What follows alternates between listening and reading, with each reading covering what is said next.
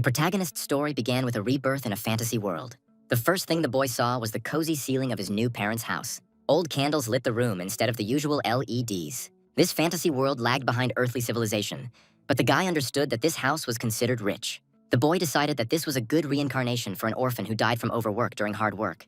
The protagonist also believed that his new home was rich because the biological mother of his new incarnation was very beautiful. Since they were similar, the guy understood that in the future he would not have problems on the love front. The boy was given the name Leon Dragonia, and he sought to explore the new world from infancy. When the boy was 3 years old, he saw the world outside the window for the first time, outside his cradle.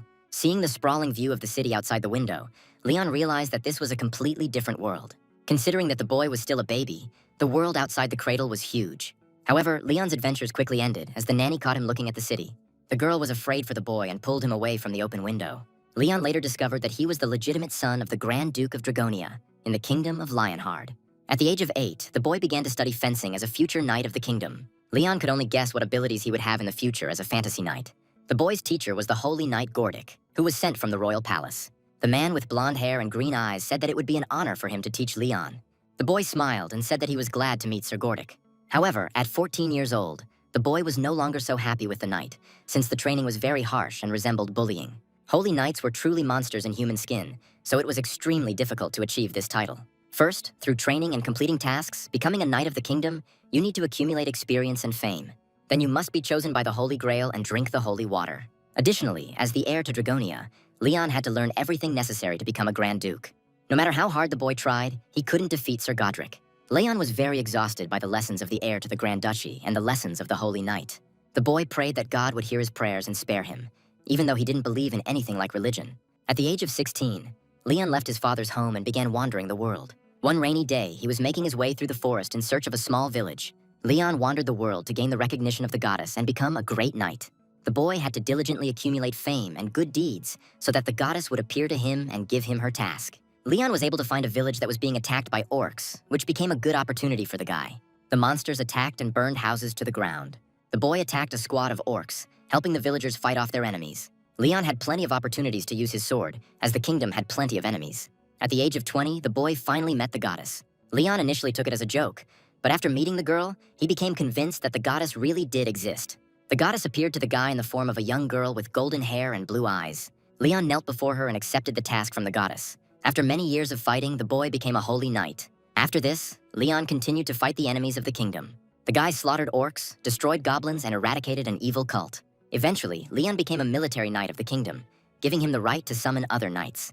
By that time, the guy had killed 700,000 orcs, including women and children. By destroying evil, Leon felt more alive than ever before. In Leon's 35th year, the true saint and demigod Argon Majesty died during a battle with a great demon. The orcs were already causing headaches, and now the demons were starting to run amok. In addition to unwavering faith, the Holy Knight was to be chosen to replace King Lionheart, who left with honor. In the midst of all this chaos, the goddess descended personally and pointed at Leon.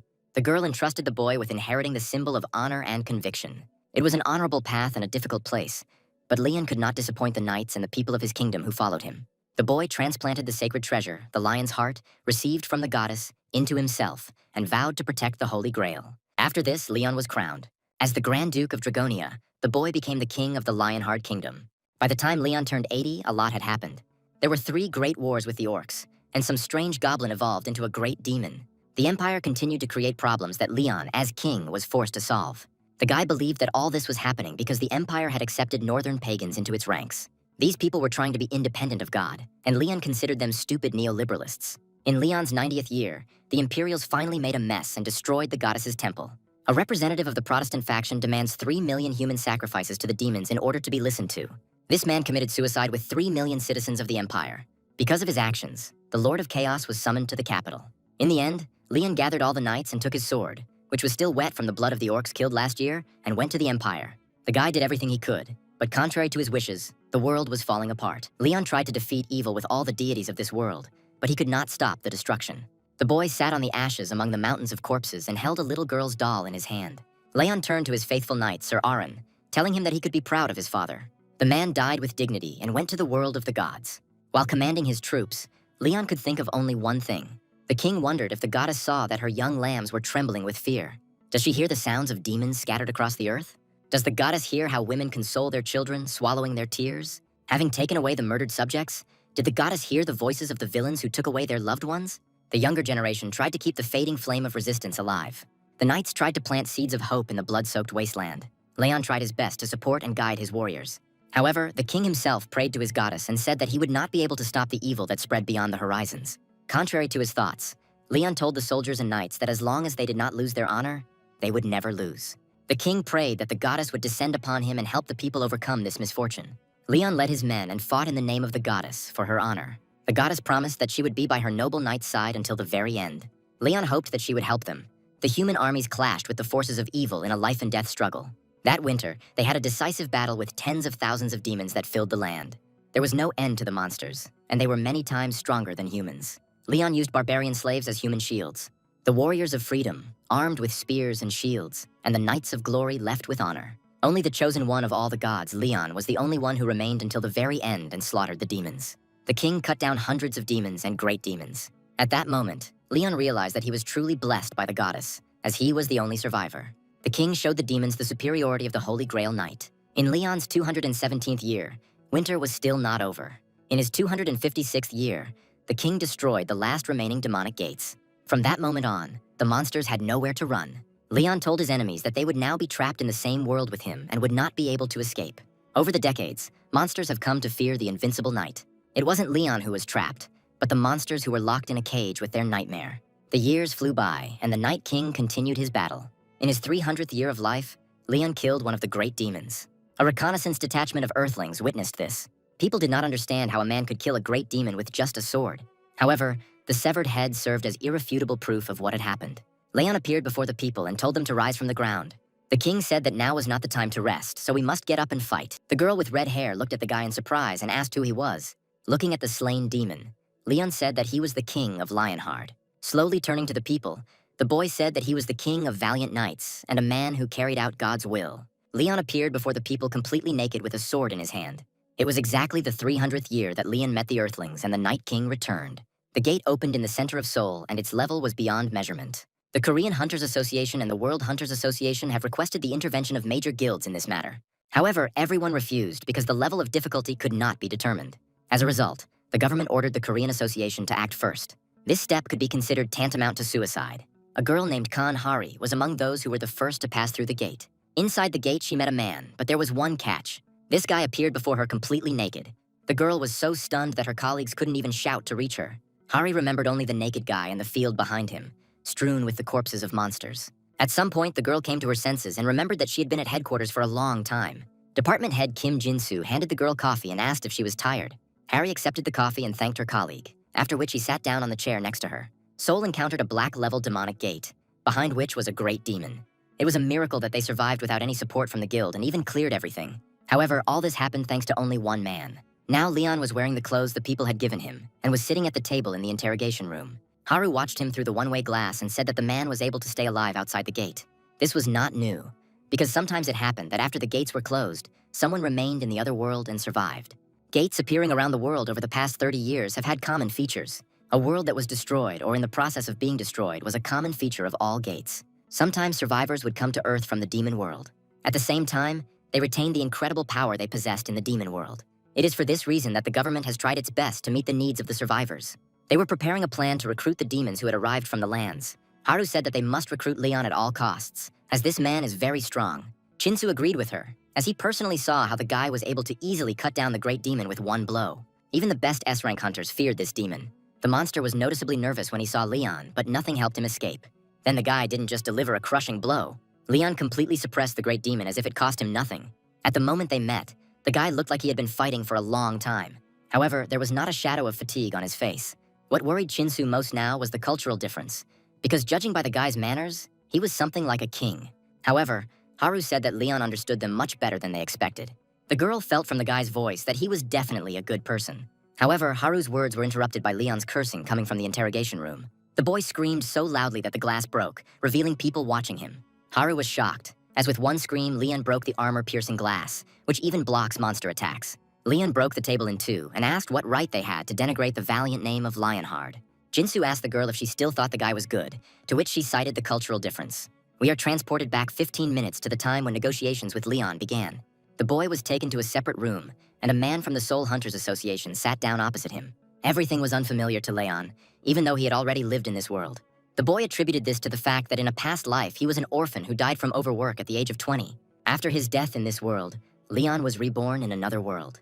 For over 100 years, he was a knight and ruler of the kingdom. When demons invaded his world, he hunted them for 200 years. Thus, between his past life and this time in humanity, there was a gap of 300 years. Leon was glad that he had at least some faint memories left. After some time, a representative of the Soul Hunters Association plucked up the courage to start a conversation. The man clarified whether the boy's name was really Leon Dragonia Lionheart.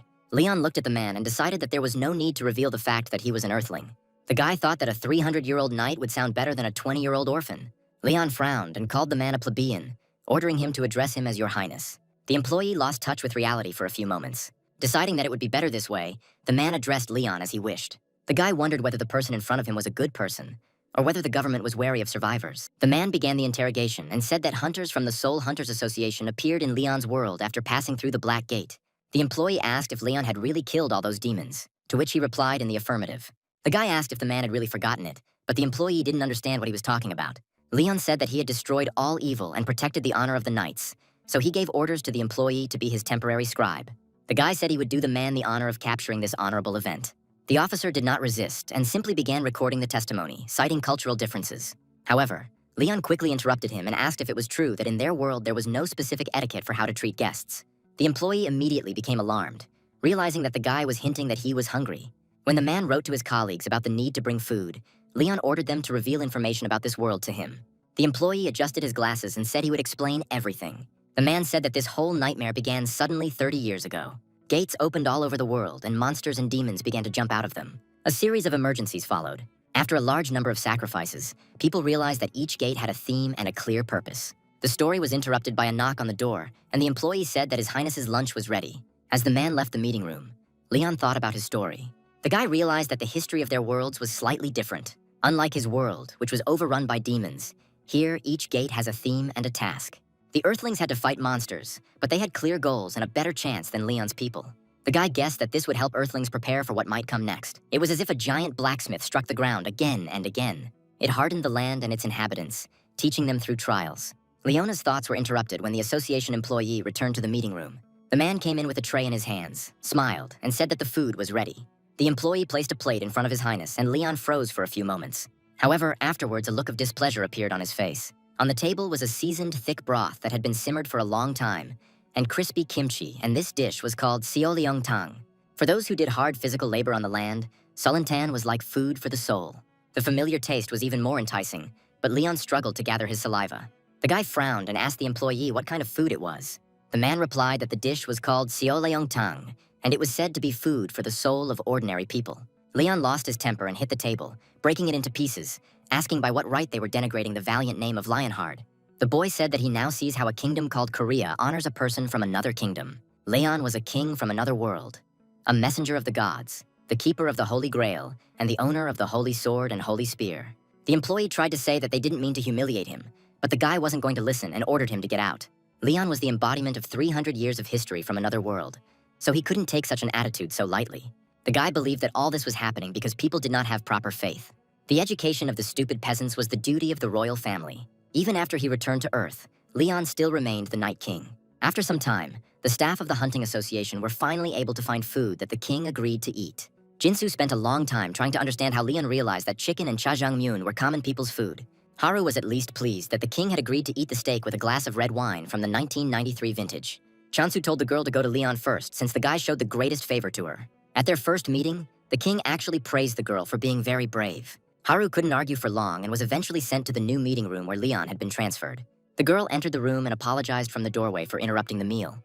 Leon had already finished by then and immediately recognized the girl as the swordswoman he had first met. Unlike other employees, the guy treated Haru more loyally and invited her to sit down. The girl carefully put her hand behind her back and gave a sign to the observers. After taking a closer look at the cameras, the staff realized that everything was going well. Haru asked the king if he liked the food, and he replied that he felt the chef's diligence and graceful execution.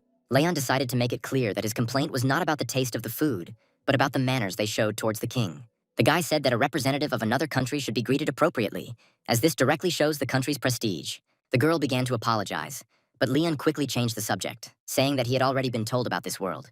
The king asked if demons really appeared on this earth as well. Haru immediately pulled herself together and replied that that was exactly how things were.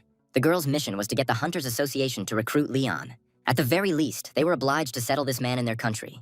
Haru said that if the king didn't mind, the Korean government would take care of him from now on.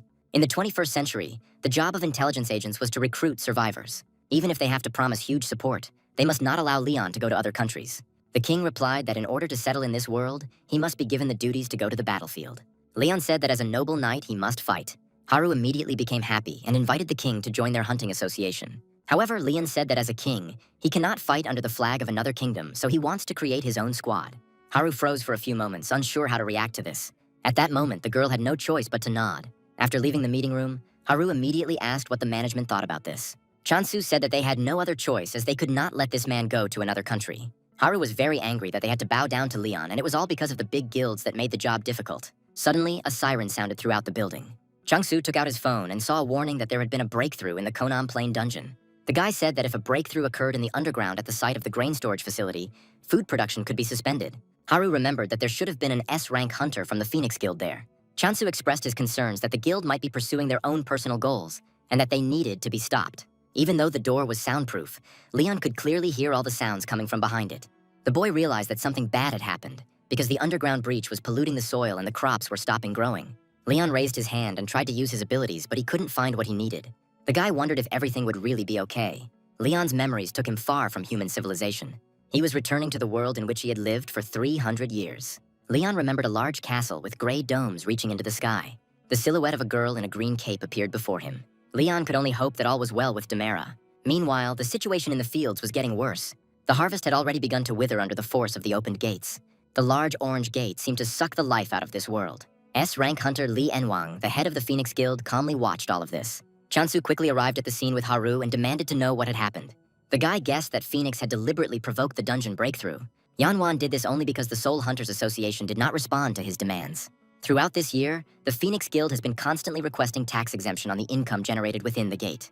They received a lot of income from the gates, particularly from magic crystals, materials, and monsters. Now they want to be exempt from paying the 1 trillion won tax. Chansu couldn't believe the guild reacted like that to their request being denied.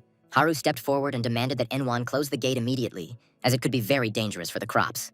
The guild leader said with a grin that he understood this, but his squad had suffered greatly, so they could not attack. Envan said that they would try to close the gates within 24 hours, but they were not promising anything. Haru got angry and said that this could lead to pollution of the plain, but the man only started laughing even harder. Envan said the girl was acting very childishly and had probably forgotten what happened at last year's draft.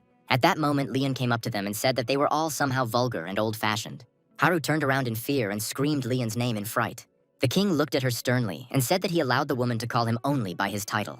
Envan didn't like the interruption in the conversation and wanted to sort things out with Leon, but Leon quickly ordered him to shut up. The king asked how such a low-class person dared to speak to him. Yanwan became even more angry at these words, because he was one of the best hunters in Korea. The man summoned flames into his hand and was about to strike, but Haru ordered him to stop. The girl said that Leon was a survivor, after which Envan's face immediately changed. The guild leader bowed and introduced himself to Leon with a smile on his face. Envan was being polite, but the king passed by and said that he would not repeat himself twice. Leon turned to Chance and demanded to know everything about the gate. Chansu and Haru were very happy that the king was going to help them. The girl said that when a dungeon breaks through, a huge number of monsters burst out. They pollute the land and crops cannot grow in these areas. Haru said the Konam Plain is an important area for grain production, so the situation is critical. Leon listened to her carefully and asked what was the solution to this problem. Haru replied that the pollution needed to be cleared and the dungeon cleared and destroyed as quickly as possible. Leon asked if the contaminated soil and the widening of the gates were really a problem. The king ordered the girl to gather her forces. Leon said that tomorrow, at the end of the raid on all sorts of small things, the king would come out in person. Haru was delighted, but it was too early, since the guy said that he had no right to conduct military operations on foreign soil without permission. Leon said that first he needed to get permission from their king. The guy said that everything has its own legal process and rules, so he must follow them to continue to be called a knight. Leon told them to immediately send a report to their king, and Envan thought that the guy was even worse than himself. In the end, the Hunters Association had to call the president personally. Having received permission to act, Leon put forward a list of things he needed to the association. Late at night, the staff were finally able to gather everything they needed. Haru approached Leon with a straw doll in her hands and asked where he was going to use it. The guy said that the valuable land was contaminated, so they had to clean the soil. However, Haru didn't remember how the straw doll could help them. Leon walked up to the barn and, looking inside, asked if these were the people who made the dolls. One of the things the boy demanded was a straw doll. which would be made by a woman who had experience in childbirth. Leon came closer and told all the women to show him the dolls they had made. Thus began the doll competition, which took place in the middle of the plain. Leon looked at the first doll with disgust and said that it was impossible. The guy destroyed the thing and said that such a metaphysical monster cannot be called a doll. One by one, Leon threw the items aside, calling them a disgrace. The guy was very angry at women who couldn't give him what he wanted. Many dolls turned to dust, and even Haru's doll was thrown away. The only thing that caught Leon's eye was a doll created by an 89-year-old woman. The king happily accepted the doll and asked how many children the woman had given birth to. The old woman replied that she had 12 children, and Leon immediately called her a true patriot. The king kissed the woman's hand and said that if he had the opportunity, he would send her a knight with a medal. Having finished with the pleasantries, the guy took the doll and went to perform the ritual. The king placed a table in the field and placed a doll and a lit candle on it. Leon sat down next to her and said that the conditions were met, after which he activated his power. A small portal formed in the air, from which the Holy Grail appeared. Leon carefully took the cup and addressed the mother of the fertile earth. The boy said that the people of this land were offering her a harvest doll. Leon placed the cup on the table and directed his blessing power into it and asked it to accept the gift. Within a few moments, the bowl began to fill with water. At first, it was unnoticeable, but then the water began to splash in the vessel. Haru watched in surprise as the thicket filled with water on its own. The night sky began to gradually brighten. The sun rose over the horizon and illuminated the Holy Grail with its first rays. The red light of dawn colored the clouds overhead. The repeating day was about to begin. However, today, it was no ordinary sun that rose. Under its rays, the water from the sacred vessel shimmered with a golden glow and floated through the air in gentle streams. This morning will be a special beginning for this world. Enwan said that water droplets penetrate inside the doll. Soon, the doll rose to its feet and greeted Leon. The boy bowed and greeted Mother Earth. The sun lit up the sky, and the goddess of life and fertility, Demera, appeared to them in the form of a small doll. On this day, under the rays of the sun, the deity descended to this earth. The earthlings looked in surprise at the king, who handled the doll so submissively.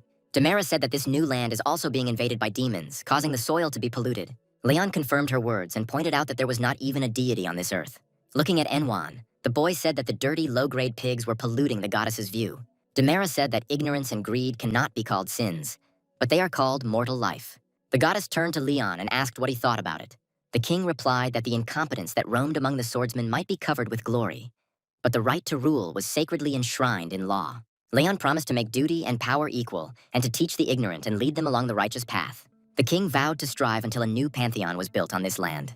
The doll extended her hand to Leon and asked if he had asked her for something. At some point, the king saw not a doll, but the hand of his goddess. Leon told Demir that free people on this earth suffer from evil energy. The boy understood that this was not the goddess's responsibility, but he asked her to heal and cleanse this land. The doll smiled and said that Leon would always be her priest. Water began to flow from the doll's hand, and Demera said that the soil of this world was not part of her body. However, she wanted Leon to spread her deity and replace this arid land with her body. Demera said that it was then that everything on this earth would become his support. As soon as a drop of water touched the polluted ground, a stream of light rushed into the sky. From this place, a golden glow began to spread, coloring the wheat. People watched what was happening in shock, afraid to move even once. Leon turned to the earthlings and told these ignorant and unlearned fools to see and feel this. The king said that this world will move only with the deity. Within moments, the Konam plain was painted golden. The entire harvest was resurrected under the power of the goddess Demera. Even those ears of corn that seemed never to be restored obeyed the goddess. Leon said that it is the sacred duty of those who are given life to be fruitful and multiply. The sky seemed to reflect the ashen glow of the field and was colored in yellow hues. Leon said that this fertile land is proof of the eternal promise. However, there were also those people who were not happy with what was happening. Envan plucked a few ears of grain and squeezed them tightly in his hand. The man told people not to be deceived, as crops grown by magic are poison. Leon looked angrily at Envan and said that this harvest was blessed by the goddess, so he did not dare call it poison. The guild leader grinned and said that it was nothing more than a straw doll. Leon said that ignorance is forgiven only once, so Envan should stop defiling the goddess with his puny tongue. Seeing the king's warning look, Envan shuddered. The man couldn't believe that because of one survivor, his oil painting would turn into soap suds. Envan couldn't leave it like that. He wanted to tear this impudent mask of lies from Leon's face. The man stepped forward and said that they still needed to check the ears of grain, as it was the crop that people would eat. Envan said that he is nominating an appraiser for his own independent assessment. One of the man's men stepped forward and said he would begin. The guild member directed his power at a small area of the cleared field. Magic gradually spread and produced results. However, the further the guy went, the more worried his face became. The final assessment revealed that the field was filled with blessed seed rice of rare quality. The guy said in shock that this rice is so rare that it can cure stage 3 diseases and even cancer. Chansu and Haru had no doubt that the crops were safe, but they were very surprised by their abilities. Leon watched silently as people became convinced that the crops were safe. Chansu asked someone to immediately go to the local manager's house and bring a pot. While his subordinates were carrying out his order, the sky had already turned blue.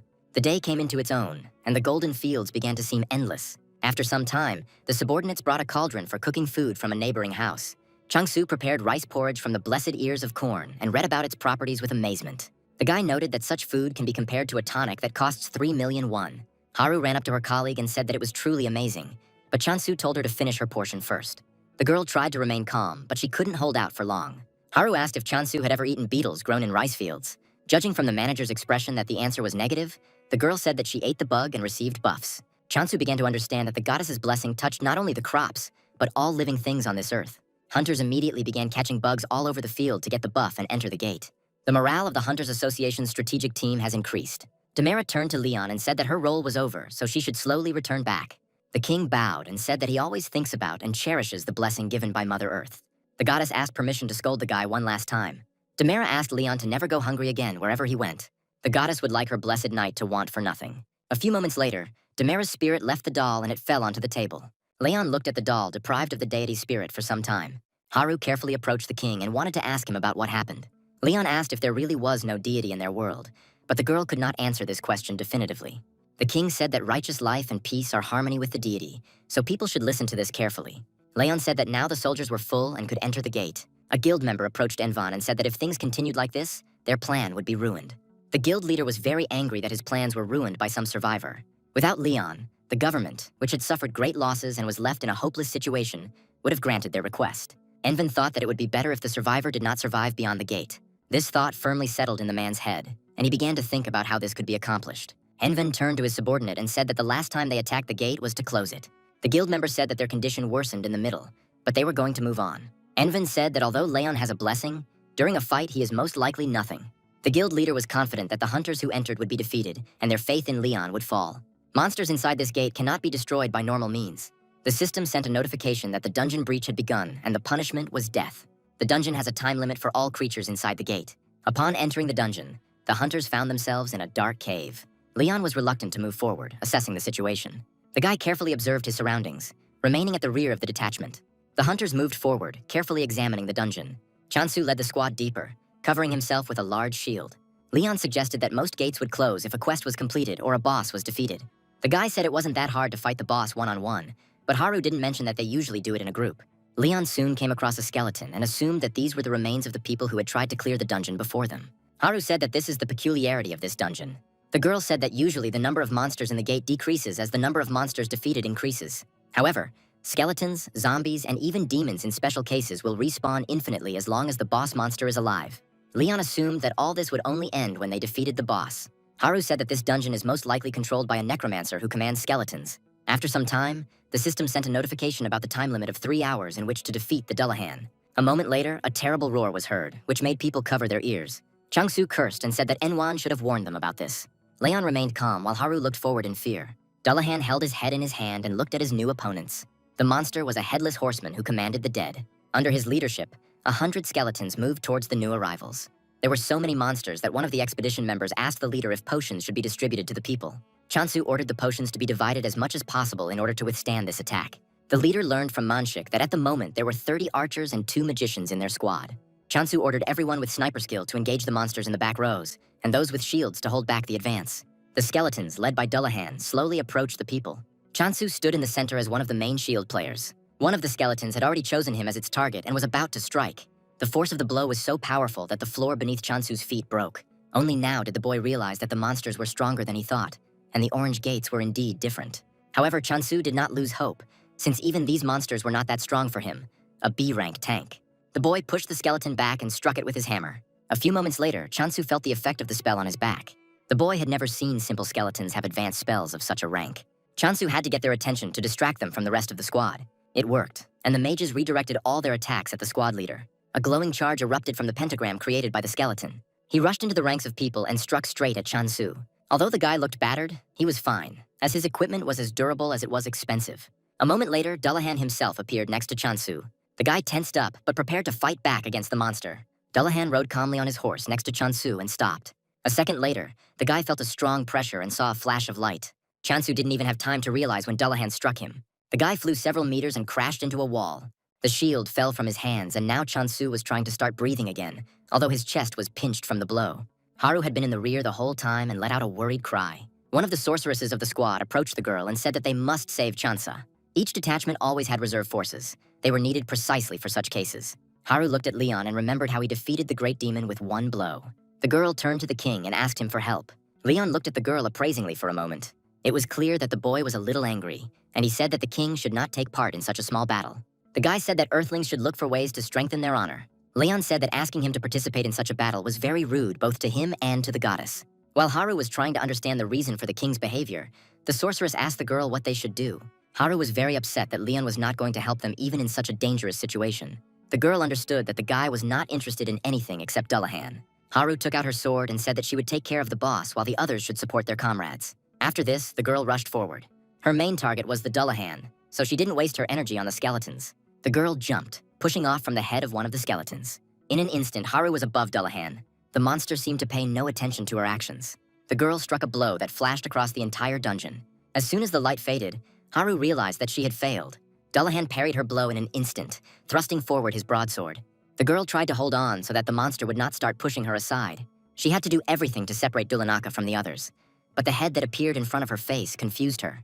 The boss threw his head in her direction, and it stopped right in front of the girl's face. Haru soon realized that Dullahan was trying to block her view so he could strike.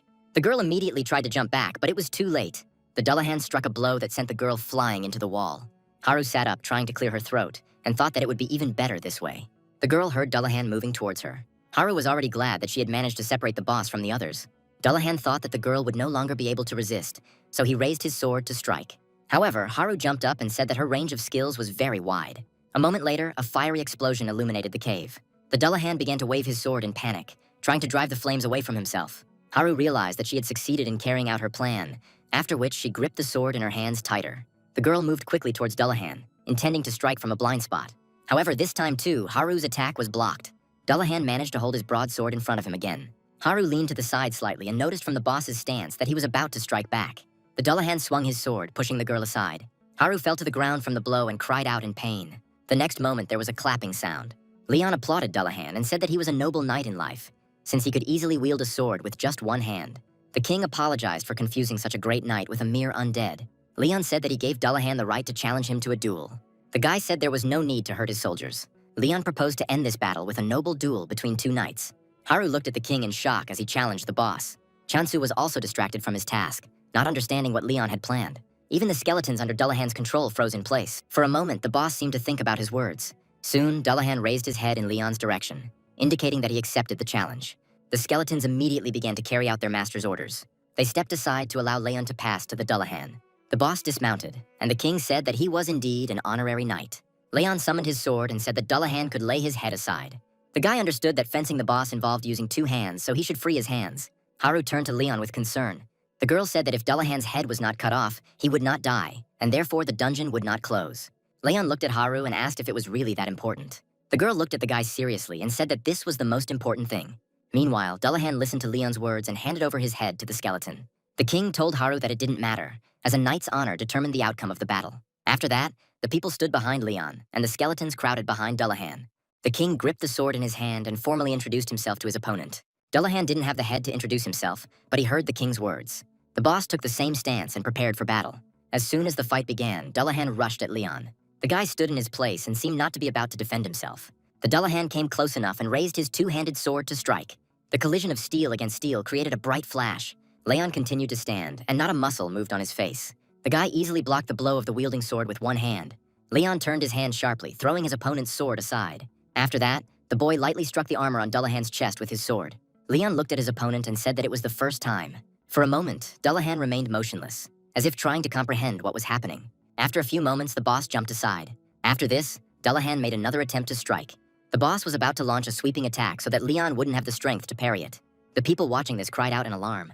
However, Leon still stood there and said that Dullahan was not standing steadily. The guy delivered one precise blow that slammed the boss into the ground. People didn't understand what was happening, because they were sure that Leon would fall under the Dullahan's attack. Only Haru watched the fight with delight. Only the girl realized that the moment the sword touched Leon, he changed his center of gravity and performed a transverse movement. The girl didn't even have the courage to ever try it. Leon lightly touched the Dullahan's armor again. The guy said that this was the second time and ordered the boss to take up position again. Haru understood that this ability was only possible because Leon possessed terrifying power. Meanwhile, Dullahan tried to remember how long ago it was that he had been treated like a knight and challenged to a duel. This is most likely a trick to overcome difficulties, and anyone would think so if they heard the suggestion to dismount from their horse. However, Dullahan still decided to give in since Leon definitely aroused his interest. The guy's appearance and stance were like those of a veteran who had been on countless battlefields. The sparkling eyes that chase honor and glory attracted Dullahan. The boss launched another attack, but this time Leon blocked it without any difficulty. Every time he collided with the guy, Dullahan lost his balance and could not handle his own weapon. Leon touched the boss's armor with his sword for the third time.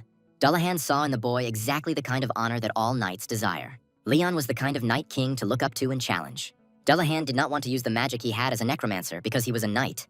For him, the only honor was a direct crossing of swords, without any magic. That's why Dullahan tried to strike Leon time and time again. The boss wanted to cross swords with this man again and again. Dullahan was like this in a past life that he had long since forgotten. In that life, he wandered the world as a noble knight and fought with glorious knights. This time, the great sword fell from Dullahan's hands and flew to the side. As the sword pierced the ground, Leon said that this was the 10th time. The boy noted that Dullahan's swordsmanship was becoming more and more sophisticated, indicating that his memories were returning. The boss thought that Leon was the man who brought back the glory days of the past to him, a fallen spirit. The boy asked Dullahan if he intended to continue this fight. The boss turned towards the skeleton guarding his head. The monster immediately understood its master's command and moved towards him. Dullahan patted his head and then picked it up. The boss said a lot of time was spent on the slaughter. Dullahan couldn't even remember how many times the battles had been repeated without a drop of honor. The boss got down on one knee and thought about how his damned journey could end. Dullahan believed that there was no greater honor than such an end to his journey, after which he offered his head to the winner. Leon said that he was very glad that the knight was able to restore his honor. The boy placed his hand on Dullahan's head and said he would pray for him. Leon said that the god the knight believed in would give him peace, but if there was no such god, his goddess would lead him to the Garden of Eden. The guy said that one day they would meet again at the Feast of the Gods. Leon said that the light would be with him, after which the dungeon was filled with the sun's glow. Gradually, the darkness that had enveloped Dullahan's head began to dissipate. The hand, enveloped in dark magic, began to cleanse itself, revealing a pure and strong male hand. Under the mask of Dullahan was a noble knight who was glad to rest in peace. The light from the dungeon burst out beyond its boundaries. Soon the glow disappeared, as did the gate. A long time has passed since the Korean Hunters Association team entered the dungeon. For some time, the expedition members could not recover from the shock. Haru and Chansu were surprised that it actually ended in a duel. The moment the dungeon was filled with sunlight, the boy and girl froze in shock. Chansu guessed that it was something like holy powers, which is why all the undead disappeared.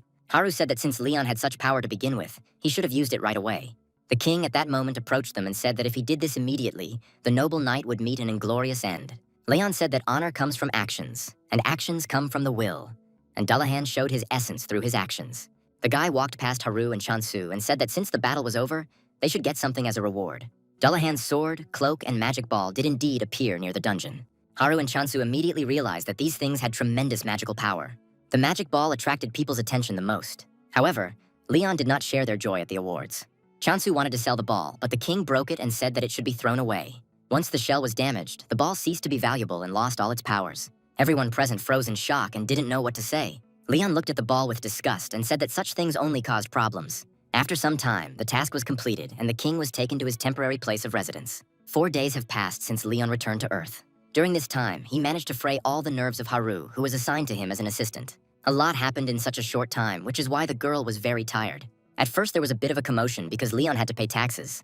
The boy said that it was not proper for a king to count coins, so he was not going to do it. Then new believers were accepted in order to establish a deity on this land. However, Leon demanded too much from people who wanted to convert to the faith. People could not pay all the taxes and expenses, let alone give 90% of their harvest as a religious tax. Leon didn't like that people thought about themselves first and not about faith. Haru tried to smooth things over and said that the blessed rice was highly appreciated. She told the field owners that they were willing to offer 150 million won for 80 kilograms of rice. People immediately began to calculate how much they would get if they sold 1/10 of all the rice. The biggest problem was Leon's place of residence, as he demanded the most luxurious bed, works of art, and servants. Haru ended up trying to get a room in a 5-star hotel until 2 in the morning. The hotel agreed to make concessions and furnish the apartment, but the girl still had to beg Leon to go to bed. That is why things are now such that Haru is in the service of the king. This morning, the girl came to Leon's apartment to deliver breakfast to him. The guy sat relaxed in the chair and asked if Haru had had breakfast.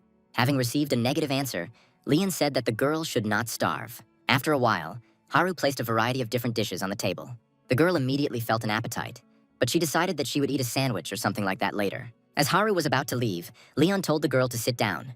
The girl was delighted to think that the guy had decided to share his meal with her. Haru sat down at the table next to the cutlery with a satisfied laugh, but Leon quickly brought her back down to earth. The guy looked at the girl angrily and said that he asked her to cut the ribs so that they could be easily eaten. Haru froze and asked if he really hadn't offered to eat with her. Leon asked in what country a king and a commoner dined together. After some time, the king finished his morning preparations. Today, Leon and Haru had to go to headquarters, as the Hunters Association had decided to provide grants and subsidies to the king. The girl said that even if it was not as big as the royal palace, they would take Leon to a place where he could live. The guy said that he couldn't ask for too much since he was a guest, so he entrusted this concern to the girl. Haru once again decided to raise the topic of distributing the spoils, but Leon again told the girl to handle it herself. However, the guy said that he liked the coat, so he would like to keep it for himself. Soon, the car pulled up to a tall building. In this place, the association rented an apartment for Leon. Haru said that this place is next to the Hunters Association and there is a helipad on the roof, so it will be very convenient. The girl really hoped that this time Leon would be satisfied with the apartment. There was a sculpture next to the entrance to the building that the guy didn't understand at all, but didn't comment on. The guy and the girl walked into the main hall. Haru was immediately greeted by a man in the room. The girl knew that their movement today was confidential, so she asked who he was. The man introduced himself as Director Park Jung-chan of the Dujon Group, which deals with Dujon's future products. The girl immediately realized that a representative from such a large company was not just waiting for them under the guise of a coincidence. Director Park immediately turned his attention to Leon. The man already knew about the survivor who was being recruited by the Hunters Association. Director Park smiled and extended his hand to Leon for a handshake. However, he still did not understand who he was dealing with. Leon looked at the man with disgust and asked what right an ordinary merchant had to shake his hand. After this, the conversation with the director quickly ended, and Haru led the king to the apartment. The girl explained that all services, including room maintenance and cleaning, were already included in the rent, which had already been paid. Haru tried not to show that she was worried about the situation that had happened in the hall. The girl's salvation was that Leon decided to ignore Director Pak. Haru didn't understand why the man had come to them in the first place, but Leon said that all merchants only wanted one thing. The guy assumed that Director Park was just chasing profit. The girl immediately remembered that Leon could create blessed rice. Due to the emergency situation, information was not properly controlled. The internet broadcaster took advantage of the situation and filmed the events. Although the association recommended that the video be removed, the man posted it online again. The girl immediately realized that this was the work of the same person. Director Pak watched the same video and was still indignant. The man called Leon an impudent savage and was very angry. Dujon's company was conducting some clinical trials, and now the director was demanding a report from the employees. They had already conducted a test on rats and were thinking about moving on to human testing. Assistant Director Pak said they found the owner of the field to get as many seeds as possible. The woman said that in that place a half-dead dog came back to life, and people were cured of chronic inflammation and runny nose. The assistant said that all the villagers were cured of minor illnesses and serious chronic diseases by eating this rice. The company was unable to obtain clinical trial data, but these facts were directly confirmed. They would have succeeded if not for a daring survivor who considered Director Pak a simple huckster. The assistant said that they had to get to this guy no matter what. The director understood that they would have to meet again, but it was only the memories of what had happened that made him angry. The man said that Leon still didn't understand who he was dealing with. The director said that all the survivors were just savages who came from a distant civilization. The man decided to give Leon a culture shock. Returning to Earth, Leon set himself 3 goals. At first, he wanted to spread the faith since there are many gods and followers on Earth, but there is no truly important holy power. A person must have faith in God and spread his mercy. The idea that diseases and pollution of the earth are a punishment is wrong. To use holy powers, it is necessary to spread the new faith and increase the number of followers. Leon then planned to reconstruct the Holy Grail Knights, as there was no similar unit in this world. If the guardian of the Holy Grail, the lion-hearted one, is a demigod, then the Knights of the Holy Grail are the living saints who rank just below him. They are the Knights of the Gods, using sacred laws as well as the fear of all demons. The final goal was the complete eradication of evil from this land. Spreading the faith, restoring the deity, training the Knights of the Holy Grail, all this stood before Leon and his duty. The guy wasn't afraid of any difficulties because in any case, he had to do what he was supposed to do. Leon was relaxing in his apartment when Haru came to visit him. The girl said that there was someone who had asked for an official audience. Leon replied that he would listen to the man since he was maintaining order. After some time, representatives of the Dujon Group came to the apartment. The company representative thanked Leon for allowing the audience. Haru watched the proceedings with a smile, knowing that the new arrivals were following the proper etiquette. Leon glanced at the men without much interest. The king immediately recognized the merchant he had met in the hall. Director Park was not happy with this situation, but tried to hold his own, saying that he had brought a gift for His Highness. At his command, assistants brought a large metal suitcase into the room. The director asked the king to accept this gift, and was sure that Leon would be very surprised by the contents. The man was sure that once he tried it, the king would not be able to stop and would be forced to order goods from him. Leon didn't even order the suitcase to be opened. The boy said that out of mercy he would accept this gift. The director tried to maintain a smile and invited Leon to at least take one look at his gift. The king said it was too much trouble to explain etiquette to them, so he ordered Haru to open the suitcase. Unlike Leon, the girl was in anticipation. She walked up to the suitcase and lightly touched its handle. The lock clicked and the suitcase began to open on its own, turning into a shelving unit. As soon as the girl saw the contents of the suitcase, she was speechless. The director was pleased with Haru's reaction and expected the same from Leon. The man presented the king with the latest weapon that his company was proud of and invited Leon to choose the one he liked. Haru immediately recognized the swords as unique weapons, made by craftsmen directly under the guidance of the guild. The director turned to Leon and said that in the future, all of this would be useful to him, since he was going to be a hunter. Haru was shocked to see a weapon in person that was extremely difficult to obtain. Leon, however, did not share the girl's joy and asked where he was supposed to use such a low-level weapon. Director Park and Haru were extremely confused by the king's words. Leon asked how the famous sword could be created without bathing it in the energy of the stars and receiving the blessing of a deity. The king said that the weapons presented were intended only for hunting animals. Director Park was completely at a loss, as he considered his weapon to be the best in Korea. The man did not understand how drying in the sun and praying could improve the sword. Leon said that the director did not inspire confidence, but Park immediately said that it was a misunderstanding. The king said it was common for merchants to try to promote their wares wherever possible. Leon summoned his sword and said it was like using a cow cleaver when you need to slaughter a chicken. The guy said he agreed to test the swords provided. The director had no doubt that his swords would break the old sword and said that he would very much like to see it shine. The man offered Haru to choose any sword and strike. The girl was at first confused, as she didn't know what she would have to check. Haru looked back at the king to see what he wanted from her. Leon didn't look at the girl but nodded slightly, urging her to action. The girl approached the shelf and carefully examined the swords. Haru made her choice quite quickly. She waited 4 years for the moment when she could hold Master Park Jin-chul's sword, Dawn, in her hands. The girl wanted to understand whether this sword had really been tested for 10 days under the scorching sun of a special gate. Haru asked the king if she could really do it, to which Leon replied that it was too late to ask when she was already holding the sword. The girl came closer and stood next to the king to strike his sword. In an instant, under Haru's power, the sword was engulfed in scarlet flames. Even despite this, Leon remained calm and held his sword with only one hand. The girl had already seen the king's abilities, so she wasn't worried about harming him. Haru warned of the attack and struck the king's sacred sword. In an instant, the sword shattered into tiny pieces. Haru could never have expected this. This time, even Director Pak froze in place, not believing what had happened.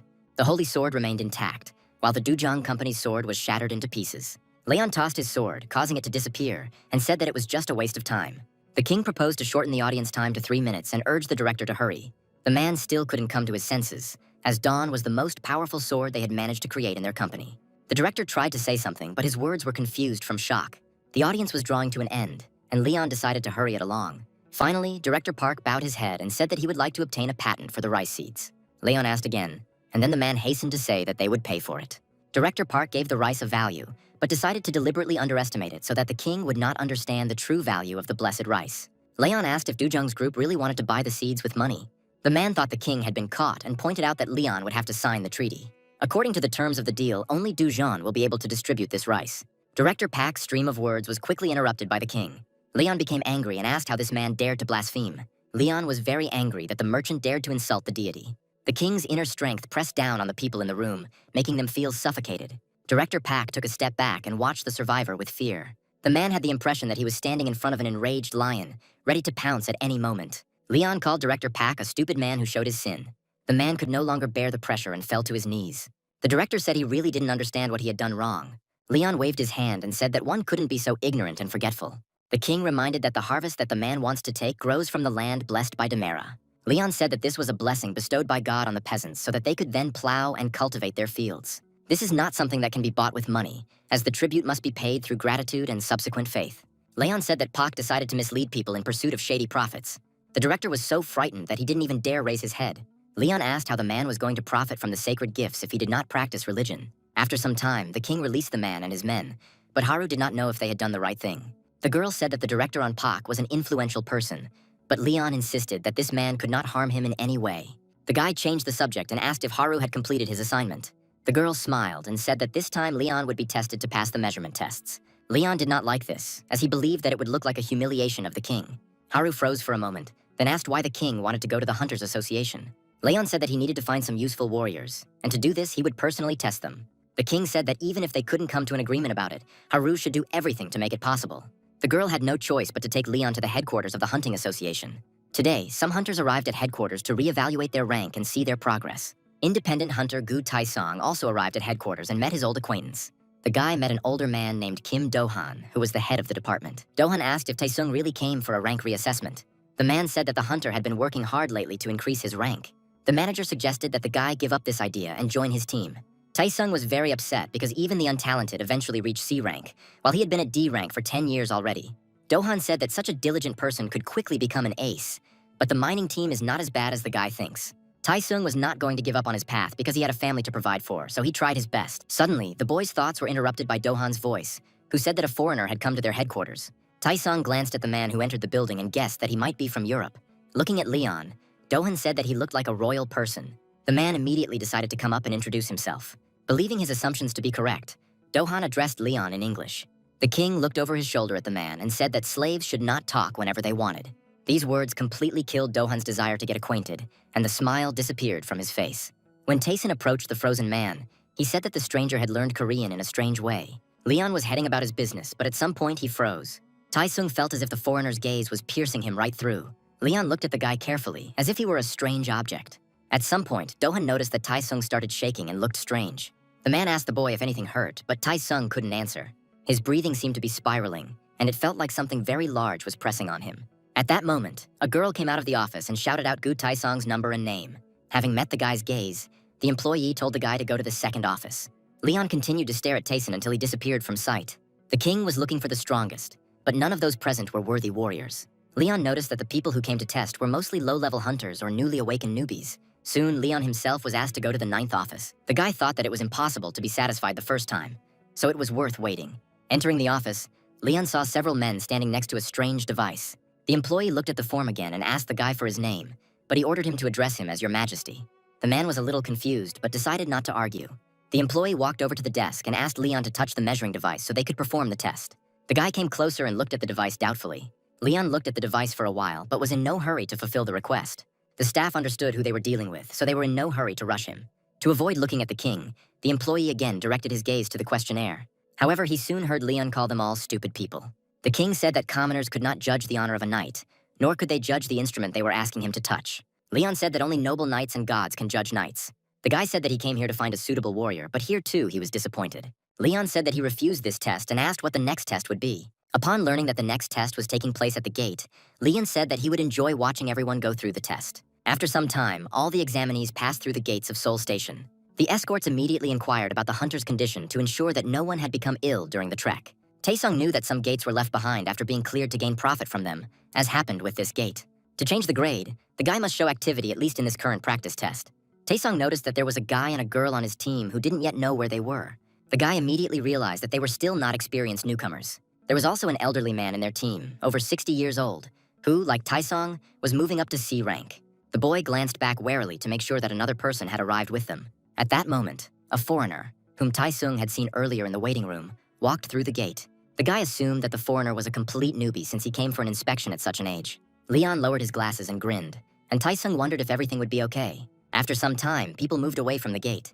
The most senior member of the squad suggested that everyone take turns introducing themselves to determine their positions. Tae-sung introduced himself first and said that he had been working as a private soldier in the dealer position for 10 years already. The boy and girl turned out to be brother and sister, who only awakened this year, and their names are Tae-hun and Nayeon.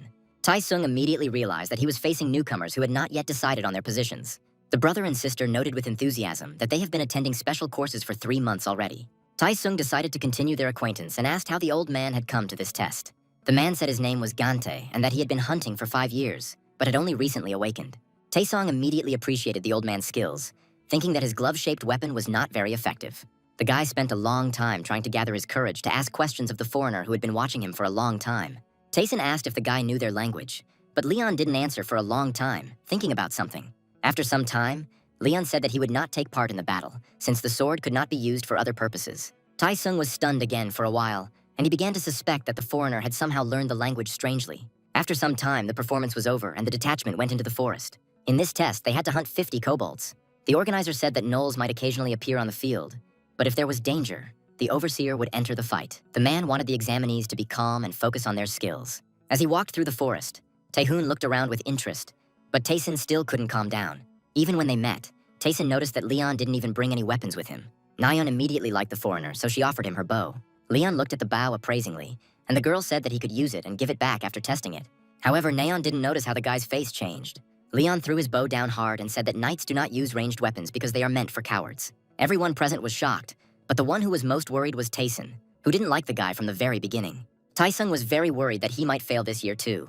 After some time, the guy decided to take the initiative in the squad. Taesun suggested that the squad go and hunt in a certain place. Everyone was not against it, as they trusted a person whose experience was much greater than theirs. Taehoon ran up to the guy and said that there was a settlement nearby, so there should be a lot of monsters there. Taesun replied that their force was not that numerous, so they should not rush into invading the settlement. The guy said that if the monsters surrounded them, they would not be able to retreat. Taesun decided it would be better to attack the kobolds living in the cave and set fire to the nearby leaves and grass to create smoke. The guy said that this way they would be able to lure the kobolds out of the cave and successfully attack them. The newcomers were amazed by Taesun's knowledge, but the boy himself could not be happy about it. The guy spent a long time studying all types, strategies, and methods to move to a new rank, but only got into this gate. This time, Taesung was definitely going to get promoted, because he couldn't stay at his rank for so long. Lost in his thoughts, the boy didn't notice how the squad suddenly fell silent, but he came to his senses when Taehoon began to speak in a trembling voice. At some point, the squad came across a kobold wandering through the forest. Taesung stepped forward and blocked Taehoon's path, telling him to wait. The monsters had already sensed them and were preparing to attack. As soon as the kobolds headed towards them, Taesun drew his sword and ordered Taehoon to put up his shield.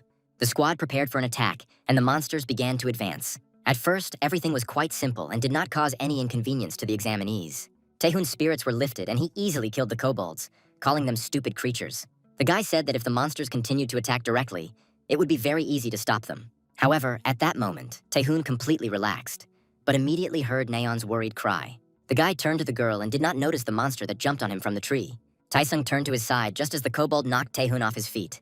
The monster was about to grab the guy by the throat when he was pierced by a sword. Taesun pulled the sword out of the monster and told Taehoon not to get distracted, because these creatures may be stupid, but they are very fast. Taehoon couldn't take his eyes off the monster for a moment. Neon supported the squad from the rear, killing kobolds with arrows. Old Man Gante also entered the battle using his gloves. It seemed like it wasn't at all difficult for him to defeat monsters and still remain completely calm.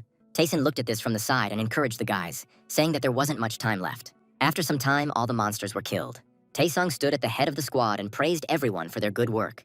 Taehoon apologized for making a mistake, but the guy supported him, saying that not everything works out the first time. Taesung said that Nayeon dealt with 2 of the kobolds, but it was mostly Gangtae who protected them all. The guy once again praised everyone for their work and thought that they would be able to complete this task. At first, Taesung was very worried, but now he saw that they were not a bad team at all. However, the foreigner still remained on the sidelines of battles and discussions, which caused inconvenience. At some point, the squad's members couldn't stand it anymore and asked Leon why he wasn't doing anything while they were fighting. The boys approached the supervisor and asked if this could be done, and he replied that they would take this aspect into full consideration. Taesung relaxed a little, hoping that the foreigner's actions wouldn't affect him. Soon, the detachment gathered to move further towards the cave. On the way, Taehoon and Nayeon collected the herbs needed for the fire. After some time, the squad came to the cave that Taesun had told them about. The guy said that they should stick to his plan. The squad spent a few more minutes collecting more dry grass and using it to block the exit from the cave. The boys crumpled it tightly so that the fire would not spread further than necessary. When it came to setting the fire, Taesung seemed to begin to doubt his actions. Leon approached him and asked if they really thought this was the best solution, but Taesung didn't want to take moralizing from him. The king didn't like the boy's answer, so he said that he shouldn't be forced to ask twice. Taesung said he had used this method 3 times already and it had always been successful. Leon said that the guy's experience is superficial, so you shouldn't rely only on him. Taesung became angry and asked what a young man like Leon could know about real experience. The guy didn't wait for an answer and simply set fire to the dry grass. Taesun stepped back a little and told everyone to get ready, as kobolds would soon be crawling out of the cave. All the other boats in the squadron prepared for battle. It became noticeable how Taehoon started to get nervous when he saw the monsters approaching. Within a few moments, the kobolds began to run out of the cave with weapons in their hands. Immediately seeing the reason for the disturbance of their peace, the monsters rushed at the people. Nayeon gave the signal to act and began shooting at the kobolds with her bow. For some time, the guys managed only with the help of long-range fighters. Gante could also attack from a distance by throwing rocks at monsters. A smile appeared on Taesung's face as he thought that his method was not wrong.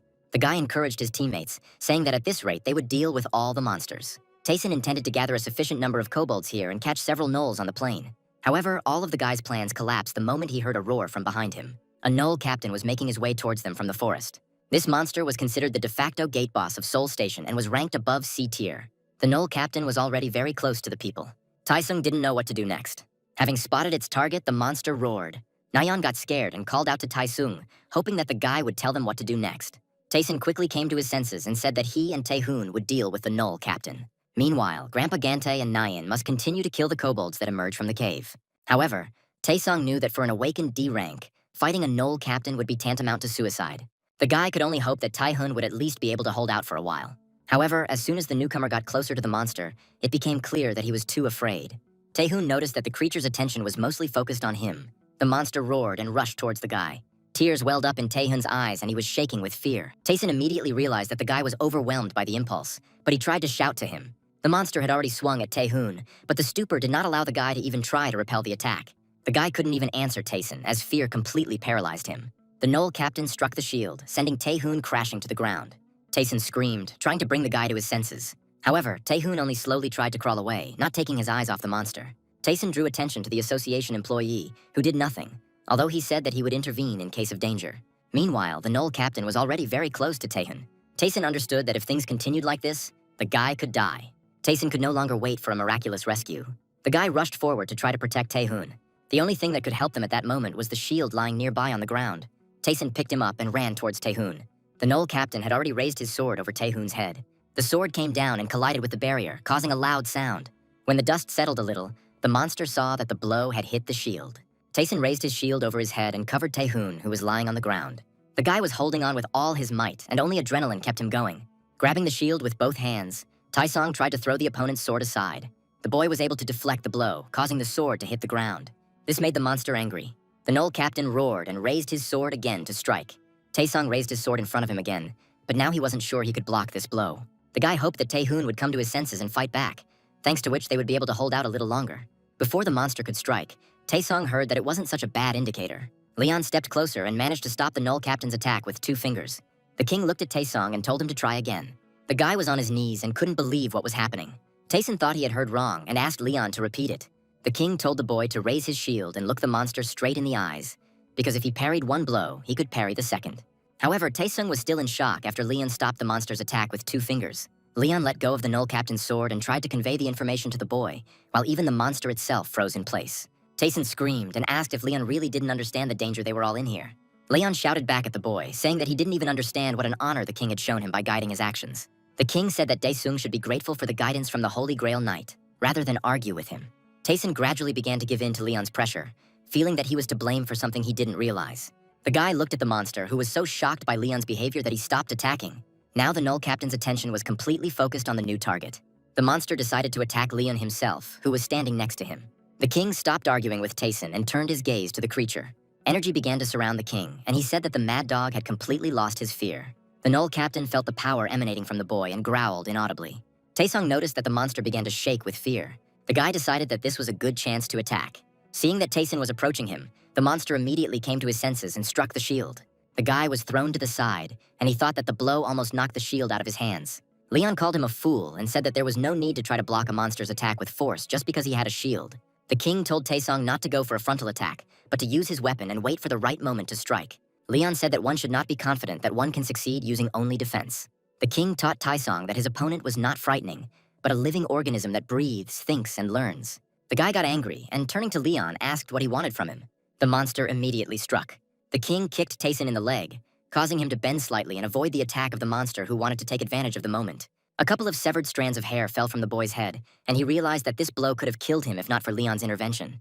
The king ordered Taesung not to be distracted or to denigrate his talent, but to realize his potential. Leon was confident that the boy would be able to improve his skills. For a few moments, Taesung wondered what talents the guy was talking about. Taesung believed that he had no unique skills, since he was just an eternal D rank who accidentally became awakened. The boy looked at the Knoll captain and couldn't imagine how he could defeat him. Taesung understood that the missing talent could not be revealed through words of support alone. However, Leon's confidence spurred the guy on, and he decided to fight to the end.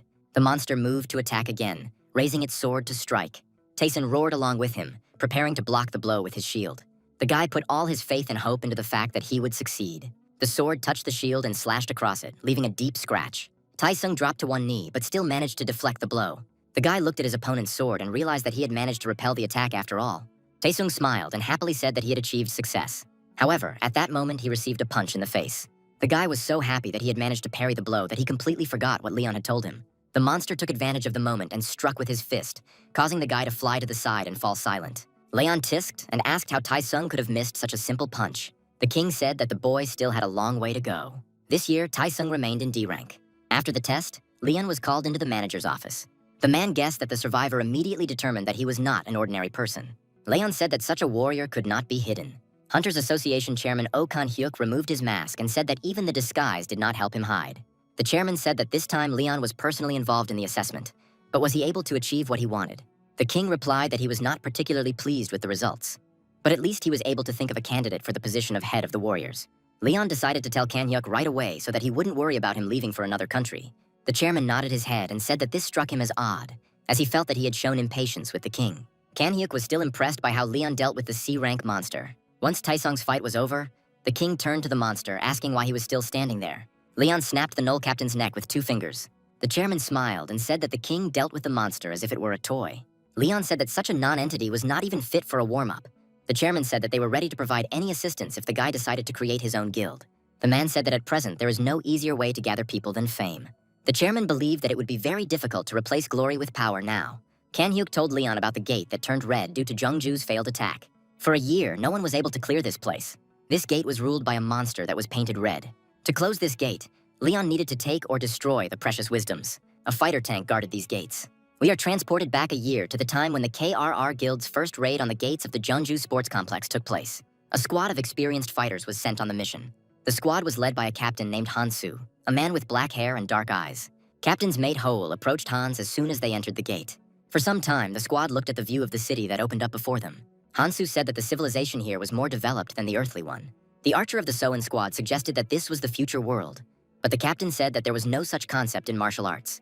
Hoel suggested that they had entered cyberpunk, causing the captain to suggest that they should reconsider their battle strategy. The assistant said that the hunter's tactics usually involve raids on a small number of strong enemies. Hansu looked around and suggested using one of the nearby buildings as a base. The building was quite tall, making it well suited for reconnaissance. Soon, the squad climbed to the upper floors of the building and Hoel began to inspect the area. After the inspection, the assistant informed Hans that he had not been able to notice any people or monsters nearby.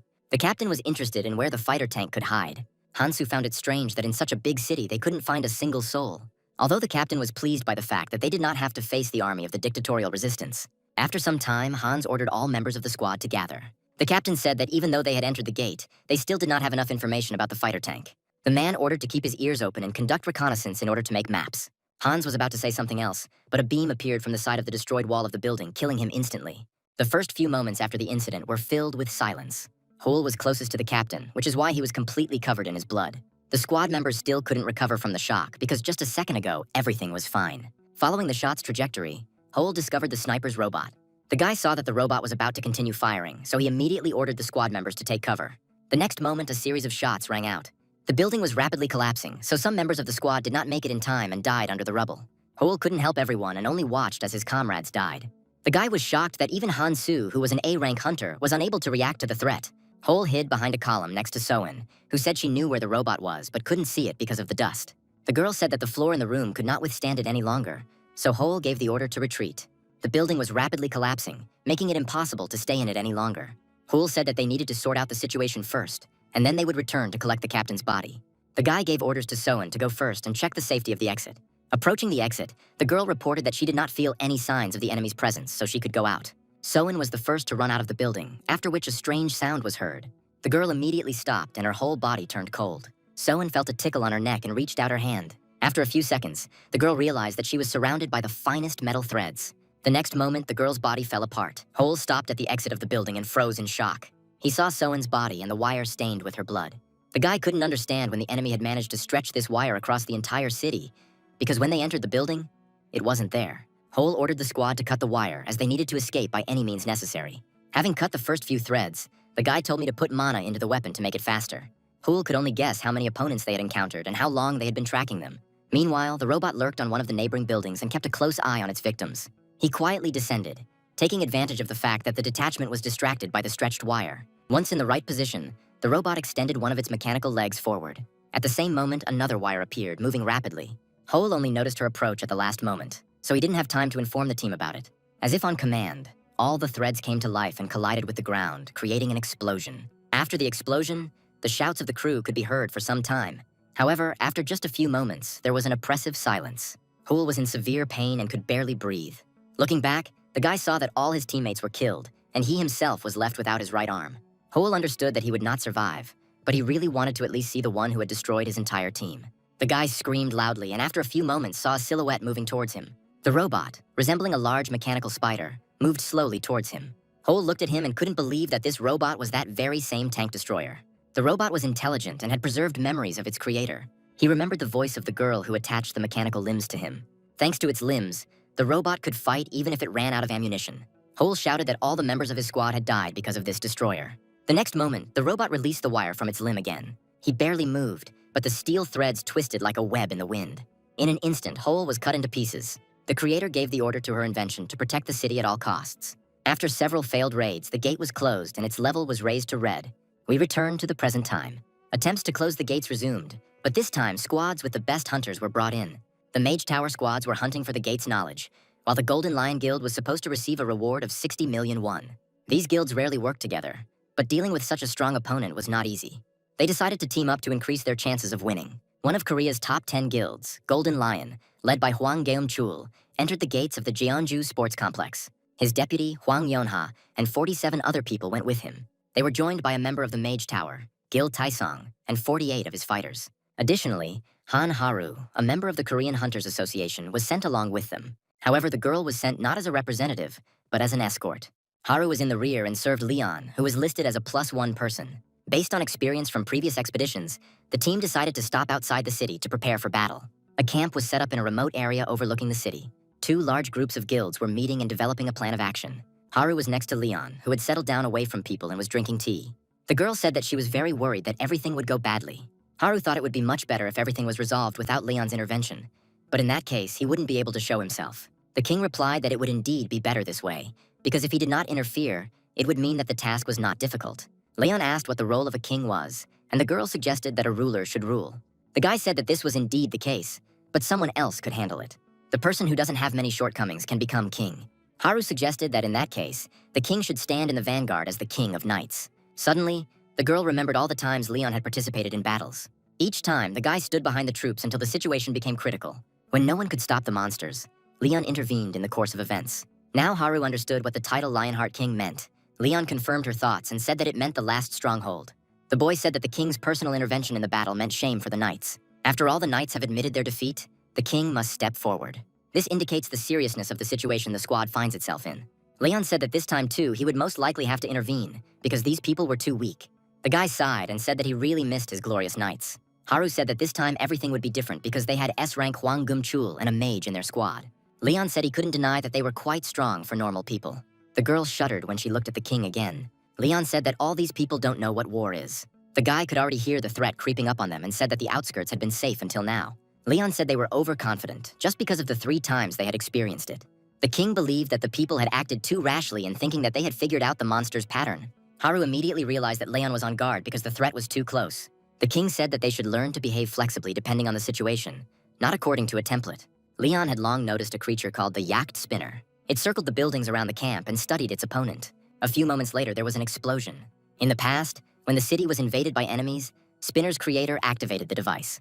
The girl said that she had very little time left. Before her death, the creator gave Spinner one last order. She wanted the robot to destroy all the intruders who were invading the city. At this moment, Spinner began firing at the enemy from a high-rise building. People did not expect an attack, so they began to run in different directions in search of shelter. The guild leaders gave orders to retreat. The shelling soon ended. Spinner scanned the area and found that the people were scattered into 3 groups, hiding behind buildings. The robot changed its weapon to a laser gun. Spinner began a targeted barrage capable of destroying buildings. The squad members could only watch as powerful shots destroyed the buildings behind which their comrades were hiding. They didn't know what to do in such a situation. All they could do was hope that the charges wouldn't reach them. Soon the volley stopped, and a large crater formed in the center of the buildings. The survivors looked out from their shelters and looked at what had happened in shock. Many members of the squad were buried alive in the ground, destroyed by the force of the impact. Spinner moved through the buildings and found that the actions taken resulted in a 23% loss of unidentified intruders. A few moments later, Geum-chul found the robot and entered the fight. The man raised his huge hammer to strike. Geum-chul delivered a powerful blow to one of the robot's front limbs. The mechanism was damaged, causing internal pressure to build up. Spinner immediately changed his priorities and set out to eliminate the unidentified life factor. However, this only brought a smile to Geum-chul's face. He shouted to his deputy named Geum-soo to get into action.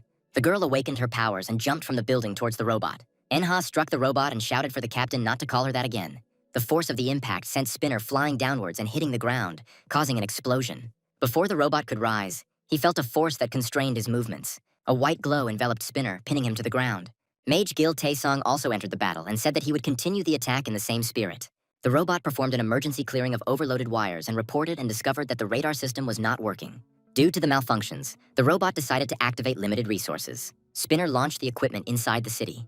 The robot's main target was Taesong, as he was assigned a threat level of 3. After a few moments, Spinner was able to break free from the magician's pressure and began to run away. People started chasing after him, so the robot activated its weapon. Shots rained down on the pursuers. Taeson activated the distortion field and ordered everyone to gather together. The boy concentrated his magic to create a barrier. After a few moments, all people within a certain radius of Taesong were covered by a golden dome. The bullets bounced off the dome, providing complete protection to the people inside. Even armor bullets bounced off the force field. Taeson said that he invented this field specifically for the meeting with Spinner, but he was extremely sorry to use it now. Meanwhile, the robot stopped and quickly analyzed the risk factor. Watching the field from the side, Spinner was able to count the scores and the trajectory of the bullets. By identifying the weak points of the force field, the robot was able to break through it and kill the man standing next to Taeson. The magician was shocked by how quickly Spinner was able to analyze the angle of curvature of the bullets. Meanwhile, the robot did not hesitate and began firing at the required points. The bullets hit the dome and, despite the curvature of their trajectory, hit their targets. One of the squad leaders ordered Taeson to immediately turn off the distortion field, since it was impossible to predict the point of impact. The magician warned that he would now remove the fields, and immediately after that, everyone should run. Daesung started the countdown, and Geumchul and his squad prepared to run. When there was 1 second left before the field was removed, the man saw something. Before the people could start running, Geumchul ordered everyone to freeze in place. They were already surrounded by a very thin wire. Only now did the rest of the squad discover her and realize that if they had run, they would have died instantly. People couldn't understand when the robot managed to install so much wire. Meanwhile, Spinner took out his electric gun and took aim. He needed time to build up the charge for the shot.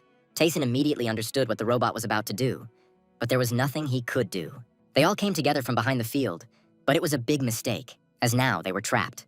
Meanwhile, Spinner had accumulated enough charge to fire. The robot wanted to activate the projectile launch, but a sharp sound stopped him. At that moment, people also heard the sound of hooves. All the squad members turned around in surprise, not understanding what was happening. A white horse without a rider was running towards them. The stallion ran up to the wire and bit through it with his teeth. The horse gnawed its way through and calmed down only when a human hand touched it. Leon stroked the animal and said that he had not seen his old ally for a long time. The guy quickly climbed into the saddle. Leon tugged on the reins and approached the group of hunters. People parted for him and watched him go with uncomprehending glances. Leon stopped his horse and looked at Spinner.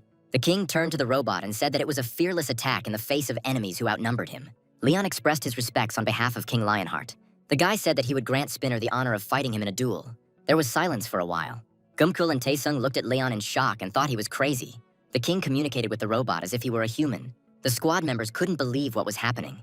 For a few moments, Spinner froze in place. However, he soon began adjusting the timing of the high-speed weapon and prepared to destroy the target.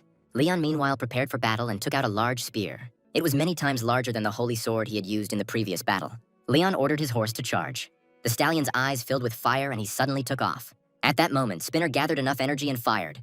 Leon shouted that the knight would not fall to a cowardly ranged weapon. The king moved towards the approaching projectile without a shadow of fear or doubt. The projectile cut through the air at enormous speed, and the blast wave destroyed everything in its path. Leon held out a cross-shaped spear in front of him in the manner of a knight's tournament. A moment before the collision, a divine glow began to emanate from the king. Gathering his energy, Leon put it into his spear and deflected the projectile. The holy knight's power tore the projectile into pieces and rushed towards the robot. In an instant, the robot's gears and limbs flew in all directions. In the blink of an eye, Yacht Spinner's highly functional AI computations stopped working. The phenomenon that happened right before my eyes defied logical explanation. Leon stopped and said that the robot was stronger than he expected. Spinner estimated that the knight was holding an ancient spear, which, due to its mass, had limitations in terms of its striking power. After analyzing this, the robot decided that a normal shot would be enough to kill Leon. But this was a mistake. 3 seconds before the impact, a weak shell formed around the organism, different from the one previously recorded. Having defended himself from the impact of bullets and faced the expected range of the firearm, the threat was eliminated. Leon only needed 1 second to repel any threat. The knight simply jumped out of the collision zone. He was not stuck in the process of confrontation and containment. It was a skill that all Holy Grail knights could use with ease. It was a miracle of humanity's most powerful superweapon, a law imposed on the world. Holy law of protective barrier from arrows. Any ranged attack was inapplicable to the knight. Leon didn't have to put in too much effort to defeat his opponent. Once the dust settled, the guy slowly approached the robot. Spinner tried to make a logical analysis of the situation, but due to the damage, it was impossible. The robot could barely move, and electric shocks emanated from it from damaged mechanisms. Turning his attention to Leon, Spinner raised his threat level to S level. Since the battle was a losing one with the existing damage, the robot's computing system decided to leave the battlefield. Before Leon could get too close, Spinner released smoke around himself. The king didn't understand what was happening at first, so he just stood and waited. When the smoke cleared, Leon realized that the enemy had decided to leave the battlefield. At this time, Spinner quickly returned to his base. The robot remembered how his creator had told him to protect this place and not let anyone get close to it. Spinner began analyzing and repairing the damaged parts. The robot counted the remaining ammunition but decided to dispose of it due to the damaged firearm. After doing the math, Spinner decided to use 657 rounds of homemade ammunition. The robot also detected an imbalance in the use of damaged ammunition. The threat level was raised, leading Spinner to conclude that enemy forces had acquired a new biological weapon. The robot began to adapt to the upgrade. Periodically, Spinner's memories flashed with the image of his creator, who thanked the robot for protecting the city. After some time, the complete strategic modernization was completed. Spinner was ready to continue his mission. Meanwhile, we are transported to the gates of the Jeonju Sports Complex in the city center of Block B. After the robot escaped, the squad decided to split up to find the damaged boss. A small detachment roamed the city streets and was ready to confront the enemy at any moment. After a while, they noticed Spinner's gun 250 meters ahead. The squad captain ordered the long-range fighters to carefully climb the opposite building. The others were supposed to wait in place, but at that moment, a strange sound was heard behind the guy. The captain turned around to see that all the members of his squad had been cut to pieces by wire that appeared out of nowhere. Just a few moments ago, he himself had walked down this alley and there was nothing there. At some point, the captain felt like the robot was behind him. The guy turned around sharply, getting ready to hit the robot. However, the sword only cut through air since there was no one behind him anymore. The captain was absolutely certain that the robot had just been behind him. A moment later, the boy felt something tickling his face. The wire appeared in the blink of an eye, and the captain did not even have time to understand or hear it. Like his crew, the captain was cut into pieces. Spinner conducted an analysis and recorded the destruction of 5 unspecified organisms. As the robot emerged from the shadows, a hiccuping sound came from the alleyway. Spinner turned around and saw the hunter running away in fear, screaming that he didn't want to die. The robot soon conducted an analysis and determined that the hunter posed no threat. Only this helped the guy save himself from death. The hunter ran out of the alley and found himself in a large square, but tripped over the curb and fell. Meanwhile, Spinner continued to slowly follow the guy. The hunter begged not to kill him, but the robot seemed to have no intention of doing so. The guy froze, hiding behind one of the many monuments. Spinner walked up to the lawn and stopped next to the white monument. The robot seemed to be trying to say something, pointing at the tombstone. In his memories, his creator stood in this place. The girl stood in this place and said that soon she too would be locked here like other people. The creator said that she would forever remain a part of this city. But will Spinner stay here? Based on the results of the logical analysis, a decision was made to eliminate the intruder. But the robot changed the data. Spinner made an autonomous decision and forcibly changed the logical priority. The hunter heard voice signals from the robot and began to assume that he would not be touched. The guy looked at the robot with confusion as it turned around abruptly and left the square. The hunter was brought to his senses by a voice that came from behind him. Seeing the head of the Magician's Guild, the guy said that the robot was apparently tired since he did not kill him. The boy thought that Spinner saw Tayson approaching and decided to retreat rather than engage in battle. After a few moments, the hunters began to examine the square and noted that it resembled a cemetery. This place was much cleaner than all other areas of the city. Meanwhile, Spinner moved around the city as if searching for one specific target. Taesong, in turn, noted that the cemetery was very creepy, so they should leave as soon as possible. They didn't know that Spinner retreated only because his main goal was to protect the citizens. He had to do it, even if they were dead citizens. Spinner soon returned to his base. The robot analyzed that there were 49 enemies left, and among them was a factor with a threat level of 5. Spinner was analyzing the possible outcomes of the battle, but soon a man appeared in the room. Peeking out from behind the door, the intruder said that he now understood where the robot had been all this time. The man assumed that during the time they had not seen each other, the robot had had a good time with the other robots. Leon was able to find Spinner's secret lair. Leon was a man who extolled chivalry. It would not even be an exaggeration to say that he is the embodiment of chivalry. The guy couldn't stand cowardly raids and was looking for only fair fights. Leon asked Spinner if he had finished tidying up the technical equipment. The robot sensed the threat and immediately rushed to attack. Although Leon strove to adhere to strict rules of combat, his opponents did not always fight fairly. However, even so, this was not a reason to renounce knightly dignity. Leon was the embodiment of the unbreakable knightly will. Thanks to such temperament, the guy became stronger, and thanks to such will, he was chosen. Leon said it was unreasonable of him to expect honor from the machine. Spinner quickly analyzed the situation and decided to open fire with the 60mm cannon. Shells rained down on Leon, but he stood his ground.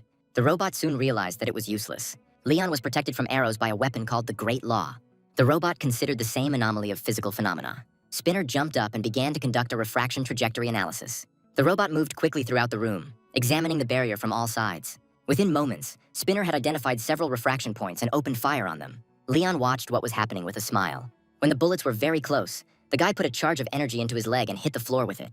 The concrete floor immediately began to move, and its debris shielded Leon from the bullets. Spinner dropped to the ground and crept up to the place where the guy had stood just recently. There was silence for a few moments, and the robot beeped questioningly. However, just a second later, a spear was thrust into the ground next to Spinner. The robot barely managed to jump back, avoiding damage. Everything happened so quickly that even Spinner had a hard time keeping track of Leon's actions. Within a few moments, the spear was back in the hands of the knight, who was sitting on his faithful ally, the white horse. Leon's gaze was blazing, as if he was going to destroy everything in this world. Spinner sensed the threat and quickly began to retreat. In an attempt to defend itself from Leon's attack, the robot opened fire again. However, no matter how hard Spinner tried, all the projectiles flew past the target. The robot's calculations were going wrong, and under no circumstances could it reach its goal. Leon stopped and watched carefully as Spinner retreated again. The boy turned to his horse Stallion and said that they wanted to play hide and seek with him. The robot's analysis system returned an error, but it continued to dart from side to side. Spinner tried to identify his opponent's weak points, but it was all in vain. Leon's patience soon ran out. The boy spurred his horse and rushed after Spinner. Leon followed the robot step by step and tried to touch him at every opportunity. The robot constantly changed its trajectory, but everything remained the same. For the first time, Spinner was faced with the fact that he did not understand something. The robot needed time to analyze the situation, but Leon followed him. Spinner didn't understand how an organism could have such speed. Soon, the robot's attention was drawn to the pole. The spinner caught its mechanical paw on him. In an instant, the robot changed its trajectory. Spinner did the calculations and decided to launch a wide area attack. Leon immediately gave the command to Stallion. The horse prepared for a direct collision. A second before impact, Stallion jumped over the robot. The guy landed and turned around. The horse braked sharply, but still continued on for a few more meters. Stallion snorted, but Leon just chuckled. The guy noted that it was not a bad reception. Spinner tried to take advantage of the opportunity to do a quick analysis. The weapon turned on the robot and prepared to open fire. Stallion rushed forward at that moment. Spinner took up a position high above the ground and began firing. The horse easily maneuvered between the shells, rapidly approaching the enemy. Spinner increased the speed of his shots to the limit. Empty homemade cartridges rained down in a continuous stream onto the concrete streets. Stallion successfully carried his rider through a hail of shells. The robot tried to climb as high as possible to increase the distance between itself and its opponent. At some point, several shells hit the wall of the building, causing an explosion. Large pieces of the building fell on Leon's head. The boy ordered Stallion to move on. The horse immediately found a good position and jumped up. Pushing off the falling debris of the house, Stallion leaped into the sky, rushing toward Spinner. Soon, Leon found himself above the robot, taking a comfortable position. The sun peeked out from behind the tall buildings and illuminated the white horse and its rider. Meanwhile, Spinner remained in the darkness of the buildings. The robot counted its ammunition and then decided to open fire with all 68 remaining shells. The gun took aim at Leon. The next moment, a hail of shells rained down on the guy. The robot felt that Leon would not be able to set up the barrier this time.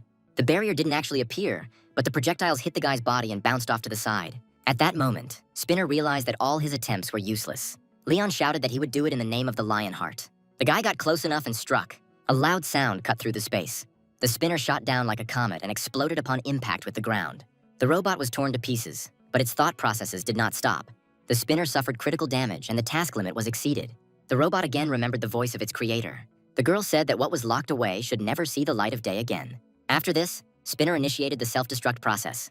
To get rid of the enemies, the robot started detonating objects throughout the entire territory. Leon looked at what was happening in shock. Soon after, an explosion rocked the city and a mushroom cloud shot into the sky. When Spinner first woke up, he was in a storage room that smelled of oil. One of the employees gave him the order to go out to defend the city and carry out his task. However, before the man could leave, he was killed by poisonous tentacles. Giant, slimy tentacles began to creep into the vault. Soon, the entire monster appeared from behind the wall. Within a few moments, the creature was killed. Spinner was given a goal, and he accomplished it. The robot moved further and further into the city, eliminating danger in its path. Spinner's top priority was supporting his allies. Many robots like him took to the streets of the city to clear it of the threat. At the same time, a group of spinners headed to the city and destroyed the enemies, thereby becoming heroes. The story of super robots saving a city from a hopeless situation was just a good fairy tale for citizens who had lost faith. Spinners became symbols of hope and iron knights. Soon, robots began to be modernized and improved.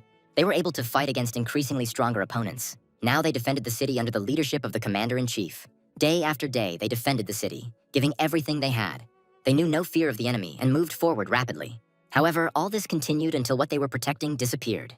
Before her death, Spinner's creator asked for the protection of this city. At that moment, the last battle robot received its final order. Therefore, no one could even get close to the thing that he so carefully guarded. He carefully prepared for the emergence of new opponents. Spinner studied the city and set his traps to play into his hands. He defended the city from anyone who dared to invade his domain.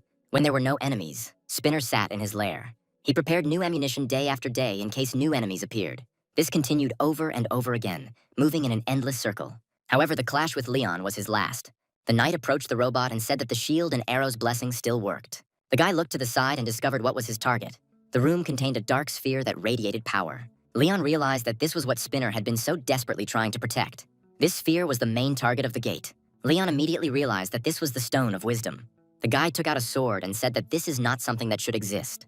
Leon caught movement behind him and felt pain in his leg. The robot, with the last of its strength, released a web and wrapped itself around the boy's leg. Leon looked at Spinner and asked how long he had been guarding this place. The guy wondered how long the robot had been fighting alone. Leon said that all living beings who lived in this city should thank Spinner for his service. The knight addressed the robot as a robot deserving of respect. Leon raised his sword over the Stone of Wisdom and said that Spinner's task had been successfully completed. The boy lowered his sword onto the stone, causing a bright flash of light. Divine energy was pouring through the walls and roof of the building. Soon, the force broke through the concrete roof and shot up like a star. This light colored the sky golden. Gradually, the light began to fade, revealing Leon standing with his back to Spinner. The Stone of Wisdom was destroyed. Leon looked at Spinner again and told him to rest in peace. Before the robot's consciousness completely faded, he heard the voice of his creator thanking him. At this point, the task was completed, and Leon returned to the headquarters of the Hunters Association. The boy was asked a lot about the destroyed Knowledge Stone, which is why he asked if the leader was really so unhappy about it. The leader just smiled and said that the stone had become Leon's complete property from the moment he killed Spinner. The king said that there was no need to be so disappointed about the stone, because it was poison. Leon said that this stone was created by the evil of wisdom and poisoned to tempt people. The boy believed that it was the devil's thing. The head of the Hunters Association winced at these words. Leon said that at first it grants one wish, but later demands a fee, akin to taming a beast with food. This object seduces people with thoughts of eternal life. Leon said that it doesn't take long to lose your humanity and turn into a demon. The king asked if similar things had been found, to which Kanhek said that he would immediately report it to the government. Leon said that the best solution would be to destroy all the stones. However, the boy was worried that they might already have fallen under the influence of demons. Soon, Leon and Kanhyuk arrived at the laboratory. Several scientists were busy with their own affairs and did not pay attention to the new arrivals. Kanhek said that Spinner's remains are kept in this place and are completely safe. Scientists conducted experiments to study technologies of another dimension. First, they started by studying the external parameters and recorded all the data on the card. Leon didn't ask permission and walked up to the platform where Spinner was. Kanhek asked what the boy was going to do with the robot. Leon said that Spinner was a noble knight, so they should hold a funeral and pray for him. The guy called upon the Holy Grail and said that first they needed to bless the robot. Leon carefully took the cup and filled it with divine power, calling for Spinner to rest in peace. The king called the robot a faithful knight and poured the golden liquid from the vessel. When the liquid hit the metal body, it seemed to melt it. The dark laboratory room was filled with a bright glow. As the light began to fade, all eyes were on Spinner. After a few moments, the robot began to move one limb. The laboratory staff were very scared. Leon, however, watched without a shadow of fear what the robot was about to do. The spinner started making squeaking sounds. Metal claws emerged from holes on the top of the robot. Leon felt the energy of divine power radiating from Spinner. The robot had no power source, but divine power was able to create a miracle. The robot's claws began to sort out the mechanisms on their own. They unfastened the necessary parts and put together something new. The robot restored itself piece by piece. From the remaining elements, we got a small robot. The creation of the spinner has completely moved into a small metal ball. Leon took out his sword and said that only the goddess could choose the one who would serve her. The boy swung his sword, causing Spinner to flinch. The next moment, Leon thrust his sword into the floor. Divine energy began to envelop his body from head to toe. No one dared to interfere. Everything that was happening was new to them, so it was impossible to look away. Spinner himself also closely monitored Leon's actions. After a few moments, Leon opened his eyes, which were shimmering with a golden glow. The boy pulled the sword out of the floor as the weapon turned completely golden. After that, Leon cut through the space around him with one blow. The space seemed to begin to collapse, spreading out in golden cracks. When the field was broken, the image of the goddess appeared before the people's eyes. Leon looked at her and did not dare to look away. Kanhek couldn't believe his eyes. All the laboratory staff and the chairman of the hunting association fell to their knees. Everyone present felt that the girl from the bright light was not human. She was a divine creation, incomparable to anything. It was the first time people saw Leon bow his head to someone. The boy bowed and greeted the goddess with a smile on his face. The goddess greeted her first knight and asked what kind of creature was in front of her. Leon smiled and introduced Spinner to the girl. The guy said that he was a role model and worthy of the goddess's patronage. A few moments later, the girl said that Spinner had not complied with her demands. In her opinion, the robot did not prove his nobility and did not dedicate his glory to her. Leon said that as the goddess's first knight, he would ensure that Spinner was a great knight who could be a worthy king. A smile appeared on the goddess's face, and she decided to trust her subject. Leon looked at the goddess with a slight smile. The girl said there was no need for further consideration. The goddess extended her hand forward and said that there was one thing she had to be sure of. The girl asked if the Steel Knight from another world would follow the light, singing of justice and join her knight's army. The spinner swayed slightly and chirped in agreement. The goddess said that he was full of nobility and knowledge, but his heart was pure as a child's. The girl asked the Steel Knight to help Leon stop the evil in this world, and then she would bless him. Spinner turned to Leon as if asking his permission. The guy smiled and nodded his head in agreement. Spinner immediately turned back to the goddess. After moving the locators on its head a couple of times, the robot froze. After a few moments, Spinner began to chirp. However, none of those present understood what the robot was trying to convey to them. Spinner launched a language template signal hack and installed a language module. The goddess waited patiently for the robot to be able to tune in to conversation. Spinner began to speak incoherently, but they all added up to the fact that he agreed to serve the goddess. A smile appeared on the goddess's face again. The girl spread her arms and blessed Spinner. The robot froze in place, waiting for a miracle to happen. The goddess said that as long as Spinner faithfully serves her first knight, she will grant him her patronage. A beam of light appeared out of nowhere and rushed straight towards the robot. Leon bowed his head in respect for this action. Now Spinner stood before the light and justice and became a Knight of the Grail. Spinner became the first knight of his kind.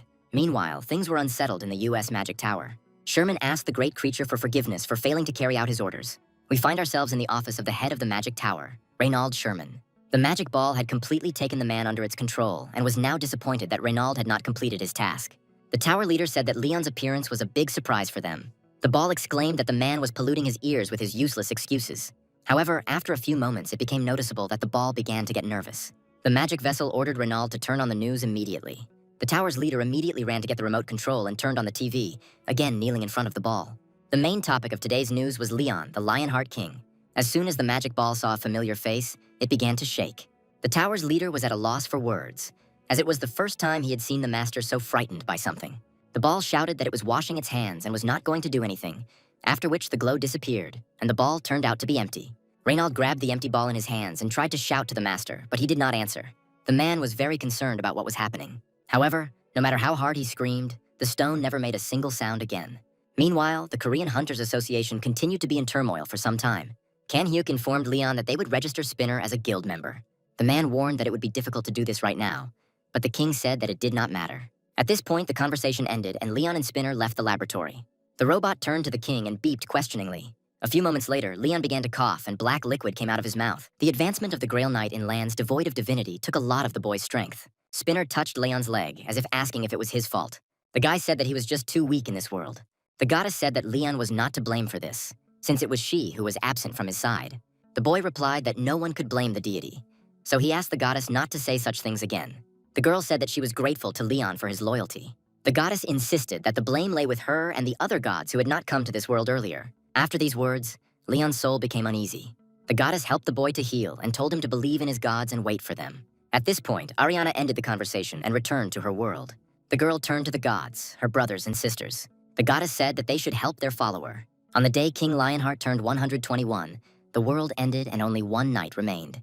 He released all the divinity into the world around him and directed it into his own heart, causing the gods to enter him. They watched as the king slew monsters for the next 180 years. The gods allowed one man to bear the burden of the whole world. Therefore, all the gods of the pantheon are indebted to Leon. When the four of them gathered at the round table, the goddess Demera asked what the king's condition was at the moment. Ariana replied that her knight had exhausted himself, so he was in bad shape. Another god slammed his hand on the armrest and asked how the appointment of one Grail Knight had such a profound effect on Leon's body. It was the god of war and fire, Pados, and he was very unhappy that King Lionheart was now so weak. Ariana ordered him to calm down and reminded him that Leon had fought for them for more than 200 years in a row and won. Pados shouted that he knew this very well, and that was precisely why he was angry, but not at the guy, but at himself. For a while there was silence in the hall, which none of the gods dared to break. Life looked at its feet, as if everything that was happening was its fault. Ariana broke the silence and said that 180 years had already passed. The goddess said that it was their time to act, so her brothers and sisters must help her. The girl could no longer watch her knight suffer in pain. The god of steel and crafts, Heto, raised his hand and said he had an idea. The man said that they should do the same as life in the fields and bless something connected to them to bring faith. Patos asked if Heto was really proposing to do missionary work. The man replied that people in that world communicate through something called the internet. Heto suggested using the internet to his advantage and spread faith among society. Patos asked why Leon himself hadn't done this before, to which the man replied that during the knight's lifetime, the internet was not yet known. Ariana reminded that last time it took Leon 20 years to understand the reason for what was happening. A smile instantly appeared on Heto's face. The man said that their new Knight of the Holy Grail would help them with this. Meanwhile, the Korean Heroes Association was in turmoil again. One of the employees approached Chance, asking if it was okay to show this on the internet. Chansu came closer, and it took him a few moments to understand what was being said. The man immediately saw a tab with a video from the Blessed Fields.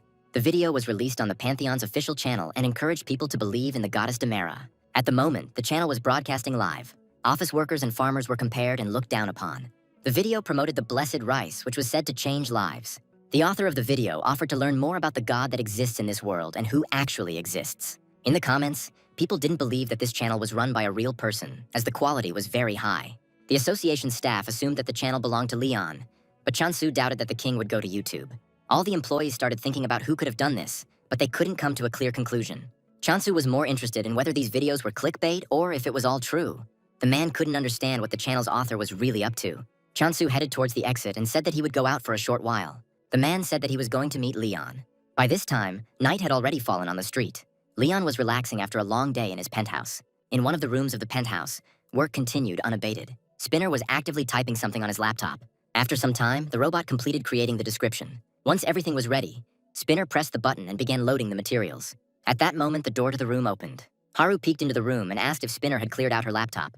The girl came closer and asked what the robot was doing. Spinner said he comes up with a name and creates annoying advertising. The robot has already completed the first phase and is now moving on to the second, hacking the network. For a few moments, Haru froze as she didn't understand anything Spinner said. The girl was very poor with computers, so she decided that the robot was just playing. A couple of days later, we find ourselves in the fields of Naju. The fields housed a temporary branch of the Pantheon Guild. Chansu ran into the building and told Leon that the video needed to be destroyed immediately. Haru looked at her boss in surprise, not understanding what had happened. The girl decided to calm Chansu down and offered him some barley tea, which Leon liked so much. The chief accepted the drink and drank it down in one gulp. Wiping his mouth, Chansu asked who was uploading all these videos to the Pantheon channel. Leon turned his gaze to the man and said that Spinner was in charge of the channel. Haru pointed to the robot sitting off to the side at the computer, but Chansu couldn't believe Spinner was doing that.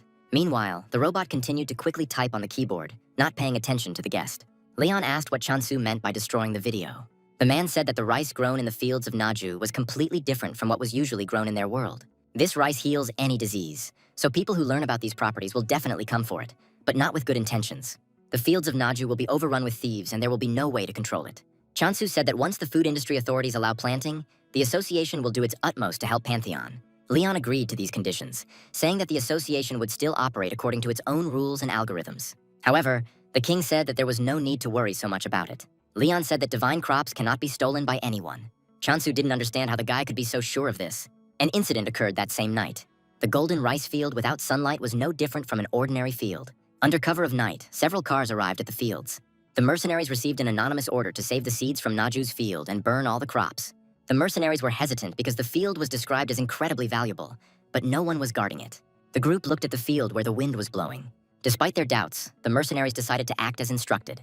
The mercenaries were the Snake Squad, an association of demonic people from the Korean branch of the Hitman Group. People began to wander around the field, collecting rice seeds. Following the collectors, mercenaries with canisters followed and watered the field. At some point, one of the men in the squad flinched, noticing something ahead. A squad member warned the commander that there was a man ahead. One mercenary stepped forward, drawing his sword.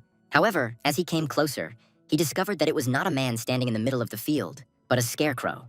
A hat and coat were placed on a hay doll, which in the darkness created the impression that there was a person standing in the middle of a field. The captain scolded his subordinate for making noise.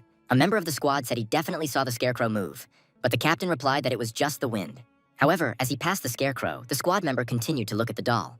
It seemed very creepy to the guy. At some point, a noise was heard behind the squad, causing everyone to turn around. Just a few moments ago, the field was empty, but now it was completely filled with scarecrows. Some dolls even had pitchfork-shaped weapons on their backs. The captain continued to insist that there was nothing unusual about this.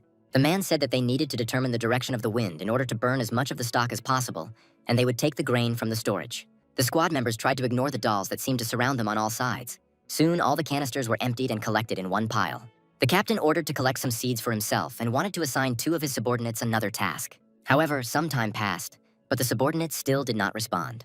The captain asked the rest of the squad where the boys had gone. One of the mercenaries said that he and another member of the raid were following him, but now they are nowhere to be seen. At some point, the captain began to sweat, noticing something strange. The man said there was something wrong with the scarecrow standing behind them.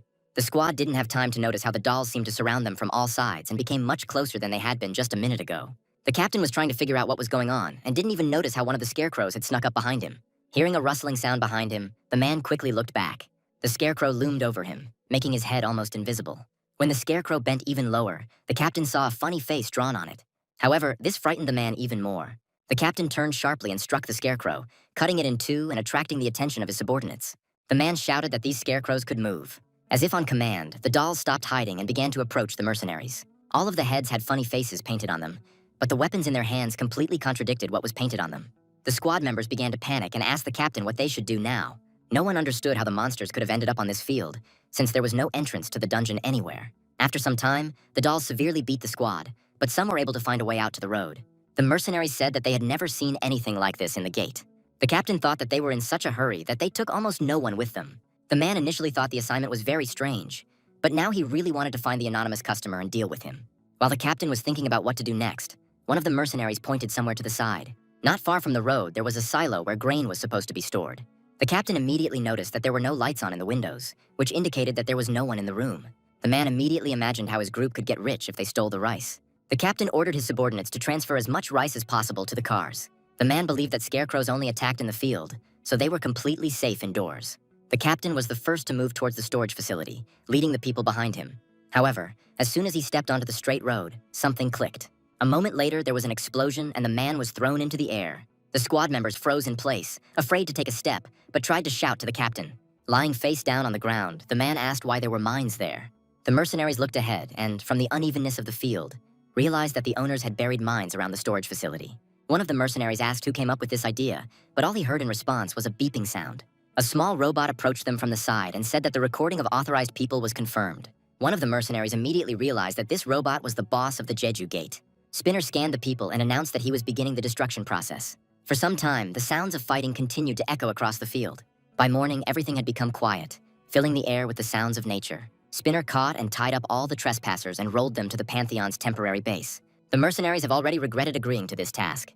The captain suffered the most as his leg was broken. Next to the thieves, there was a sign with rules of conduct in the fields, where the most important point was that thieves die. After the arrest of the Demonic Human Association, the value of the Pantheon and the blessed rice skyrocketed. The spinner became the embodiment of the algorithm, thanks to its abilities directed in the right direction. Leon began to promote the Pantheon in order to sow the new rice harvest. But even here, there were some minor incidents. At one of the meetings with famous people, the king again began to point out the differences in status between him and the reporters. Ultimately, thanks to Spinner and Leon's actions, the entire internet was talking about Pantheon. Leon put the newspaper aside and asked if the gods had really invented this. Now it seemed to the guy that they were even better accustomed to the modern world than he was. Leon was distracted from his rest by Haru's voice, who said that she had important news. The girl said that although the rice's evaluation results have not yet been released, each pack costs nearly 230 million won. Leon thought about it and said that rice should be made cheaper. The guy said that demand determines the price of the goods, but because of such a high price, the farmers will not be able to afford it. Leon insisted that God's mercy should be available to everyone.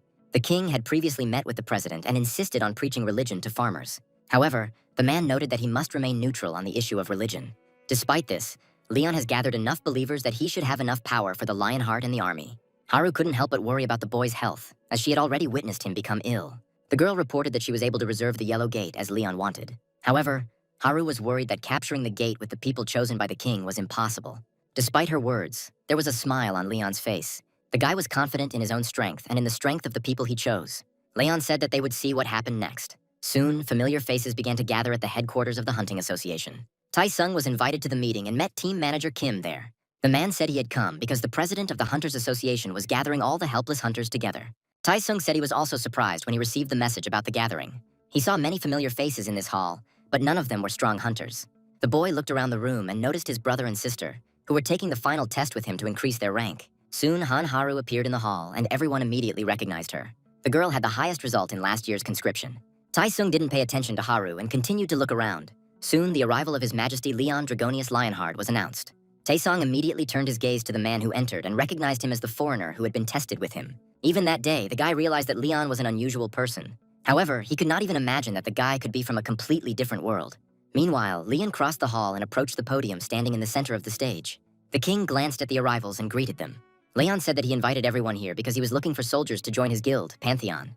The guy said that those who were qualified and had proven themselves, as well as people who had survived the training, would be suitable for him. Leon said that he would grant such people the honor of joining his army. One of the association's workers stepped forward and said he would talk about the entrance exam. Turning on the screen, the man announced that the test involved clearing the yellow gate at Samjong Station. At this moment, panic broke out in the hall, as all the hunters believed that they were about to be sent to certain death. Tayson watched silently as the hunters reacted, understanding that such a reaction from them was expected. The color can be used to understand the level and difficulty of the gate. The most difficult gates were the black ones. The red gate was similar in difficulty to the one with Spinner as the boss. Following them were orange gates, like the one in which Leon met the Headless Knight. Next came simpler gates in yellow, green, and blue. Considering that the gate where Taesung took the test was blue, for A, C, and D rank hunters, the yellow gate was certain death. The hunters were furious, but the organizer tried his best to calm them down, saying that passing the test was not mandatory. Many hunters said they didn't even intend to get involved with it and then left. Tayson watched this and wondered if they really wouldn't be stopped. With each passing moment, more and more hunters decided to leave the meeting. None of the organizers tried to stop them, either by force or by word. Soon, the hall fell into complete silence, and only 14 people remained in front of the stage. Leon looked at them for a while, remaining silent. Then the king pointed to a guy with black curly hair standing at the edge. The guy immediately became nervous when the survivor himself addressed him directly. Leon asked why the hunter decided to stay. The guy tried to remain calm and said he assumed there must be some meaning to all of this. Leon asked each hunter in turn the reason why they remained in the hall. Everyone had their own reasons. Some stayed with a friend, some were curious about what would happen next. Soon it was Taesung's turn. When Leon asked the guy the same question, he froze. Taesung understood that Pantheon was a guild created by someone who was, by definition, an S-rank hunter. The boy replied that he didn't think Leon wanted to send them to certain death, so he stayed. Leon smiled and said that Taesung was in a good mood and very energetic. The king came closer to the edge of the stage and reminded that he had come here to recruit soldiers. Leon said that a soldier's main duty is to obey. The soldiers were to accept the knight's orders and trust the knight's honor and strength, rather than doubt them. Leon said that was all that was required of the soldiers. The king smiled and said that he would demand complete obedience. Leon pointed to the left and said that they would enter the gate immediately. The knight ordered the hunters to take some of the weapons and finish their preparations. Soon, the detachment approached the yellow gates of Samjeon Station. The hunters were dressed in armor, and Haru walked from side to side, checking their readiness. Manager Kim said the gear was very heavy, but worth it. Taesung looked at the shield he was given and thought that he was an attacker, not a defender. Hunters of such C and D ranks have never held such expensive items in their hands. Taesung looked forward where Leon stood at the head of the line. The hunters were fully armed, while the knight wore no equipment. Taesung decided to address Haru, who was passing by at that moment. The boy asked why His Majesty was not wearing armor. Haru thought for a few moments, then said that Leon's skin was stronger than his armor. Taesung turned his gaze back to the king. All the boy could think was that they should be safe if Leon really was that strong. Soon, the squad entered the gate, and Taesung was convinced that his judgments were wrong. Leon quickly lost his temper and started killing monsters. The hunters were afraid to even move, seeing the mood their commander was in. The knight's eyes burned, and he shouted that these creatures were ungrateful warriors who crawled on the ground and would meet their death here. Leon raised his sword and said that this was unshakable justice. We are transported back a few hours, to the moment when the squad had just entered the gate. The territory was rich in mountains and forests. The hunters soon realized that they would have to fight in the open air. A message came from the dungeon system that the new arrivals were mercenaries from the outer lands. On this great plain, a war continues between two tribes, and the newcomers must choose a side and win. This dungeon was a group quest, so the hunters all had to join one of the sides. One of the squad members was interested in which side it would be more profitable for them to fight on. Suddenly, a hunter shouted, pointing to the side, saying that monsters were approaching them. The squad's entire attention immediately turned to the approaching enemy squad. The squad was led by an orc who rode on a giant monster that resembled a boar. The boss gave a call to his warriors. The orc waved his left hand, which held an axe, to the side. The monsters immediately began to scatter in different directions, surrounding Leon's squad. Haru grabbed her sword and waited, the knight ordered. Having surrounded the detachment of people, the orcs dismounted and came closer. The chief orc said that this was the territory of the Battle Axe tribe, so the humans invaded their lands. The hunters were worried, but did not dare to answer. Haru turned to Leon, who was beside himself with anger. The girl asked if they should start the quest now, to which the knight replied that they could do whatever they wanted. Spinner, sitting on Haru's head, beeped, and the girl thanked Leon. A system window opened in front of the girl, and she turned to the monsters, taking on the role of negotiator. Haru said that they were mercenaries from distant lands who came to receive a reward for helping the tribe. The orc said that he had already heard about them from the head of the tribe, so he invited them to go with them. Haru quickly glanced at Leon, who was about to explode in anger at any moment. However, the knight, as he had promised, did not resist and went with his squad after the orcs. Soon, a large stone arch began to appear ahead. A group of orcs and hunters approached the gate. The people were stopped in front of the gate, and the chief of the orcs looked at the hunters, saying that they looked weaker than he expected. The head of the Battle Axe tribe was called Kartakarak. The orc called on the people to join the Battle Axe tribe, because the greater the war, the more noble the death. The monster said that the winner of the war would take everything, and at that moment, Leon's patience came to an end. The knight said that he was not going to listen to this for another second. Forces began to burst out of Leon's body, and he asked what kind of nobility they were talking about. The guy said that a beast like an orc has no right to dream about such things. Kartakarak was furious that the mercenary dared to insult him. However, Leon did not expect an attack and immediately cut off the head of the orc leader. Taesung watched what was happening in shock. Leon shouted that all orcs were just worms that crawled on the ground and would meet their death here. Taesun realized that this task would be very difficult for them, since Leon couldn't stand orcs. During his life, the knight killed 8,769,653 orcs and earned the nickname Orc Slayer, becoming a legend. As soon as Kartakarak was killed, the orcs went berserk. They immediately recognized the mercenary squad as an enemy and attacked. Taesung stood in the front row as a defender, but his lack of experience in this position made him sluggish. Leon turned to the squad and ordered them to raise their shields and form a circle to repel the attack. Taesun immediately came to his senses and quickly removed the shield from his back. The guy understood that their squad consisted of D-rank hunters, so they simply wouldn't have the opportunity to stand up to the orcs. One of the orcs raised his axe above the shields, preparing to strike. Taesung was very worried about whether they would be able to survive this collision. The blow of the axe landed right on the guy's shield, but he didn't move. Taesung looked forward in surprise, trying to make sure he had managed to block the blow. A moment later, a system table appeared, notifying that the squad was provided with the support of the Lionheart's aura. The system began sending numerous notifications about the enemy's status and the status of the Legion's hunters. The notifications also noted that the Legion members' levels were too low, making most support points unavailable. Taesung thought that Leon's support was beyond the pale. The knight ordered to raise shields, push back the enemy, and look for opportune moments to attack. Soon, the hunters began to advance forward, and periodically attackers appeared from behind the shields, killing the orcs. This way, the monsters couldn't get too close. The hunters felt confident in their actions thanks to Leon's support. At some point, one of the orcs turned to the god of warriors. Leon lost his temper and asked how these monsters dared to call upon the gods. The guy raised his hand up and created a portal. Leon ordered the Legion to cut out the orcs' tongues, take their heads, and humiliate their false god. The knight summoned Stallion to the battlefield. There was a loud roar and dust rose into the air, blocking the orcs' view. They tried to understand what was happening, but at that moment, Leon appeared from the fog and killed several orcs. The boy mounted his warhorse and rushed into battle. Stallion rammed his chest and hooves into the orcs standing in his way. The horse broke through the ranks of orcs, following the orders of its master. Having run to the other end of the squad of monsters, the farthest from his people, Leon stopped. The guy crossed his arms and again formed portals next to him. Soon, the handles of the weapon fell into Leon's hands. The knight began to pull them out of the portal, looking at the orcs with burning eyes. The boy took out his sacred sword and spear and prepared to attack. Leon looked at the orcs defiantly and said that he would kill them all. The sounds of the battle continued to echo across the fields and forests for a long time. As the night deepened outside, the last orc was defeated. The members of Leon's legion stopped to rest after a long and grueling battle. At that moment, Leon raised his sword and demanded a solemn cry from the soldiers. The knight said it was a worthy victory. The hunters tried to keep Leon's spirits up, but their strength was running low, so their reaction was not very lively. Haru approached the knight and distracted him from the hunters. The girl decided to ask why Leon did this. The guy asked if he really needed a reason to kill the orcs.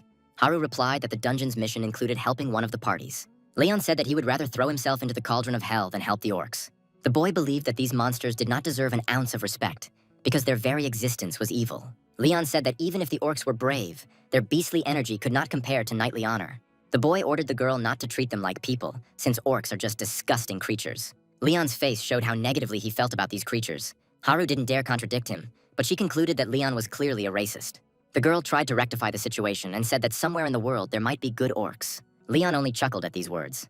The guy said that Haru should understand one simple thing. A good orc is a dead orc. Orcs had a long history not only in Leon's world, but also in the world of Earthlings. When the gates opened on the Earth, countless orcs came to the Earth. People were hospitable to them and met them, trying to establish contact. However, the orcs had no intention of peacefully coexisting with another race. The monsters could not adapt to earthly life and even became demonic people, so the orcs became a problem even on Earth. Having finished clearing the first orc camp, Leon and his team moved towards the enemy tribe. Upon arriving at the scene, Leon, Haru, and Spinner separated from the main squad. The robot approached the water and said that if the task were carried out here, then the complete destruction of the monsters was possible and very effective. Leon and Haru wore headscarves because of their hair color, and the knight said he would leave it to Spinner. The robot reported that it had started rebooting the kernel. Soon, the generated power was operating at 99.9%. The reboot completed successfully, causing the system to fail to shut down.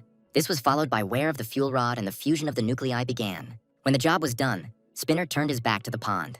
Opening the rear compartment, the robot dropped a capsule containing radioactive waste into the water. Haru said it looked like excrement, to which Leon asked her not to say such dirty things.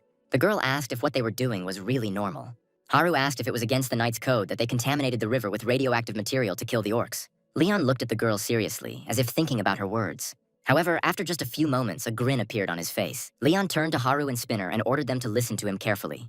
The guy said that fighting these monsters is not a battle or a war, but rather like destroying animals. Leon asked what hunter would care about honor while chasing an animal. Meanwhile, the battle between the two orc tribes continued. An orc named Groktar and his squad destroyed another squad of enemies. The orc killed the enemy squad leader with one precise blow to the head. Looking at the defeated enemy, Groktar said that he had fallen with dignity, so he could go to the warrior god. The orcs decided to drink to the victory and offered the commander to drink first. Groktar took a bucket and walked to the river, which was located next to the battlefield.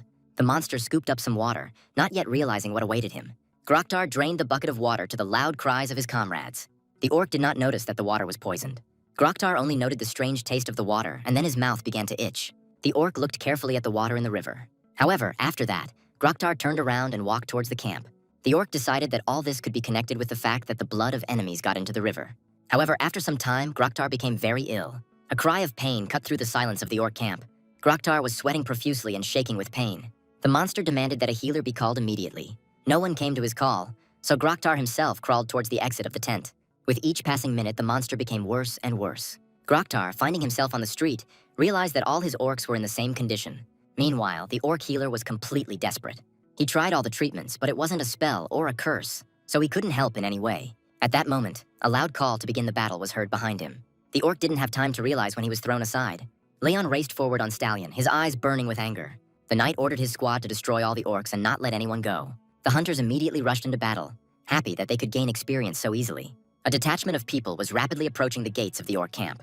The monsters were too weakened by the poisoning to put up a proper fight. The hunters quickly broke into the camp without encountering any resistance. The orcs could only watch as death took them one by one. The monsters said that humans were too cowardly to fight them directly. Soon, the system sent a notification that the battle against the Battle Axe tribe was over. All other orc representatives became enemies of the arriving hunters.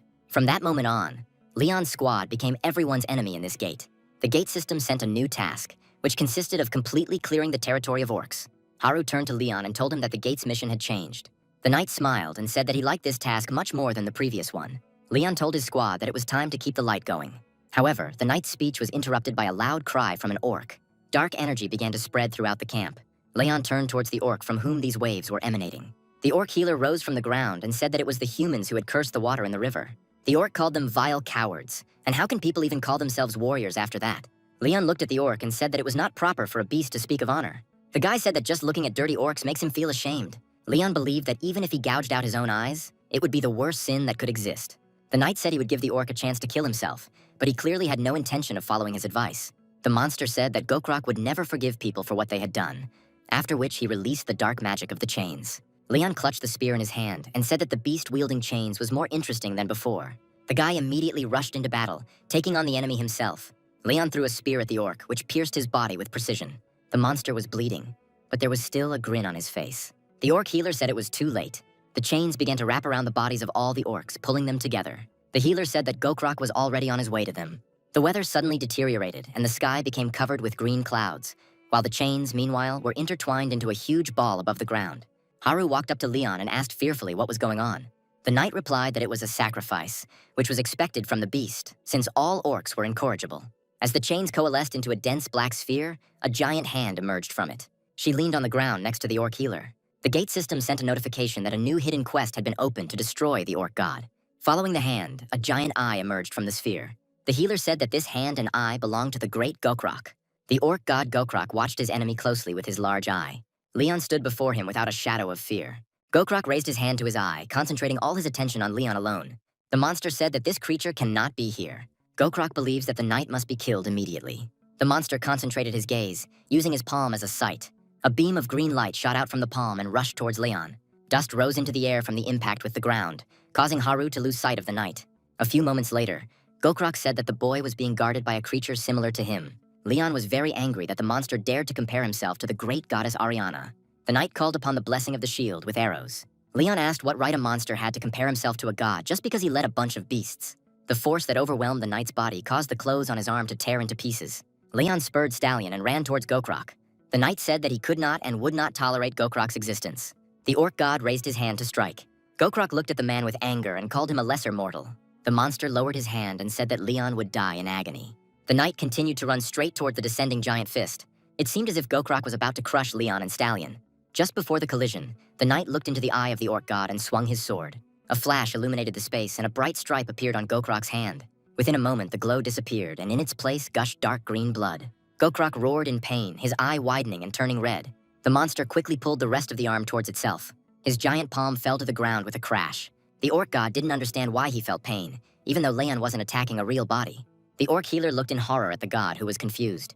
Gokrak looked at Leon again, and only now realized that the knight held a holy weapon in his hands. It seemed that only now did the orc god realize who he was really facing. Before the monster stood the only surviving knight from the nightmare world he knew. You could see Gokrak's eye begin to shake with fear. A moment later, the monster said it was time to run, and immediately after that, the black sphere disappeared.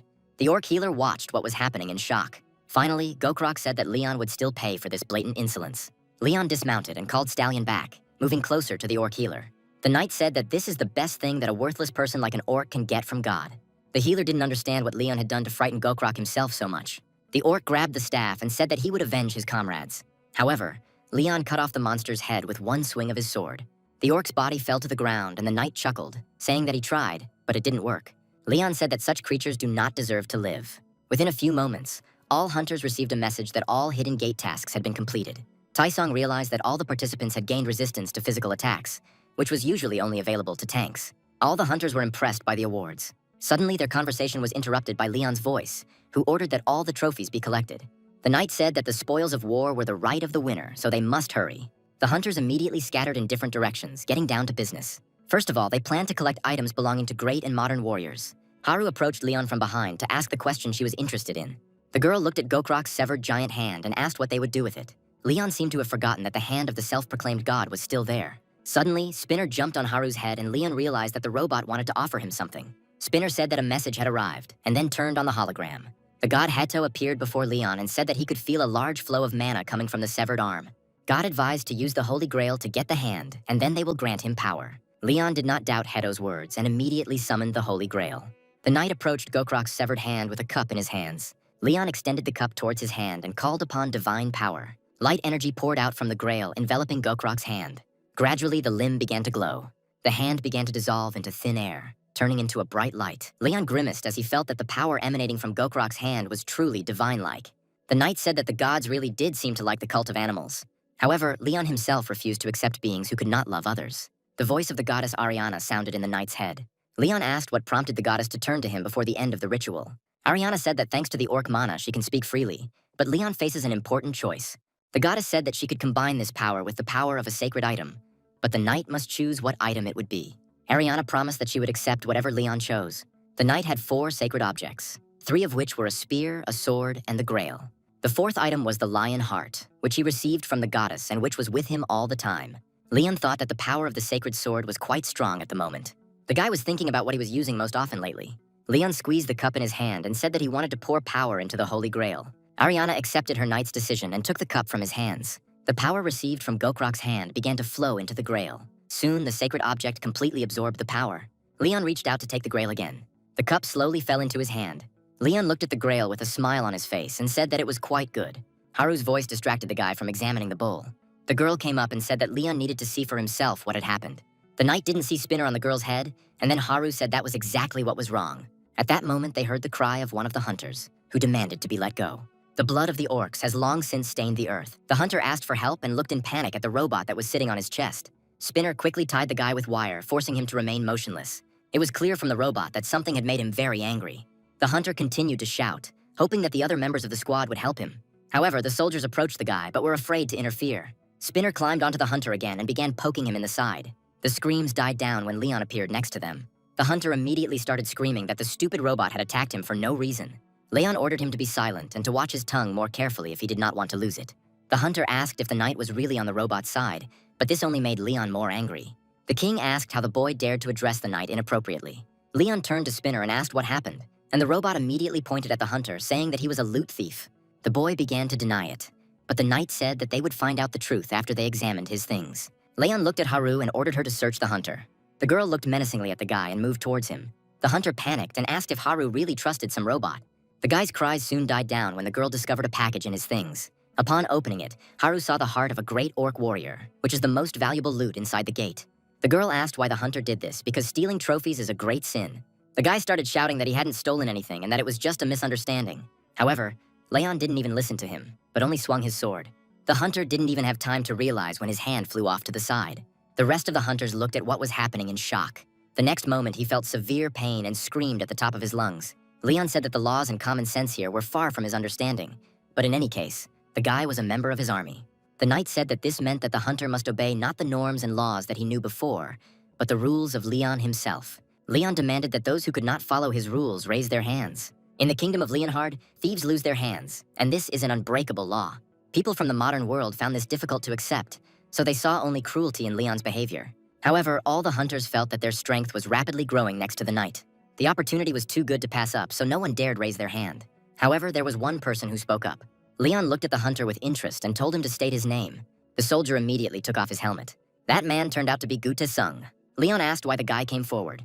Taesung looked at the guilty hunter and asked if the knight could allow the thief to get his hand back. Leon asked the boy if he really wanted his hand back. Taesung was very worried, but answered affirmatively. Leon said that it would defeat the whole purpose of the punishment, so Taesung's request would negate the purpose of his punishment. The guy said that he understood this, but before that they lived by different rules and laws. Taesung said that it would be generous of Leon's side to give the hunter a chance since they had only just learned about the new rules. The knight thought about his words and then said that it made sense. Taesung immediately bowed and asked to forgive his comrade. The guilty hunter flinched as Leon took a step towards him. The knight called upon the Holy Grail and said that the boy should be grateful for having a comrade who spoke the right things. Leon took the cup and called upon the blessing of the gods. A golden liquid poured out of the grail. Leon directed it so that it flowed onto the hunter's severed hand. Gradually, the soldier began to calm down, feeling the power circulating through his body. Taesun looked in surprise as a new arm grew in place of the severed one. Soon, the guilty hunter looked at his regrown arm with tears in his eyes. Taesung had never heard of anyone in their world being able to regrow a new limb, as even S-rank healers couldn't do it.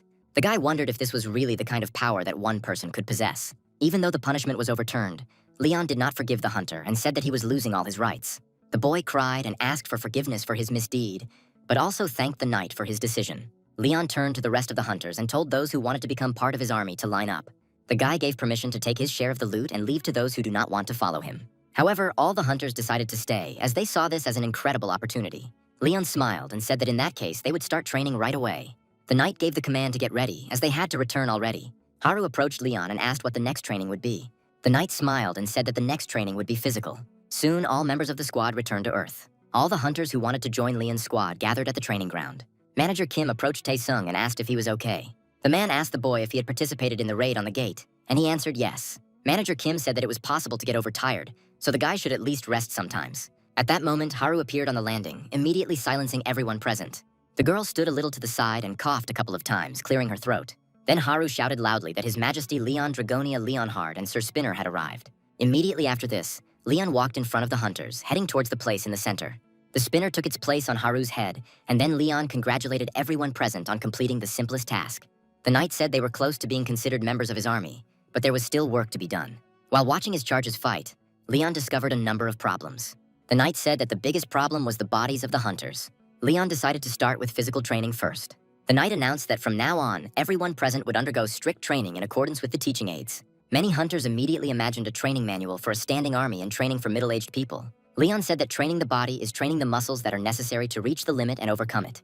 The Grail Knight, Sir Gratas, the Giant Slayer, created a training manual for the standing army. This knight once said that a man will become stronger if he is beaten well. Leon said he thought these words were wise. The hunters immediately sensed something was wrong and began to wonder who they would kill. Leon shouted that the kingdom's defenders must be much more diligent than ordinary farmers. The knight said that Gratas taught them to cut and beat the bodies of soldiers and then heal them. Due to this, the muscles will become stronger, but their vision will also become so fast in an attempt to avoid even more blows. The hunters were already openly horrified by Leon's words. Everyone present flinched when the knight pointed his finger at them. Leon ordered them to beat each other up immediately. It was important that everyone was beaten half to death. Leon wanted every muscle in his charges' bodies to be torn to shreds and their fists to be turned to mush. When the knight said that it was possible to break bones, Taesun could not stand it and shouted that all this was wrong. The guy said that if they did that, their bodies simply wouldn't be able to handle it. But Leon had a different opinion. The knight quickly materialized the Holy Grail and placed it on the stand next to him. Leon said that with the protector of the Holy Grail, they were in no danger. Manager Kim looked at Taesung and noticed the energy flowing past his face. The wounds left from the last battle quickly began to heal on the boy's face. Leon said that near the Holy Grail, all warriors will be healed. The knight said that the cup would help them restore torn muscles and heal broken bones. Leon gave his charges 5 hours to destroy everything they saw in front of them. The knight declared that there were no allies here, so they had to take all the blows and deal them to those standing nearby. Leon promised that whoever remained standing after these 5 hours would be beaten by him personally. The knight turned and walked towards the exit from the site, handing over authority to Spinner. After Leon left, the hunters froze in place, looking at each other warily. Tai-sung and manager Kim looked at each other and started giggling nervously. The spinner on Haru's head activated and said that it had detected fraudulent activity. The girl shuddered when streams of energy began to emanate from the robot. Spinner's line transformed into a whip and struck the ground near the intruders. The robot said they had to take action or the military would be used. More than the possibility of being beaten, the hunters were afraid of meeting Spinner. Everyone's nerves were on edge, but they had no other choice. One of the squad members rushed at the guy standing next to him. A big fight broke out, in which everyone got their full share of the punishment. The hunters were driven by fear of Spinner and Leon, who would certainly be more cruel to them. Tayson watched this helplessly and did not engage in a fight. The guy shouted that this was all madness and everyone had simply gone crazy. However, at that moment, Tayson received a blow to the face from someone close to him. After this, the daily lives of the hunters who wished to join the ranks of the Knights of Leon changed dramatically. At 9 in the morning, a training session of the standing army on the Gratasu drill awaited them. At 12 o'clock, the hunters were treated to lunch, consisting of water with salt and sugar. The exhausted hunters approached Haru and asked what all this meant. Leon took the floor and said that for lunch, his charges would have only water with dissolved sugar and salt. The hunters were so tired that they didn't even have the strength to argue. According to the textbook, soldiers eat what will keep them alive, and proper nutrition will be available when they become knights.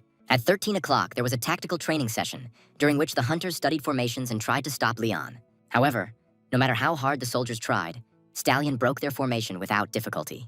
At 21 o'clock, it was time for bed. Tai-sung believed that these trainings came from hell itself. The hunters were able to endure this thanks to Haru's care, who brought them sweet potatoes as a snack before going to bed. This was all part of Leon's plan, but the hunters weren't supposed to know about it. Even with such a schedule, Tai-sung found time to train separately. Early in the morning, the guy went out to the training ground in full gear. Taesung honed his sword and shield skills. However, such a difficult schedule could not help but be exhausting. Taeson noticed that the shield was heavier than he thought, and that swinging the sword was taking too much effort. With a shield, the guy was limited in his stances, so to use a sword with such equipment, he had to practice thrusting. Taeson searched for instructional videos online and tried to repeat them. At some point, the guy was distracted from training by a person who said that he was doing it wrong. Leon appeared on the court and ordered Taesung to continue training. The knight said to adjust his stance and try the thrust again. Taesung followed the king's advice and took the right position. Leon stood nearby and watched the guy's every action. First, Taeson held his shield out in front of him, pulling his sword hand back. Then the guy jerked the shield to the side and delivered a stabbing blow with his sword. Frozen in this pose, Taeson turned to Leon, awaiting his verdict. However, Leon also looked at the guy and said that it was wrong again. The knight came closer and grabbed the shield, placing it right in front of Taeson, covering one of his shoulders. Leon said that the shield should also protect the comrade's right shoulder, so it cannot be lowered. The knight insisted that even if it obscured his view, he could not lower his shield. Leon explained this by saying that a shield that is out of place creates a gap in the defense. Taesung immediately realized that Leon's tactics involved soldiers with shields stopping enemies while the knights attacked them. However, the guy expressed his concerns that their opponents were monsters, so it would be difficult to defeat them in this way. Leon asks if Taeson really decided to teach him how to fight monsters from other worlds. The boy was frightened by the knight's gaze and said that this was not at all what he was trying to do. Leon relaxed and said that the monsters that Taeson had encountered were countless in his world as well. The knight said that all the monsters he had encountered on Earth were no match for those he had fought. In Leon's world, there were giants up to 20 meters tall, trolls with instant regeneration, snakes with many heads. There were spiders with dozens of goblins on their backs, and even dragons that could destroy mountains with a single flap of their wings. Leon said that Taesung should know different ways of hunting because he needs to be prepared for any unexpected situation. The knight believed that this was something that could only be learned in real combat. Leon asked if you would have the willpower to bring you glory if you served the gods for decades. Taeson considered the knight's words, as if only now realizing that he had a big story. Leon said that this is why he teaches his soldiers to be well-rounded, as this is what is required of knights. To increase your chances of survival, all you need to do is hone a single talent. Taesung clenched his fist and said he wanted to achieve more. Leon looked at the guy with a smile and thought that he had made the right choice, after which he asked if he dreamed of becoming a knight. Taesung straightened up and said that a peasant like him would hardly be able to become one. Leon sighed and said that there was no point in comparing his kingdom with the earthly Middle Ages. The king said that not only an aristocrat could become a knight. A knight was a man who voluntarily overcame difficulties for a good purpose. This is a man who protects people and boldly follows all the covenants of the gods and has taken an oath of allegiance to people and gods. Leon said that anyone who made a promise to God could become a knight. All you need is the courage and bravery to take this path. Leon said that this would be enough to gain his respect. Taeson looked at the knight without fear and thought that all this time he had been too biased. The hand tightened on the hilt of the sword. Taeson firmly decided that he now wanted to become a knight. We are transported to the United States, to a branch of the Magic Tower. All this time, Reynold desperately believed that the great creature would return to the magic ball again. And it happened. The creature appeared in the ball and ordered the magician to bow. The entity said that Reynald should honor it and bring offerings, but the old man noticed that the voice had changed. The creature ordered that the ball be immediately enchanted so that in case of danger, it could be transported into space. Reynald asked why this was necessary, and at that moment the ball began to move with indignation. The entity said that he was not going to walk around heaven voluntarily. The ball said that his feet would never set foot on the land where that monster lived. The entity said that it would develop a plan to destroy Leon. He believed that now was the best time, while the knight had not yet gathered his army. The creature ordered to make sure that Reynald would enter the same gate as Leon. The ball was clearly not happy with what he was about to go through. The creature clearly didn't want to be near Leon ever again. Time flew by very quickly, and soon the day of the graduation ceremony of the standing army of the Pantheon Guild arrived. Haru asked if Leon was really going to enter the Yellow Gate with the soldiers who had just graduated from training. The girl asked if she and Spinner should go with them. Chansu was going to go with Leon and said that all the work would be on him this time. Meanwhile, Leon stood before his soldiers and said that they had all proven themselves after completing a 4-week training course. The knight said it was time to enter the gates and show what they were worth. The soldiers were supposed to enter the Yellow Gate and clear it. Leon said that once inside, they would have to understand what it meant to be a soldier for the lion-hearted king. The king said that inside the gate, they would encounter a deity whom they would serve. Finally, Leon gave the command to begin the mission. 49 D-rank hunters, 1 Hunter Association representative, and Leon Dragonia Leonhard entered the gate. Haru remained waiting for them at the entrance with Spinner. The girl told the robot that there was nothing to worry about, as Leon would be with the hunters. Spinner said the problem was that there were 51 people in the squad. Haru counted the number of people and asked what exactly the problem was. Spinner reported that 52 people entered the gate. The robot launched a scanner and revealed that an unidentified person was moving at the end of the detachment. Haru saw the man with the robe moving towards the gate following Leon's squad. At that very moment, Spinner jumped off the girl's head and said that emergency intervention was required. The robot rushed towards the gate. Haru yelled for Spinner to wait for her. However, the robot did not slow down and burst into the gate. Haru ran as fast as she could to get through, scaring the guards with her screams. However, instead of passing through the portal, the girl hit an invisible wall. The guards began to approach Haru, trying to make sure she was okay. The girl held her face and looked at the gate with incomprehension. Haru wondered if this was even possible. The guards also felt that the gate's mana levels were rapidly changing. Gradually, the yellow outlines of the gate began to darken. However, they soon turned red.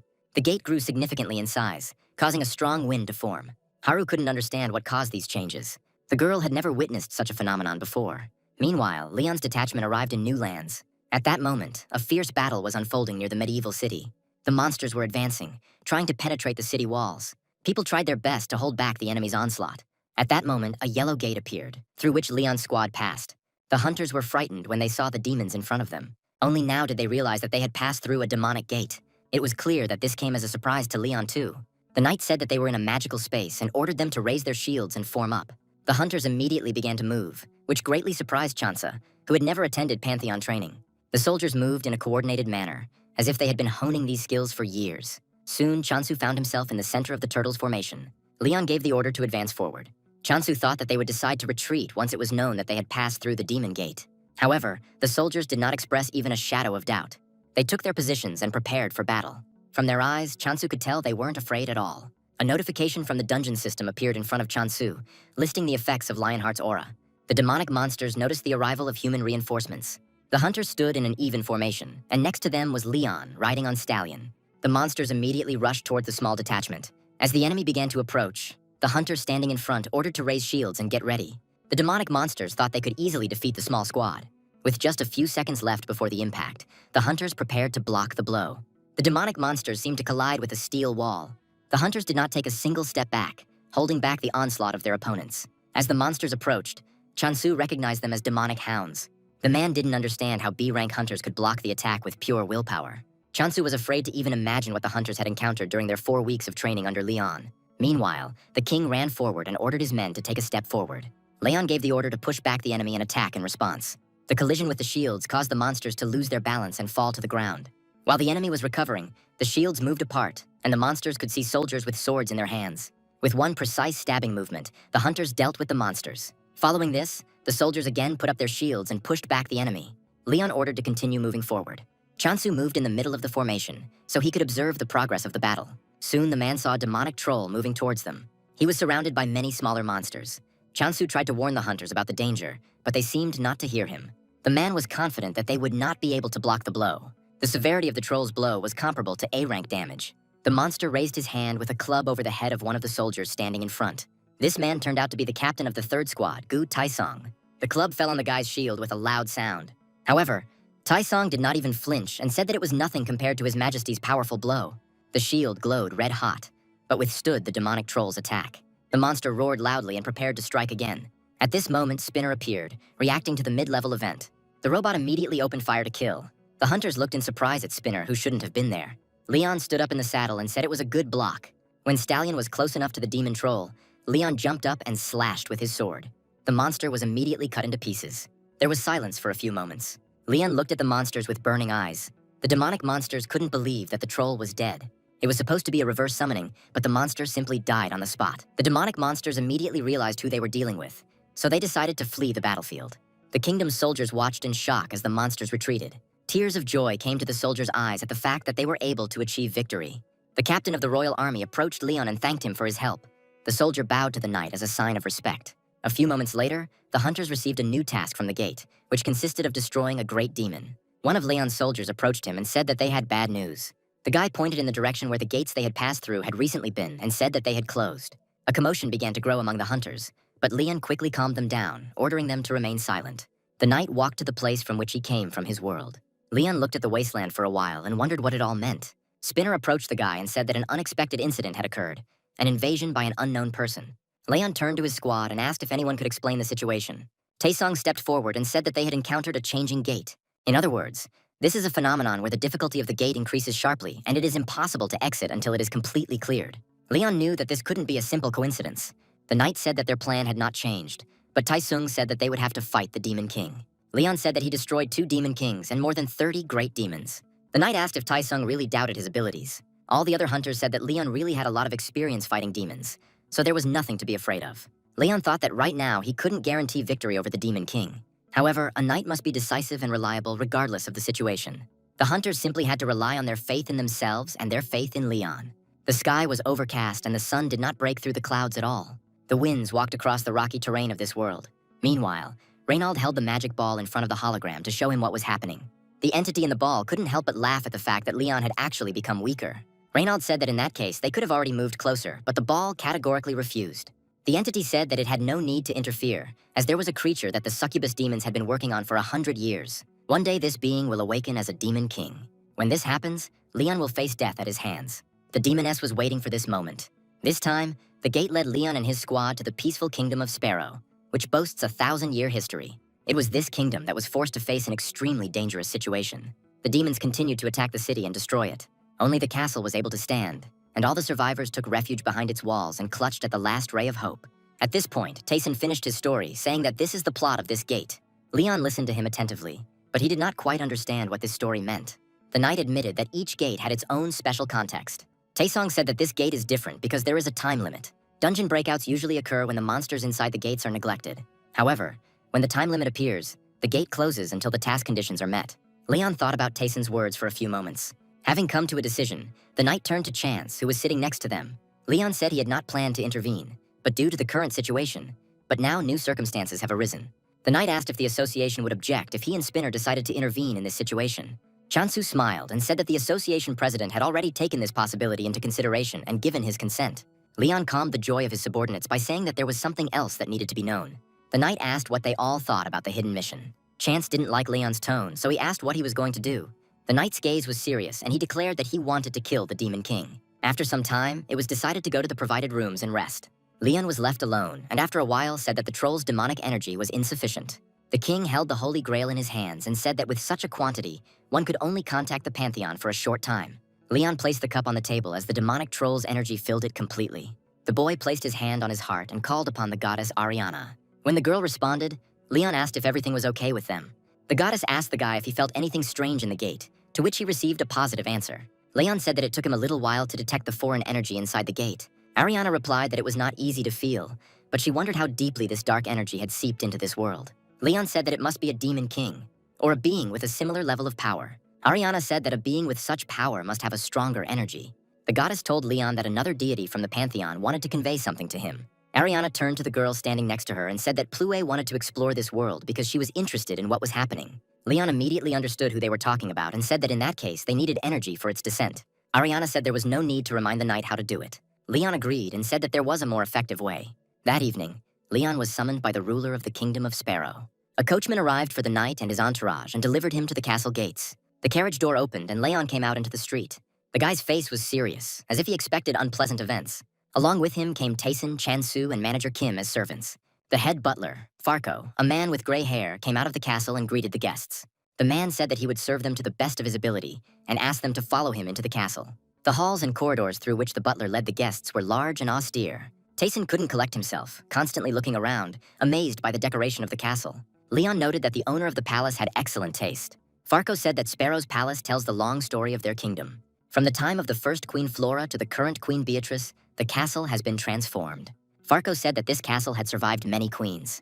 Manager Kim was surprised by this story, and then Tai-sung suggested that there was a matriarchy in this kingdom. At that moment, Leon's face changed and he became extremely dissatisfied.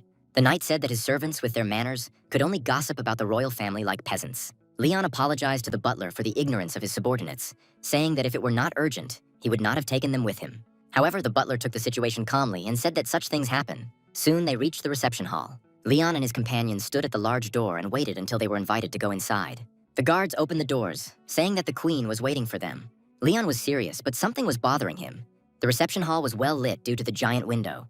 The queen sat on a throne behind a transparent fabric niche, and her subordinates stood in front of her on both sides. The nobles lined up on either side of the path leading to the throne. Next to the queen on the pedestal was a man with black hair, and his clothes marked him as an aristocrat.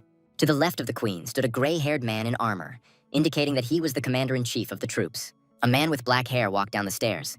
Leon stepped forward, leaving his entourage a few meters behind him. The aristocrat looked at the boy skeptically and asked if he had taken part in the battle in front of the palace gates. The man unrolled the scroll and said that he was the royal chancellor, Duke Archeum. The chancellor said that he had decided to grant Leon the title of knight for his services during the last battle. The man began to read out the queen's order, but Leon was not going to waste his time on it. The knight passed by the chancellor and said that before that, he would like to greet the queen. Leon approached the pedestal and noticed how the commander-in-chief moved. The man looked at the knight, as if warning him not to come any closer. The chancellor ran after Leon and said that although he had accomplished several great deeds, an outsider could not approach the queen. Leon's subordinates agreed with the man, but did not dare move. Taesong was only worried that the commander would not lose his temper because the chancellor was yelling. The queen watched silently from behind a screen. Leon's patience soon ran out. The guy said he couldn't stand it anymore. Leon addressed the queen directly and introduced himself, saying that he was King Lionheart. The boy said that he would do what was necessary, even if the ruler thought it was rude.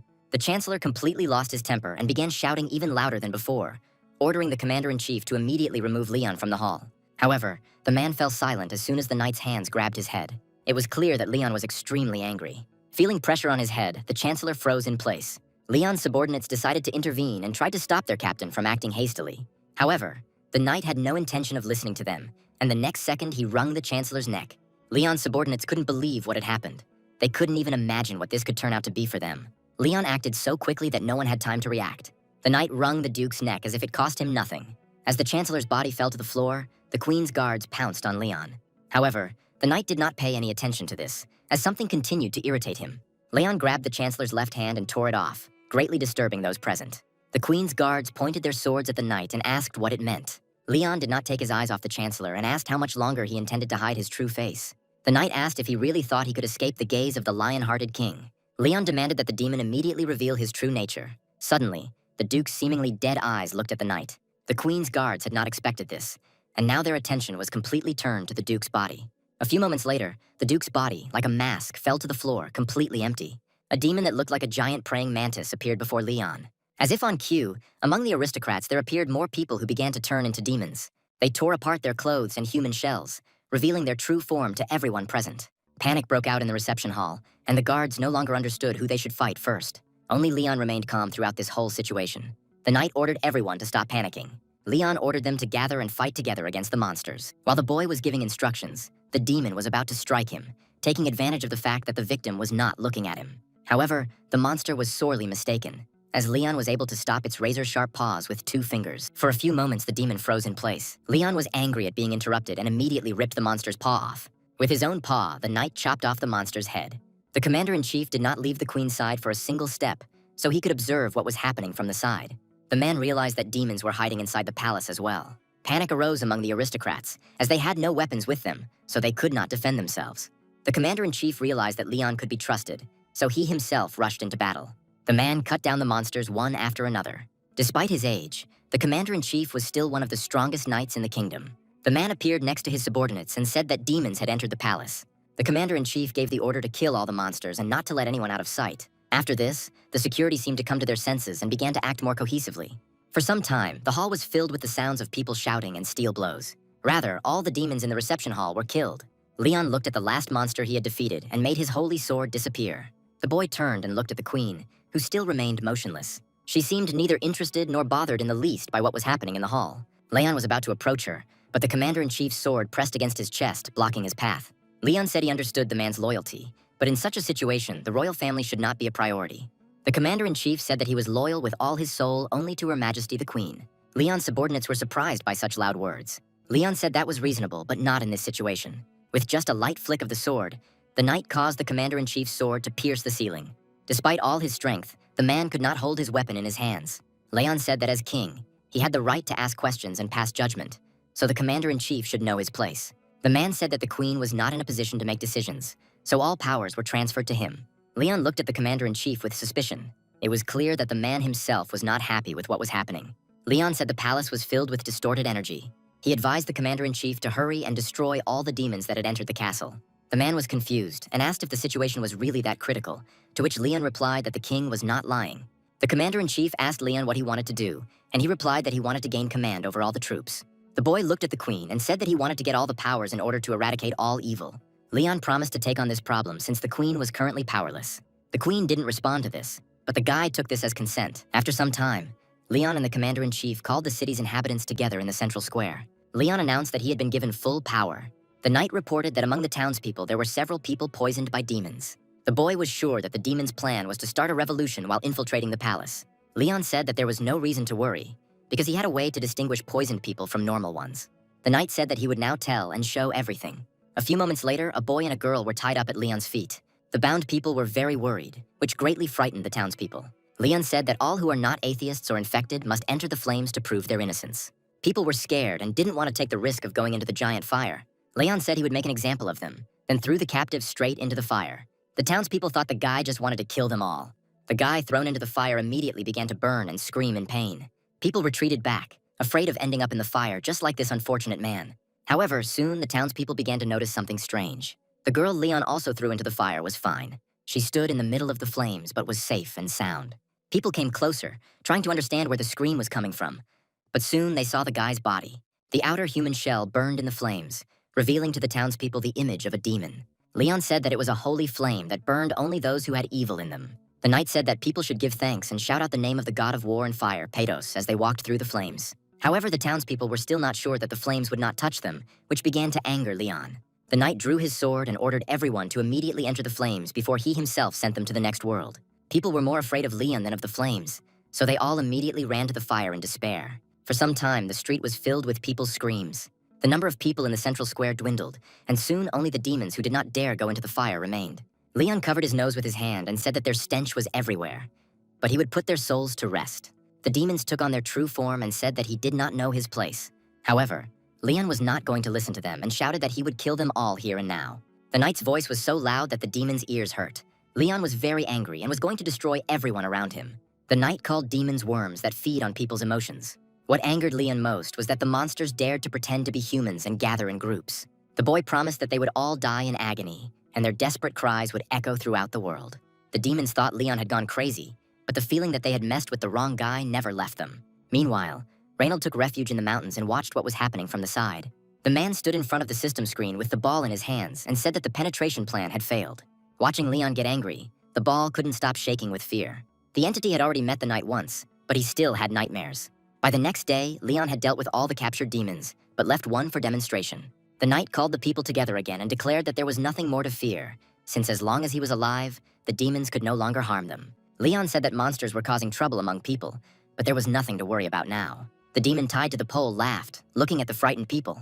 The bat-like monster shouted that this would not be the end of it, because all humans must be destroyed. However, Leon didn't let him finish, hitting him on the head with the edge of his palm. The demon immediately fell silent as the knight struck his head. Leon told the people to look at the beast that was the cause of their fear. The knight said that it was the demons who caused their illnesses, hunger, and discord within the family. Leon blamed the monsters for all the mortal sins and problems in the city, but the demon looked at him as if he had nothing to do with it. The demon wanted to object, but the knight quickly silenced him by tearing off one of the horns on his head. The residents doubted the veracity of Leon's words, but believing that demons were to blame for everything was easier than admitting their own guilt. Soon, all the townspeople were looking at the demon with anger. The monster wanted to object, but Leon tore off his second horn. The knight told people that demons are creatures that bring various misfortunes into their lives. Leon also blamed the monsters for the fact that because of them there is no true faith on this earth. The knight materialized a burning stick in his hand and said that the god of war had created a sacred flame especially for people. Leon pointed to a red-haired guy in the crowd and told him to come up to the podium with him. A few moments later, the young man was already standing next to the knight, holding a burning stick in his hands. Leon ordered him to punish the demon with sacred fire until he fully atoned for his sins. The boy began to doubt, but the knight asked if he really felt sorry for the demon. The red-haired man was more afraid of Leon than the monster, so he immediately said that he hated monsters because they killed his father. Full of confidence, the boy approached the demon and picked up the stick. The monster looked at him and said that if he touched him with that stick, he would even find him in the bosom of a unicorn and kill him. Leon hit the monster again, knocking out several of its teeth, and told it to stop making faces. It was clear that the demon already regretted ending up in the same dimension with the knight. The red-haired guy, on the contrary, was filled with anger, and he hit the monster on the head with a stick of holy fire. The fire did not kill the demon, but it caused him unbearable pain. The monster looked at Leon and began to curse him. However, the knight was not going to tolerate this directed at him and finished off the demon before the holy fire did. Meanwhile, the demon of pleasure and debauchery, Balters, sat tied up in the dungeon.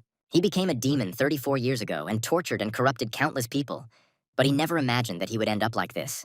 The monster was distracted from his thoughts by a light metallic knock. Spinner walked up to the camera and beeped.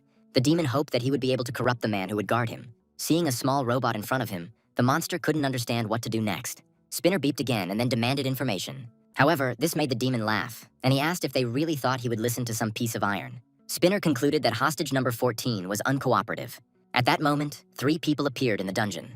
They were dressed in steel armor, and in it they were immediately recognizable as members of the Pantheon. At first, the demon was frightened by the appearance of so many people.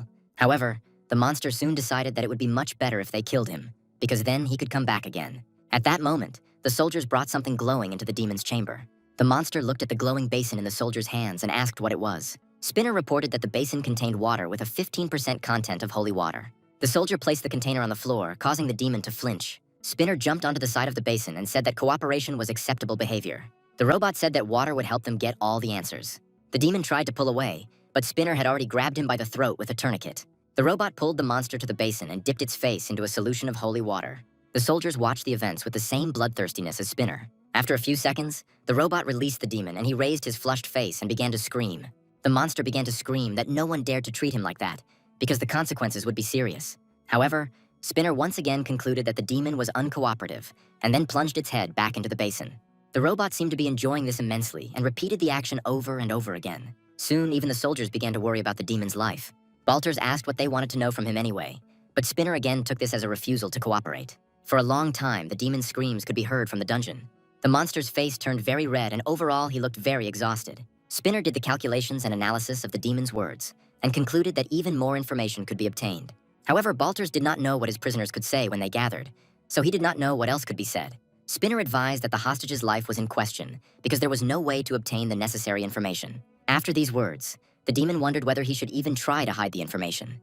Remembering the past torture, Balters smiled and asked what else they would like to know. After collecting the necessary information, Spinner returned to the inn and told Leon everything. Having reproduced all the results of the interrogations, the robot said that the information from different sources coincided by 89%. Leon said Spinner did a great job. Twirling his glass of wine in his hand, the knight asked what was happening to the imprisoned demons. Spinner said they were all destroyed by maintaining 127 decibels for 14 seconds. Leon smiled and said that was not bad. The knight said that the song of justice was always a delight to his ears. However, Leon's joy did not last long. At some point, the knight's body was pierced by pain and disappointment. Leon broke his glass, causing Spinner to panic. After a brief analysis, the robot discovered that the knight's heartbeat had increased and that chest pain was making it difficult to breathe. Leon was filled with anger, which resulted in physical pain. The knight jumped up, knocking over the chair he had just been sitting on. Leon said that he could not accept that these creatures were alive and still breathing the same air as him. Spinner suggested that immediate destruction be carried out. Leon said that this was an excellent plan, so they must urgently eradicate the cause of evil. The king jumped out of the window with Spinner, smashing him to pieces. Robots never felt tired, so they didn't need rest. The lion-hearted king was also filled with energy. The force that was erupting from Leon's body caused his clothes to begin to tear. The king took off, and Sir Spinner followed him. Leon said it was time for a merciless night. Meanwhile, Renaud, along with the entity in the ball, was trying to figure out what to do next. The sorcerer descended to the demons at the behest of the entity. Sensing a human in their ranks, the demons immediately surrounded Reynald. The sorcerer asked the entity if this was normal, and the ball told him to ignore them. Reynald tried not to look around as the monsters scared him. Soon the sorcerer was ordered to stop. Reynald saw before him an 8-armed demon who asked him how he dared to enter his lands for fun. The demon said that this man had no idea what fear was. The sorcerer froze in place, trembling with fear as he felt the thick energy of evil filling the air. The entity from the ball said that before them was the great demon of debauchery and pleasure, Androgyne. The demon looked at the ball and said that he felt a lack of common sense and core. The Androgyne immediately recognized that the ball contained a goblin who had achieved unexpected success. The entity said that he had an offer that the demon could not refuse. However, Androgyne took his words as an insult. The demon loomed over Reynald, who held the orb in his hands, and told them to know their place. Androgyne said that the Goblin Lord and most of the great demons were dead, so they were on different levels. For a few moments, the entity in the ball was silent. However, afterward, the goblin said that all the demons of this world also had one foot in the grave, so they should not be so arrogant. The entity was certain that in the Great Ascension 180 years ago, not only its master had died, but also the master of the Androgyne. The goblin said he knew what kind of merciless creatures lived below. 180 years ago, the 5 evils united for the first time in order to seize power over the world. However, the result was too terrible. 3 demon lords met a terrible enemy. The demonic army fled in fear, not wanting to die so early. They were powerless against the enemy that this world presented to them. They all remembered Leon, who was blessed by the gods and was invincible. The mere sight of this night inspired fear in all monsters and demons. What added to their fear was that Leon genuinely loathed them. During that time, more than 10 million demons were killed. The goblin from the ball said that he was the only survivor from this place. The Androgyne asked if the goblin really knew what had happened there. The entity said that the demon is just an animal, ruled only by instincts. The goblin reminded that he had come to Androgyne with an offer he couldn't refuse. The demon agreed to cooperate, as he dreamed of sending Leon to the very depths of hell. The goblin asked if the rumors were true that the Androgyne was currently carrying out a mission from the most prominent demon. The demon replied that it was almost complete, and even if the target did not survive, it would still remain only mortal. They spoke of a queen who had been worked on by demons for a long time. The Androgyne said that the end was near. After some time, Reynald and the entity left the demon's domain. The goblin said the odds of winning were 7-3, with Androgyne having a better chance. Reynald asked if they could increase their chances if he, as an S-rank sorcerer, entered the battle. However, the entity once again said that they would not interfere in this fight. The goblin said that now they should go to the Dead Reapers near the palace. The entity assumed that Leon knew of their power. Soon a monster came out to them and Reynald asked the goblin who it was. The entity said they found one of the Dead Reapers. However, the strange thing was that the monster looked beaten and seemed as if it was about to burst into tears. At that very moment, the entity ordered Reynald to hide immediately. A second later, a red sphere appeared with a bright thread trailing behind it. The thread wrapped around the Dead Reaper, knocking him off his feet. Reynald and the goblin were terrified. In an instant, the Dead Reaper was hanging upside down from the tree. Reynald noticed another monster crawling towards them, as if begging for help. He was desperately trying to escape from someone. Reynald pressed the magic ball to himself and cast an invisibility spell on himself. At that moment, the sorcerer and the entity heard a voice that they wished they had never heard in real life. Spinner quickly tied up all the Dead Reapers and hung them from the treetops. Leon walked with him along a forest path, and all his clothes were torn. Spinner speculated that there were still survivors, as the last monster was looking at someone. The goblin immediately became frightened and asked Reynald if he had hidden them well. When Leon came closer, the sorcerer asked the entity how this happened, since they had not heard a sound from the other side of the forest. The goblin replied that this was the law of silence of the Grail Knights, which allowed even the sound of hooves to be completely muffled. The entity understood that the knight had used divine law and killed all the demons in the forest. Leon stopped in front of Reynald and said that there was an unpleasant energy coming from this place. It seemed that the sorcerer and the goblin were ready to die right there from these words alone. Leon leaned even closer to Reynald and said that it was coming from here. At that moment, Spinner beeped, which distracted the knight from examining the area. The robot reported detecting movement further into the forest, indicating that there were still survivors. Leon looked again towards the area with strange energy and decided to follow Spinner to its coordinates. As the knight and the robot moved further and further into the forest, Reynald and the goblin were afraid to move or make a sound. They waited until Leon's presence was no longer felt. Reynald removed the cloaking spell from them and collapsed to the ground, whispering that they were almost caught. Leon and Spinner returned to the inn towards morning. On command, a basin of water and a towel were brought to the knight. Leon stood in front of the window and washed away the traces of the battle. The guy was already familiar with the demons of debauchery and pleasure, and knew perfectly well that they only indulged their dirty desires. However, something still bothered him about this whole situation. Leon didn't understand why so many of these demons had settled in this particular gate. While hunting, he and Spinner even encountered high-ranking and elite demons. From this one could conclude that the great demon was also here. However, the presence of such a large number of demons of debauchery and pleasure had no explanation. At that moment, a female voice was heard behind Leon, saying that the smell of blood was too disgusting. The knight shuddered and turned around, thinking that he had not even noticed the guest's appearance. The girl said that Leon was most likely tired and would like to rest. The guest had long platinum hair and a mole under her left eye. Her eyes were pink, and Leon unmistakably recognized her as the queen. The girl smiled and greeted the knight. The queen asked if she could address Leon that way, or if she should call him the lion-hearted king. The knight closed his eyes and thought that the girl was beautiful. Leon picked up the shirt from the chair, noting that the queen reeked of debauchery for no apparent reason. The knight understood that she was the cause of this war, since she in herself personified the fall. The girl extended her hand and said that her name was Beatrice Aligira Sparrow. Leon took her hand and, as etiquette dictates, introduced himself in return and kissed the back of her hand. The knight thought that this energy emanating from the girl had not been noticeable before. The queen said that Leon should not be so worried about her appearance. The girl said that she just wanted to greet the man who saved her kingdom. Leon said that now was not the time for night visits from such a noble maiden. The queen's mood changed, and she looked strangely at the knight. Beatrice hugged herself and said that she was being watched. Leon became worried and asked who could be watching the queen. The girl clenched her hands tighter, as if not daring to tell the whole truth. However, she still decided to admit that the commander-in-chief and his knights were constantly by her side. Beatrice said they were keeping an eye on her and keeping her locked up. Leon thought that the commander-in-chief did not seem like the type of person who would betray. Beatrice grabbed the guy by the hand and said that they had very little time, but she would like to ask him for something. Leon replied that before making a decision, he needed to hear the request itself. Beatrice approached Leon and asked him to kill the commander-in-chief and his knights. The queen promised that if this request was fulfilled, she would give Leon her kingdom. For a while, the room fell silent. Beatrice stepped forward and rose on her toes. The girl asked Leon to check the underground floors of the castle. Beatrice said that the commander-in-chief was hiding something there. At that moment, the sound of heavy footsteps was heard in the corridor. The commander-in-chief and his knights approached the door of Leon's room and called him loudly. The man apologized for the late hour and said he would come right away. At that very moment, the door to the room swung open. The commander-in-chief looked around the room with a stern gaze, as if trying to find something. However, only Leon stood in front of him, with a shirt thrown over his shoulders. The guy said it was the height of impudence to burst into the king's bedroom in the middle of the night. The commander-in-chief apologized for his behavior, but said the situation required no delay. Leon immediately understood what exactly the man in his room was looking for. The boy said that he had recently met the queen and asked why they weren't worried about her walking around at night. The commander-in-chief replied that Beatrice always behaved like that. Leon asked how the guards could leave the queen alone when demons were roaming the kingdom. The commander-in-chief said in his defense that demons do not attack at night. However, Leon did not like this and said that it was a lie. Now the guy had no doubt that the commander-in-chief was hiding something, since he was so confident that there would be no attack at night. There is no way such an ignorant person could occupy such a high position. However, Leon did not argue with the man again, as he saw no point in doing so now. The commander-in-chief turned towards the exit and apologized for his rudeness, saying that he needed to go back. Before the man left, Leon said the queen had complained about them keeping her locked up. The commander-in-chief shuddered and froze in place. The man turned his head towards Leon and replied that this in no way concerned the outsiders. After this, the commander-in-chief and his knights left the room, slamming the door loudly. Leon realized that there was still something he didn't know about this place.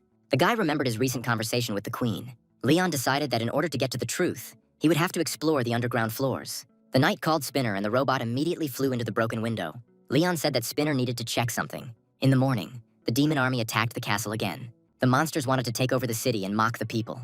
They were eager to cut off their heads and force them to watch as they abused their bodies. The great demon Androgyne spurred on his subjects. The demon promised that the first person to climb the castle wall would be rewarded with 100 slaves. This further raised their morale, and they rushed into battle. However, at that moment, something was flying at them from the direction of the castle. About 10 demons were scattered in different directions. The other monsters came closer as the noise died down. A huge spear was thrust into the ground. As they got closer, the demons noticed that the spear was splashing with holy energy. The souls of the slain monsters began to rise up, unable to fight the summoning. They were drawn towards the castle, on the walls of which something was shining brightly. The Holy Grail emitted light, which attracted the souls of demons. Leon stood on the stele and held a cup in his hands. He heard the souls of demons screaming and begging for mercy. However, Leon was only disgusted by this, and he called them fallen creatures who had not known death. The knight asked what the monsters would do with the insectoid creatures that lived only by instinct. Leon put his foot on the wall and ordered them to listen to him carefully. The knight summoned his holy sword, keeping his gaze fixed on his opponent. Leon stood up completely on the ground and his sword began to glow. The knight said that he would teach the demons the value of life. He ordered them to approach, but the monsters had already lost their fighting spirit. The demons thought they saw a giant, enraged lion. In reality, they had met their worst nightmare. Meanwhile, Commander-in-Chief Ricardo descended into the castle's dungeon. The man said that the visiting king would take care of the monsters, but he now had another task. The Commander-in-Chief said that the main problem was in the seal and asked his knights if everything was all right with it. The knight said that everything was fine, but what they were waiting for never happened. At this time, Spinner, on Leon's orders, kept a close eye on Ricardo, remaining in the shadows. The commander-in-chief said they just needed to be a little patient. The man walked up to the canopy bed and said that centuries of hatred would soon come to an end. The commander-in-chief pushed the cloth aside and looked at the bed. Spinner crawled along the ceiling of the cave so as to remain unnoticed, but to see what was behind the canopy. What he saw made him think even more about what was happening. Meanwhile, Leon and his squad successfully dealt with the onslaught of monsters. The knight took some demons prisoner. However, the monsters understood what lay ahead of them and would have preferred to choose death. Tayson looked at them with some pity and saw one demon fall. The guy ran up to him to help him get to his feet. However, Taesung noticed too late that something was wrong. The demon turned into a beautiful, half-naked girl who looked at the guy shyly and asked him to untie her. However, a second later, a lecherous smile appeared on the girl's face, and she promised that she would thank him for his help. Taesung felt his mind begin to give in to this temptation. The guy had already reached out his hands to the girl to fulfill her request. At that moment, Leon activated the Legion's support, causing the girl's spell to fall off, and she again appeared before Tayson as a monster. The guy immediately hit the demon in the face. The monster looked at Tayson in surprise, who was already starting to give up. The demon asked how an ordinary person could overcome his spell. Now Tayson had experienced the demonic temptation himself, and realized that he had almost fallen for it. At that moment, Leon's menacing voice was heard. The knight rode up on horseback and asked who dared to make noise in the ranks. Leon held a rope in his hand, leading a line of prisoners. The knight looked at Tayson and asked again who had broken the silence. Both the demon and Tayson looked at Leon with fear for a few moments. However, the guy quickly pulled himself together and pointed at the demon, blaming him for everything. Leon asked how dare the demon try to seduce his soldier with that horrible body. The monster was confused and began to ask for forgiveness. Leon refused to forgive and kicked the demon in the head. The other prisoners watched in horror as the knight beat their comrade to death, whose words only further infuriated him. They thought with horror that Leon was an even greater demon than all of them put together. Soon, Leon's detachment entered the city. Chansu walked next to the knight and asked if this was really all right. They returned with a great victory, but the people's reaction was very strange. Leon replied that even the lower demons easily pervert and seduce people. The war against the demons has no end, and that is why only the top brass is happy about this victory. Leon said that this is what the war against demons is like, so they must force the townspeople to deal with the demons and make them watch as the monsters' puny souls are destroyed. Chansu winced at these words, but decided that Leon knew better how to fight demons. The knight looked at the castle and said that they had returned victorious. However, Leon understood that there was no one in this place who would congratulate them. The knight saw a red light in one of the castle windows. Spinner stood by the window and gave Leon signals. The knight said that they had done a good job today. That same evening, Leon decided to penetrate the castle's dungeon. There were 2 soldiers on guard. They immediately noticed that they had uninvited guests in the form of Leon and his retinue. The soldiers immediately took up a defensive position and said that the knight was forbidden to be there. However, Leon did not listen to them, and with one kick, he neutralized the guard and knocked down the massive door. The knight turned when he heard a noise behind him. His subordinates checked to see if the guards were alive, but Leon ordered them to move forward. Soon, lit torches appeared on the walls. Leon and his retinue descended lower and lower. Chansu asked if they were doing the right thing, and Manager Kim replied that life was easier when you didn't think about it. Suddenly, Tayson, who was walking in front of everyone, stopped. The guy turned to Leon and said that he needed to see this. The rest of the team walked forward, and what they saw brought a blush to Chansu's face. Under the palace in the cave, there was a large bed covered with a canopy. Coming a little closer, they could see that there was something on the bed. Leon immediately realized that this was the secret Queen Beatrice had mentioned. The knight moved forward, saying that they needed to check. Ignoring the worried cries of his subordinates, Leon flew up to the bed and pulled back the canopy. A light gust of wind carried a sweet aroma throughout the cave. It came from Queen Beatrice, who was lying unconscious on her bed. Everyone present immediately blushed upon seeing the girl. Queen Beatrice was beautiful and seductive in her deep sleep. There was a slight blush on the girl's face. Chansu began to lose control of his actions and said that she was beautiful. All the men seemed to go crazy and moved towards the bed. Only Leon did not succumb to the spell and stood between his people and the queen. He ordered them to resist and not let the dark energy enslave them. However, the Legion's support no longer worked, and the soldiers did not listen to him. Leon immediately realized that in this case his aura would not help. The one standing closest to him was Chansu, who immediately fell under the hot hand. Leon said that in that case we would have to do things the old-fashioned way. One by one, the knight approached and knocked out everyone who tried to approach the queen. Soon, almost the entire threat was eliminated. Leon was even upset that his people were unable to overcome this spell. Leon turned, about to knock out the last remaining man, Tayson, but froze. After a few moments, a smile appeared on the guy's face, and he said that it wasn't a bad idea. Taesung injured himself to break the spell, so he remained conscious. Leon called upon the Holy Grail and told the boy to breathe deeply, inhale through his mouth, and then exhale slowly. The knight used the Holy Grail to help Daesung clear his mind. Commander-in-Chief Ricardo watched all this from the side. The man was surprised that Her Majesty had not bewitched them. Now Leon understood what the Commander-in-Chief had been hiding all this time. Tayson finally came to his senses and looked angrily at Ricardo. Leon said that despite being in this place, none of the commander-in-chief's retinue succumbed to Beatrice's charms. Ricardo's knights drew their swords and prepared for battle. The man said they had simply gotten used to the effect. However, Leon immediately said that this was a lie. The knight said that the queen's energy was close to a curse, so it was impossible to get used to it. Leon said that he had encountered similar energy before. The knight immediately remembered the Lady of Pleasure, whom he had once met. Leon said that it is a force that can seduce and corrupt all living things around. However, there was something strange about this whole situation. Leon hated and wanted to exterminate all demons more than anyone. However, he didn't feel such energy from the queen. Leon asked why the commander-in-chief remained so unperturbed until now. The boy took out a pink petal and brought it to the Holy Grail. The petal fell softly onto the water in the bowl. Leon called upon the great goddess of dreams and death. The knight said that he, as her faithful guardian, asked for her blessing. The platinum-haired goddess responded to Leon's call. She appeared in her true form. Commander-in-Chief Ricardo stepped back, not believing what was happening. The goddess held a lantern in her hand, which filled the cave with pink light. The girl said that she would provide any support to the lion-hearted king. Leon already knew what they would have to do. The goddess emitted a bright light, illuminating the cave. Leon turned to face her and bowed. The knight introduced her as the goddess Phil, the deity of dreams and death. The girl thanked Leon for calling her. Phil looked around and said that she felt the demons of debauchery. The commander-in-chief could not take his eyes off the goddess. The girl was sure that demons were performing some kind of manipulation here. Phil said that in the dream, which repeats endlessly, demons perform a ritual of corruption. The girl waved the lantern and said that sleep is something from which a person must eventually wake up. Phil pointed the flashlight at Commander-in-Chief Ricardo and ordered him to show his true face. The lantern began to absorb all the feigned charms. The silhouettes of people darkened, revealing their true nature. The cave plunged into darkness, removing all masks. For a few moments, the entire kingdom was plunged into darkness. Then it was as if a thick glass had fallen before Tayson's eyes, revealing the true nature of things. The guy couldn't believe what he saw in front of him. The commander-in-chief had changed and no longer looked like a living person. The man's armor was unchanged, but blue fire engulfed his body. Tayson immediately recognized their appearance as Death Knights. Leon said he now understood why he hadn't noticed them right away. All this time, the knight was trying to find enemies, but it turned out that this whole world was not real.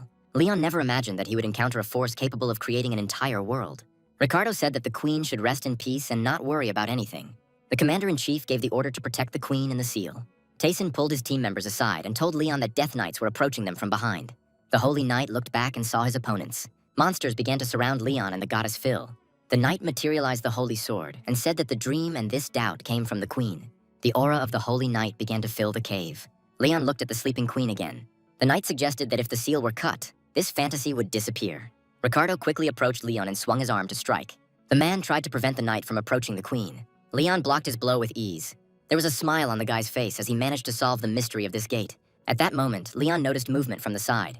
Turning his head, the knight saw another monster approaching them. The Death Knight tried to take advantage of Leon's preoccupation and strike him from the side with his spear. Leon abruptly turned his sword towards the spear and threw Ricardo's sword and spear aside. The guy said it should be a one-on-one duel. Leon asked if Ricardo really wanted to give up his knightly honor. The commander-in-chief replied that he had long ago abandoned it.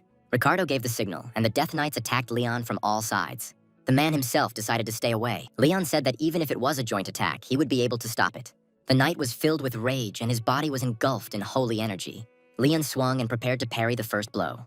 The knight was the first to attack the monster with a magic staff. Then Leon knocked the Death Knight's shield aside with one blow. At some point, several monsters attacked the knight at the same time, and the collision caused an explosion. When the dust settled, Leon's hand became visible, holding one of the monsters by the head. The Holy Knight looked like it was no trouble at all for him. Leon thought that Ricardo was really strong. After becoming undead, the commander-in-chief should have become weaker. Leon shouted that with his honor and recognition twisted, Ricardo would be unable to protect anything. The Holy Knight thrust his sword into the ground. Holy energy began to spread across the ground, striking monsters throughout the cave. Eventually, this force reached Ricardo himself, restricting his movements. The commander-in-chief was most worried about what would happen to the queen. When the earth was filled with holy energy, an explosion occurred. Ricardo survived, but was unable to stay on his feet. He couldn't believe that Leon was able to destroy their entire guard in one blow. The Holy Knight walked up to Ricardo and pointed his sword at him. The commander-in-chief looked at Leon and didn't know what to say. The Holy Knight told him to wake up from this fleeting dream. However, Ricardo was still in a state of shock. Receiving no answer, Leon raised his sword and said that since the man did not want to wake up, he could live in his futile illusion. However, before he struck, Leon froze. Something still bothered the guy. Even if Ricardo's loyalty was an issue, he was not an apostle, so the queen had no reason to kill him. Suddenly, a thought came to Leon's mind. He turned towards the bed and wondered if it could be true. Leon thought that the queen was not the villain in this story. The Holy Knight lowered his sword and ordered Ricardo to speak. Leon asked what they did to the queen. The commander-in-chief hunched over to the ground. as if it was difficult for him to talk about what had happened. A few moments later, Ricardo said that he and the devil had made a deal. Many years ago, this kingdom was already on the verge of destruction. It seemed that the queen was the only survivor. When times were most desperate, the devil came to Queen Beatrice. He said that the girl's courage was incredible, so he would like to make a deal with her. The devil offered her to accept the demons of debauchery and repeat the 100-year fall of the kingdom. He promised that if the queen did not fall into lust during all this time, then she and her people would be saved. The queen, whose kingdom was already in danger of destruction, had no choice but to accept the condition. Beatrice agreed to this, even though she knew it was a trap of the devil. In the 5th year, the number of people whose minds had collapsed due to endless pleasures and tortures increased. During the day, Beatrice had to watch demons kill people, and at night, listen to the whispers of corruptors. For the first few years, this could be dealt with. But the enemy was the archdemon of debauchery. The devil's trap is cunning and insidious, and there were no loopholes in the deal that had been made. Those who commit suicide to avoid the contract will become ghosts, and after 100 years will become servants of debauchery. The queen was driven mad as she watched her kingdom crumble while the essence of debauchery constantly tempted the queen. In his 50th year, the faithful knight could not resist his desire and invaded the queen's bedroom. That day, Commander-in-Chief Ricardo made a decision on which the queen's safety depended. The man told his knights that as living people, they could not resist temptation. The only thing they could do was commit suicide. The main goal of all knights was to protect the queen and be faithful to her. All subordinates carried out the order of the commander-in-chief, and he committed suicide. Ricardo believed that even if their flesh rotted and they became ghosts wandering through the 9 hells, they had to do it. When all the knights had carried out the order, the commander-in-chief himself went after them. Ricardo believed that even if nothing could save their souls, they had to protect the queen. The man told Leon that the queen's charm did not work on those of them who committed suicide and became servants of the devil. They sealed the queen so that no one could approach her. Even this seal, created by a simple ritual, has existed for 80 years. Now Leon understood that this was precisely why Beatrice had asked him to take care of Ricardo and his knights. At this moment, their conversation was interrupted by the goddess Phil. The girl asked if Leon felt evil approaching.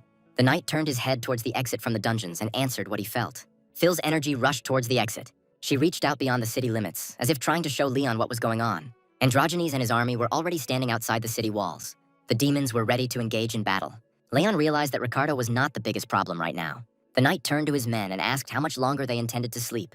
Hearing the commander's cry, the soldiers immediately jumped up, not understanding what was happening. Manager Kim started to look around, but was grabbed by the collar by Leon first. The holy knight ran towards the exit, pulling his men along with him, and said that they must join the battle. Phil turned her attention to Ricardo and said that they still had something to discuss. Meanwhile, the rest of the soldiers from his squad were already waiting at the entrance to Leon's dungeon. Upon seeing the captain, they immediately reported that demons had come and were attacking the city walls. Coming closer to the walls, Chansu froze in horror. There were too many demons. The man had never seen such a number before. He began to doubt that they would be able to close this gate. However, Leon was not going to give up and tried to come up with a plan of action. At that moment, one of Leon's soldiers stepped forward. Taesung stood in front of the soldiers, ready to join the battle. The guy put on his helmet and ordered his subordinates to raise their shields. The soldiers then began to carry out the order. Taesun remembered very well what Leon had taught them over the past few months. Now they had to stay in their place and stop the enemy. As long as they hold out, Leon will support them. If things go wrong, the knight will enter the battle himself. He will be accompanied by Spinner, who is also a good fighter. Spinner and Leon provided spiritual support to the squad, so they believed that they would win. Seeing a small detachment emerging from behind the walls, Androgen became angry. The demon ordered his slaves to go into the pleasure brought by pain. The monsters immediately rushed into battle. The Pantheon squad was attacked from the air by dragon-like monsters. However, the detachment stood still and waited to meet the main forces. Spinner said he was taking out hostile elements without weapons. Leon also prepared for battle and holy energy began to burst out of his body. Just before the collision, the knight called his horse. Leon's squad encountered a horde of demons who tried to encircle them. The monsters crashed into the shields and tried to break through the squad's defense. Taesung felt that this pressure was stronger than in all previous battles. However, the boy believed that even if he could stop them, the king would help them. Taesung looked towards where Leon had been standing and his eyes widened. The guy couldn't even see the silhouette of the king as the monsters piled up on him. The squad's morale gradually began to decline. Taesun saw the monster approaching them and thought that their end had come. At that moment, an explosion was heard, which threw the monsters away from the place where Leon had previously stood. The lion-hearted king was burning with rage and was not about to give up. A stream of holy energy rushed into the sky, throwing up the monsters standing nearby. The demons began to look at Leon with fear as there was not a scratch on his body. The reason for the power of the lust demons is their incredible numbers. Even though they are lust demons with weak combat power, receiving a buff is extremely annoying. Leon looked back to where his warhorse lay on the ground. The king said that this was a magic trick used by the great pleasure demons. Leon thought that they lacked breakthrough power. Looking at the endless number of demons, the knight wondered if he would be able to carry out his plan now. Leon closed his eyes for a few moments. However, when he opened them, The shadows, the doubts, disappeared.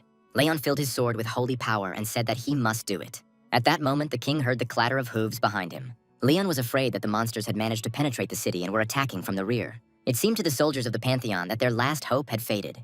However, at that moment, a squad of Death Knights ran out of the castle gates. They were led forward by Commander-in-Chief Ricardo. As they approached the Pantheon squad, the Death Knights scattered to either side of the soldiers and rushed towards the demons. Contrary to Leon's expectations, they sided with them. The combat unit in the form of Immortal Knights was more than useful. They helped the Pantheon squad get some rest from the demon crush. On horseback, they were able to push the enemy back. Commander-in-Chief Ricardo dismounted and approached Leon. The knight smiled and said that the man had apparently woken up from his sleep. Ricardo said his devotion to Her Majesty remains the same. The Commander-in-Chief said they had already experienced many failures. Having finished with the enemy, the Death Knights stood behind their captain. Leon looked at them with a smile on his face. The Death Knights emanated dark energy, but they fought for the forces of good. Ricardo hoped that Leon and his men could turn the situation around. The lion-hearted king listened to them attentively. Ricardo said that if Leon helps them, they will put all their efforts into helping them. The Holy Knight smiled and said that in that case he should show everything he was capable of. Leon promised to live up to their expectations. The Holy Knight was a symbol of hope for many. Leon stepped forward and called upon the god of war and fire. When the entire world was destroyed by demons, the gods found their refuge in the heart of Leon. Previously, the knight had a golden glow, but now he was engulfed in red flames. At this moment, even the hunters and the queen's loyal knights were on his side. A column of red fire shot high into the sky. The demons froze in their places, afraid to come closer. People from this world were still in the role of losers. After all, it was a fleeting flame that could go out at any moment. But Leon believed in it. The knight promised that he would be with his gods even after their fall and would go with them to the stars. Now Leon didn't look like himself. His eyes became pink and his golden hair became long. The sky became cloudy from the gathering energy. The god of war and fire loomed over the human armies. Leon's appearance became similar to that of God himself. It seemed that not only his appearance, but also his behavior had changed. The demons shook with fear as they looked at him. Leon thrust the holy sword into the ground and called out his name. The knight said that he was the first standard bearer of the greatest god of war and flame, Pitos. The Pantheon soldiers had never seen Leon in such a state before. The flames began to engulf the army of people, but did not harm them, but only strengthened their abilities. Leon asked God to bring forth the flames of war to punish the evil beings. Flames began to fill the streets, forcing the monsters to retreat. What emerged from the flames frightened them greatly. The sound of heavy golden hooves was heard. A large golden bull emerged from the flames. 2 bulls pulled the chariot. Leon climbed into the chariot and made his sword disappear. The knight looked at his warhorse and called it back. Leon thanked his faithful friend and told him to rest. Turning his gaze to the demon army, the knight summoned his holy spear. Leon said that now it was his turn to go to the battlefield. The Pantheon squad and the Death Knights, led by Commander-in-Chief Ricardo, formed up. Leon, in a chariot, led their troop and said that they were going for victory. The bulls breathed fire and reared up. The Commander-in-Chief wanted to warn Leon that it was dangerous to be the first to go into the thick of things. However, the Holy Knight did not listen to him, and his chariot rushed forward. At the command of Androgen, the demons moved to meet him. Realizing that it would be impossible to stop Leon, Ricardo sent his men after him. The demons rode on 4-legged monsters. Leon looked at this semblance of cavalry and riders with whips in their hands, and his eyes changed. The knight became angry and began to shout, thereby becoming more like his former self. Leon clutched the weapon in his hand and said that one should fight with a sword and a spear, not with a whip. As if having adopted their master's mood, the bulls became enraged. Leon activated the strongest attacker ability against the bulls. This allowed the animals to break through the first ranks of demons. The bulls easily threw the demons in different directions. Leon has not yet entered the battle personally. Ricardo watched the scene in amazement as he followed the Holy Knight's chariot. The androgyne began to understand that this time the forces were not on his side and began to worry. Leon moved purposefully towards him, sweeping away all the demons in his path. It was like a whirlwind that threw everything around to the sides. The androgynous man began to sweat heavily from nerves. He couldn't believe that Leon had broken through the demon army without stopping for a moment. The demon ordered his subordinates to shoot at the knight with magic cannons. The little demon stepped forward and prepared to shoot. Leon applied the squad's immunity to ranged weapons and activated protection for all his allies. The Holy Knight asked if there could be honor in a cowardly long-range weapon. The collision of the magic cannon cores and Leon's powers created a large explosion. However, the Holy Knight passed through it without slowing down. Many more improvements have been applied to the Pantheon squad and its allies. The bulls rushed forward, leaving the allied forces behind. At some point, Leon noticed a shadow looming over him. Androgen couldn't take it anymore and entered the fight on his own. Leon looked up, noticing the demon about to strike. Androgen struck the bulls and they stopped instantly. One of the bulls was injured, causing the animal to howl. However, they continued to try to move the androgyne, who did not give in. The demon began to look around in panic as he no longer sensed Leon's presence. After the blow dealt by androgyne, the chariot separated from the bulls and rose into the air. Leon pushed away from her and tried to strike the demon, but he managed to dodge at the last moment. The androgyne began to tear the restraining straps from his many arms and ordered the monsters to attack the knight. Meanwhile, Leon thrust the holy spear into the ground. After this, the knight materialized a holy sword out of thin air. He challenged the demons to try to hold out against him for at least a minute. The androgyne did not understand how all this could happen because of the appearance of just one person. After Leon's appearance, the knights of this ruined country became much stronger. While the rest of the allied forces dealt with numerous monsters and demons, Leon approached the androgyne. The demon immediately realized that this was the knight who killed Lord Dotrodon. Hearing this name, Leon thought for a few moments, but then he smiled, remembering the demon who walked around with a bloated lump of fat. Leon said that the creature was a pathetic pervert. The knight told Androgyne how he had torn Dotrodon to pieces and promised to do the same to him. Leon pointed his sword at the demon and said that this time he would have to tear off a few more limbs. These words made Androgyne lose his temper. The demon promised that today Leon would definitely die at his hands. The androgyne summoned a cleaver into each of his hands. After that, he threw them towards Leon. The holy knight stood in front of him with a sword and spear in his hands. Leon moved his leg back to gain a more stable position. The knight was angered by the fact that instead of striking himself, the androgyne relied on magical powers. Leon said that's why the demon is so weak. The holy knight swung and threw his spear. It rushed towards Androgyne, accompanied by a bright fire. The spear deflected all the demon's cleavers in its path. Without slowing down, the spear struck Androgyne, cutting off one of his arms. The demon couldn't believe that Leon's blow had bounced off not only his weapon, but his hands as well. The knight spoke again, causing Androgyne to flinch. Leon reminded that he had promised to tear off all his limbs. The androgyne did not have time to notice how the knight approached him. However, the demon was confident in his powers, and a smile appeared on his face. Just as Leon was about to strike, Androgyne activated the crown of passionate desire. The Death Knights were familiar with this attribute, so they began to worry about the Holy Knight. However, despite their fears, Leon remained conscious. The knight lowered his sword, delivering a sweeping blow to the androgyne's shoulder. The demon looked at Leon and asked how he was able to get rid of the illusion of passionate desires. The Holy Knight replied that even the great demon of pleasure could not deceive the king. Leon asked how someone like Androgynous could deceive him then. The demon looked at Leon and thought that this couldn't be true. As long as they are alive, every person has passionate desires. So there was definitely something wrong with Leon. The androgyne realized that his only salvation would be to flee. The demon ordered his subordinates to stop Leon immediately. At that moment, one of the golden bulls ran up to Androgynous from behind and threw him into the air. The demon fell to the ground, and Leon reminded him to pay attention to what was behind him. The knight came closer and placed his foot on Androgyne's chest. The demon began to say that Leon acted like a coward because the god of war helped him in this battle. The knight agreed that it would be unfair if a third party intervened in a one-on-one duel. The androgyne began to hope that Leon would not want to sacrifice his knightly honor and would let him go. However, Leon said that he had no honor for evil creatures like demons. The knight said that for him this was not a duel, but the extermination of insects.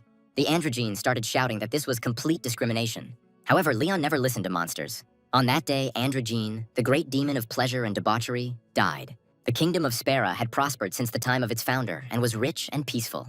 Queen Beatrice, like all her people, thought that this would last forever. However, at one point, everything was threatened by the invasion of demons. That day, the sky turned bloody. A horde of demons gathered at the city walls. The wise sorceress queen understood the threat to her people. She also knew that the impact of this outrageous incident would eventually spread throughout the entire kingdom. Beatrice fought on the front lines to protect her people. At first, there was hope thanks to repeated victories. Time after time, the queen held back the enemy's onslaught. However, this hope did not last long. One day, when Beatrice went outside the city to the battlefield, she saw something that shocked her. The demons did not die, but merely left their physical shells to be restored in new bodies. Then the queen realized that this was a war that people had no chance of winning from the very beginning. No matter how many battles they win, no matter how many demons they kill, in the end, they come back. The queen thought it was absurd, but she couldn't do anything about it. After some time, she came to terms with the fact that the final destruction of the kingdom of Spera would inevitably happen. When all her subjects were defeated, she remained alone in the castle. At that moment, the devil appeared to her and offered to make a deal. He offered Beatrice to accept the creatures of depravity and try to survive for 100 years. In exchange, he would stop the invasion of this world. The devil promised the queen to return everything she had lost in this war. Beatrice looked at the devil and thought that she couldn't find a better way out. The queen accepted his proposal, although she could not know for sure that she would not be deceived. Beatrice reached out to the magic ball and made a deal with the devil. She realized that she was walking straight into the demon's cunning trap. However, she could not refuse, because this was the only chance to protect what was dear to her. Since the beginning of the agreement, demons began to fill the kingdom. Thus began the repeated decline of the kingdom of Spero into debauchery and decay. As the demon promised, the insightful subjects and loyal knights returned to life. The proud queen stood at their head again and led them. However, at the same time, gradually, second by second, they sank into madness. Those who once fell and ended up on the side of the demons could not return again. In the end, one swordsman could not resist his desire. He reached his breaking point in Queen Beatrice's bedroom, but Commander-in-Chief Ricardo put an end to it. That day, the knight apologized to his queen and sealed Beatrice underground. Ricardo and his knights committed suicide by becoming a ghost. In this way, they could protect their queen without posing a threat to her. Beatrice spent 10 years in regret and exhaustion for what happened to her loyal knights because of her fault. Even knowing the end, there was no choice but to repeat the destruction. The queen hoped that this nightmare would end as soon as possible. This happened when Leon and his Pantheon squad came to their lands and dealt with the demons. At this moment, the lion-hearted king returned to the dungeon and laid down the crown and weapons of the demon Androgen in front of him. Spinner looked closely at the weapon and Leon assumed he liked it. The robot reported that the weapon was made of high-strength metal material, which made it useful. Leon said that these things are tainted with evil, so they can capture the soul. Spinner raised his weapon and promised to handle it. Leon said that since the robot was confident in his abilities, he would leave it to him. After this, the king looked at the crown, which still lay in front of him. At that moment, the goddess Phil appeared behind Leon and called him. When the knight turned to her, the girl asked to show her the crown he had received after defeating this evil. Leon was worried that this stolen item might defile the goddess's gaze, but she said that everything would be fine. The knight took the crown in his hands and handed it to Phil. The goddess said that Leon might not remember this, but he had encountered this crown before. Phil reminded him of how he had fought the great demons of depravity. The goddess said that these demons of lust deceive people with meaningless illusions, and this power is contained in the crown. Phil said she could try to get something out of the item. Leon said that it was a special item that was destined to disappear anyway, so he would gladly give it to the goddess. Phil thanked the knight and praised him for his work. The goddess said that the Pantheon rejoiced and thanked him for the glory and honor, to which Leon said that he had to do so.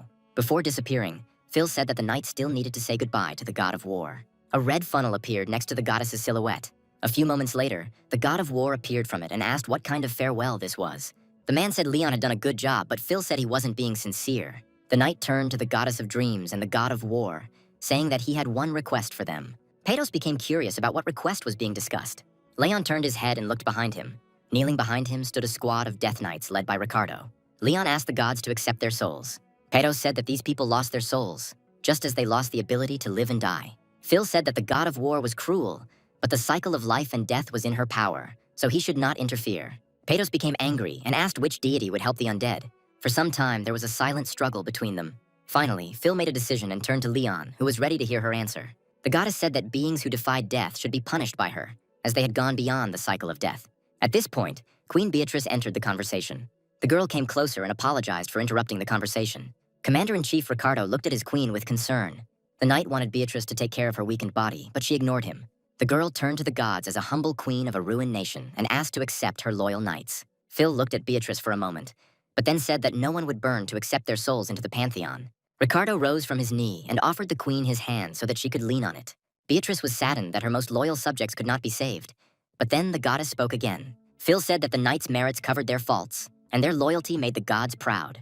The goddess looked at Leon and noted that even the lion-hearted king had asked him to take care of them. Phil said there was no greater reason to agree, so she would cleanse their trapped souls and give them a chance to be reborn. However, everything was not so simple, because Queen Beatrice had to make a deal with the goddess. Phil said that this was the queen's only chance to give peace to the souls of her knights. The goddess said that Beatrice should become her priestess and help Leon spread the faith.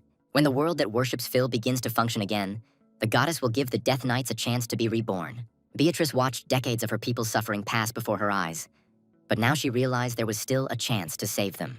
Without thinking twice, the queen agreed to these conditions. Beatrice said that she would gladly become the priestess of Phil and would follow Leon everywhere. Thus, the history of the Kingdom of Sparrow came to its end. It seemed like they had lost this war, but hope was still alive. Leon walked out of the castle gates with Spinner, leading Queen Beatrice by the hand. Something near the gate caught the king's attention. Leon saw his subordinates looking at something intently. Taisong approached the king, who ordered that the losses be reported. The guy reported that most victims of debauchery and immorality recover. However, 6 soldiers of the Pantheon squad were killed. All the living comrades gathered around the bodies of their friends and mourned them. Leon walked closer and stood next to the bodies laid out in a row. The knight thought that if there were not so many losses, then his subordinates had excellent military training. Leon took out his holy sword and knelt down, saying that he would pray for them. The king turned to the god of war and fire. Leon said that these warriors died an honorable death, so he must take their souls. The knight prayed that even if there were sins in these people's lives, their military achievements would wash them away. Flames engulfed the bodies of the fallen, and their souls soared to the heavens to enjoy a feast with the gods. Leon ordered that the names and families of those killed in battle be reported, as the Pantheon would never forget their service. All the soldiers watched as the souls of their comrades flew to heaven. Leon watched them go and announced that they were returning to Earth. The door to the paradise of the gods was open, but the level of souls was too low, so they were forbidden to enter paradise. However, thanks to the blessing of King Lionheart, entry into heaven was permitted. Meanwhile, on the ground in Korea, panic arose due to the changed goals. In this unprecedented situation, the Hunters Association gathered all available hunters and prepared to break into the dungeon. A whole week has passed since Leon and his squad entered the gate. After this time, they successfully returned to Earth and brought Queen Beatrice with them. Afterwards, Leon arrived at the office of the Kanhek Association president to register the girl as a survivor. The man expressed his condolences for the deceased hunters. Leon assumed that Kanhek had already managed to watch the detailed video through Spinner. The president said it was truly a miracle that it all ended with such losses. For a few moments, the room fell silent. Then Leon looked at Kanhek and said that he would like to meet the families of the victims. His words greatly surprised the president, and he asked why he wanted to do this. Leon replied that the dead were some of their few soldiers. But Kanhyuk said that the boy could end up in a bad situation. The knight said he was not so limited that he could not understand the families of the victims, but he had to convey this information personally. Leon had something else he wanted to tell the president, and he said he was ready to listen to him. The king said to release the video and gather the hunters, as the demons would eventually invade their world. Leon said that they should have soldiers and knights by now, and Kanhyuk said that he would do his best. The man said that he would make up the next schedule and send it to the knight later. We moved to the Pantheon's headquarters on the Naju Plains. Leon sat at his desk and looked out the window at the field. The demon's movements were unusual, so the boy decided that he urgently needed help. Without thinking twice, Leon put his hand to his chest. The guy decided that this time he would have to go and look for what he needed himself. Leon used his sacred power to enter a place where people could only go after being blessed by the gods. The guy's heart was beating steadily, but it was as if he was starting to disappear from this world. Leon felt the world around him gradually changing. A few moments later, the guy found himself on the edge of the forest. Leon opened his eyes when he heard people greeting him. In front of the guy, there was a whole crowd of people waiting for him at the entrance to the castle. The gates were open and waiting for Leon to pass through them. A short girl with red hair greeted the guy. The castle was white with light blue domes. Leon greeted a girl named Anyak, who was a saint, and asked her how she was living in heaven. The girl replied that she was doing well thanks to His Majesty. As Leon passed through the gate, he saw a couple more familiar faces and realized that some of his Lionheart knights had been blessed. One of the knights stepped forward and joked that if he had known how nice it was here, he would have come earlier. At that moment, a red-haired man approached Leon, whom the knight immediately recognized as the late King Lionheart. His name was Archon, and he said that a long time had passed since Leon had last visited paradise. Leon bowed and said that he hoped he had not disturbed their peace, which caused the late king to laugh. The knight said that new souls were supposed to arrive in paradise and asked if the Archon knew anything about this. The late king immediately remembered how the 6 souls had come to them and promised the boy that they were very glad to see them. However, Archon felt that there must have been a reason for Leon's hasty visit. The knight replied that first he would like to greet the gods of the Pantheon and solve one problem. Leon said that the situation was urgent, so he should borrow the wisdom of his ancestors. Akron advised the boy to go into the forest. The late king said that he had lent Leon his friend Petelion. After some time, a magical creature with wings was brought to Leon. It was the winged horse of the late King Akron, of which he had spoken earlier. Leon flew ahead of everyone, but periodically looked at the ground. The boy thought that he too would arrive here on a stallion someday, but this would not happen before he left offspring. Leon pulled the reins slightly, showing Petelion where to fly. Soon they began to slow down. This part of the forest was much darker, as if it held many secrets. Leon and Petelion landed and walked towards the trees. Hearing the trees whispering, the boy said they had arrived. From the depths of the forest, Leon heard a voice calling him. The boy shouted loudly, breaking the silence of the forest, and addressed the sages of the forest. Leon apologized for invading their territory by descending from the heavens. The trees began to wake up, and faces became clearly visible on the trunks. One tree said that all living creatures had long since gotten into debt. Leon dismounted and went into the forest, listening carefully to what the trees were talking about. The wise men said that they were always waiting for him, but Leon said that this was just flattery. The trees asked the boy why he had come to the paradise of the dead. Leon said he would like to meet Gunlar, the youngest sage among the trees. The trees began to move, whispering Gunlar's name. The sages slowly parted to the sides, allowing the tree to move forward. For some time, the forest was filled with the crackling of branches and the rustling of leaves. Gunlar stepped forward and greeted his old friend, which brought a smile to Leon's face. The big tree asked the boy why he had come to him. Leon approached and bowed to the sage in respect. The guy said he would like to take Gunlar's seedlings. Leon was sure that the sage had fallen into the arms of paradise without being able to plant any seedlings. Gunlar asked if it was really that urgent. Leon spoke about how his home, the Earth, was attacked by demons, and thanks to his last expedition, he learned a lot. The guy is sure that the demons noticed his existence and began to manipulate him in order to quickly penetrate the Earth. Gunlar immediately remembered how Lionheart began to rot from the inside. Even though it no longer had anything to do with the sage, he did not want the tragedy to happen again. Gunlar extended his root to Leon and said that the boy was the only one who could take things from this underworld. The roots began to twist together, forming a seedling. Gunlar handed the seedlings over to Leon and said that he trusted the boy completely. The knight thanked him for his help, and the sage said that it was a pleasure to meet his old friend again. Before Leon left, Gunlar wanted to tell him one more thing. The sage told the boy not to come here too early. Leon immediately understood what exactly was being discussed. After some time, the knight returned to the Castle of Paradise, where they were already waiting for him. Sir Gratas, Anyak, and the late king came out to the gate and asked if Leon was really going to leave. The late king asked the boy to accept something from him. Archon said that after some discussion, they would like to give something that could be useful to Leon in the future. Leon looked at his hand and saw a magical leash. The Archon was a master who could train even fantastic beasts, so he left Leon his leash. Sir Gratas stepped forward and said that it was now his turn. The man handed Leon a large, tattered book and recalled that the boy was now training his army from scratch. Leon read the title of the book and immediately recognized one of the legendary works. The men enthusiastically discussed the book, completely ignoring Anyak, who stood nearby and waited her turn. Finally, the girl couldn't stand it any longer and decided to interrupt the conversation to present her gift. Anyak handed Leon a pendant in the shape of a sword on a cord. The boy immediately recognized this thing as a holy relic that had been passed down from saint to saint, so he asked how he could accept it. Anyak said that she had already discussed this with a representative of the Pantheon, and they had given permission for the relic to guard Leon. The knight accepted all the gifts from his old friends and thanked them. Leon promised that he would use their gifts with the utmost care, after which he began to disappear into the sunlight. A few moments later, the guy found himself back at the Pantheon headquarters. The guy decided that he should discuss some matters with one person. Leon walked up to the door and knocked on it, introducing himself to the owner of the room. The guy asked if he could come in. Queen Beatrice winced at the lateness of the visit, but said nothing. Instead, the girl walked up to the door and opened it. Leon took a step back and continued to wait for an answer. Beatrice asked if the knight really wasn't going to come in. Leon kept his eyes on the floor and reminded him that the girl had never given her permission. Beatrice smiled and said that he was a very honest man. The girl walked into the room and invited Leon to come in. Beatrice walked to the window and turned to face the knight. Leon closed the door behind him and apologized to the girl for bringing her to such a squalid place. Beatrice replied that this was too much treatment for the queen of a ruined country. Leon looked down and told the girl not to worry. Approaching the window, the knight said that the divinity within Beatrice suppressed the essence of debauchery, but it could not be destroyed. Leon put a mark on the girl's hand and said that he would have to correct this balance for some time. They sat down at the table and the knight poured wine into the glasses, saying that it was a farewell drink for the deceased knights. Beatrice took the glass in her hand and said that was all she could do. The girl had arrived in this world 2 days ago, and Leon wondered if she had been able to adapt. Beatrice replied that she needed a little more time, as this world was completely different from her world. Leon raised the glass to his lips and said that there was no need to adapt. The girl looked at him in surprise, not understanding what he was talking about. Leon said that they proudly obey their own laws as they remain the rulers. The knight said that ordinary people everywhere should follow the king's path. Beatrice smiled and asked if Leon had the mindset of an invader. Leon smiled and replied that it was something completely different. The guy said that if someone harms the world simply out of passionate desire, then these are the ambitious plans of an insignificant person. However, if one benefits all people with correct teachings, that is the enlightenment of the king. Beatrice realized that only by being at this level could one fight demons for hundreds of years. The girl said that with such views, Leon would have to fight not only with demons. Leon agreed with this and said that this was why he had a noble task given by the gods of heaven and earth. The knight said that he would like to invite Beatrice to join him on his journey.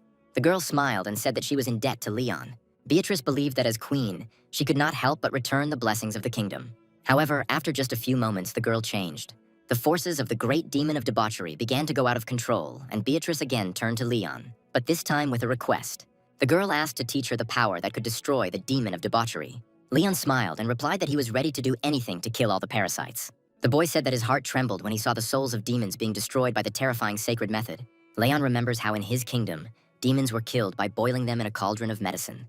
No matter how many times they were killed, they would come back, but they would be in constant pain. Leon asked if the queen had ever inserted an awl under the demon's nails, since that is where they screamed the loudest. Beatrice smiled and said that she once skinned a demon and rolled him across a field of iron nails. Both rulers laughed and clinked glasses at this. After some time, they decided to move outside. After receiving the message, Haru immediately ran to the Pantheon headquarters. The girl thought that they would be waiting for her inside, but she stopped when she saw the king and queen in the courtyard. Haru quickly bowed and asked if they were in good health. Instead of greeting, Leon ordered the girl to pour a cup of tea for him and Beatrice. When the girl asked what kind of tea the queen preferred, Beatrice replied that she liked any kind, as long as it was warm. Leon twirled the paper cup in his hands and said that Haru would have to serve the queen for a while. The guy wanted the girl to pay more attention to her clothes and mind her manners in Beatrice's presence. Haru watched in shock as Leon and Beatrice exchanged words, as she felt they had very similar personalities. Beatrice did not argue with the knight for long, after which she turned to Haru herself. The queen said that she felt a strong fire energy coming from her and asked to show it. Leon said that Haru had been with him for some time, so she could be of use to Beatrice. The knight materialized a sword out of thin air and told the girl to show her skills. Leon picked up the sword and handed it to Haru. The girl took the weapon and took an attack stance, turning sideways to Leon and Beatrice. A few moments later, the girl's body was engulfed in fire, which passed into the sword. Haru raised her sword over her head to strike. The girl concentrated all her energy into the blade and sharply lowered it. A flash of fire raced along the trajectory of the sword. Leon was not happy with this demonstration and said that the scale was too great. The knight stood up from the bench and came closer, asking if this was related to the use of the ability, to which he received a positive answer. Taking the sword in his hands, Leon said that the weapon is swung very strongly but very briefly. The boy swung and filled his blade with divine energy. Leon abruptly lowered his sword, causing a gust of wind to appear. The force was so great that the shockwave created a furrow in the ground. Leon said it wasn't that easy, so Haru should just keep trying once a day. The guy asked Beatrice what she thought about this, and she said that she didn't know how to use fire. The girl came closer to Leon and Haru and said that fire is a force that is easily destroyed. Beatrice summoned her sword and advised Haru to put fire mana into the sword instead of simply swinging it. The queen began to fill her blade with fire, and Haru was even more shocked by what was happening. Due to the fire energy overflowing the sword became red hot. Beatrice assumed a fighting stance and said that compressed fire was not so easy to sweep away. The queen began to strike one blow after another. Red flashes remained in the wake of her blade's movements. Beatrice said that when the time came, the compressed fire must be released. The queen delivered a stabbing blow, causing a sphere of fire to erupt from the sword.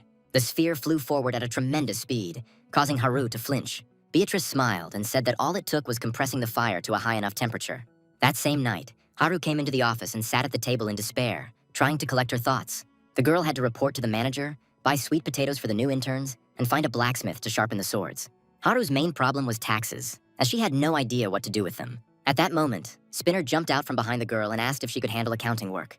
The robot jumped on Haru's head and said that accounting duties could be divided to improve efficiency. Then the girl remembered that Spinner was essentially a supercomputer, which meant he could handle this job quickly. However, instead of helping, the robot began to give Haru a long lecture on bookkeeping. Spinner referred to laws and talked about how best to make calculations and what to pay attention to. The more he spoke, the more everything became jumbled up in Haru's head. Soon, the girl completely stopped understanding what was being discussed. Haru decided to interrupt the robot, and he said that if she had any more questions, she could ask him. The girl remembered that Leon had given her another task, and she asked Spinner if he knew anything about servant clothes. Haru asked if a maid uniform would be appropriate, to which the robot replied that it might be appropriate given Leon's background. The girl was delighted and said that she was worried that she might be criticized because of her cosplay. Spinner asked if he should order maid outfits based on big data. Haru agreed, thinking that she had managed to delegate at least one problem to the robot. However, the girl did not know that the big data that the Spinner was talking about was general data from an online store. The most popular product in the online store for this query was a costume for adults. For some time, everything went calmly without incident. A few days later, students from the hunting academy arrived in the city. The students, dressed in strict school uniforms, began to exit the bus. The first to come out was a guy with black hair and blue eyes named Han Suho. He was followed by student Kim Jae-hyuk, who said that the boy was watching someone too closely. Suko smiled and said that everyone does this because it's not something strange. The thing is that a few days ago, Leon visited the Hunter's Academy. Appearing before his students, the king said that he had come here not as a soldier, but to raise future knights. Leon announced that he would teach fencing, spearmanship, horse riding, and theology. One of the students said that he specialized in archery, after which Leon immediately decided to expel him. At first, the cadets were dissatisfied with the knight's arrogant and careless attitude.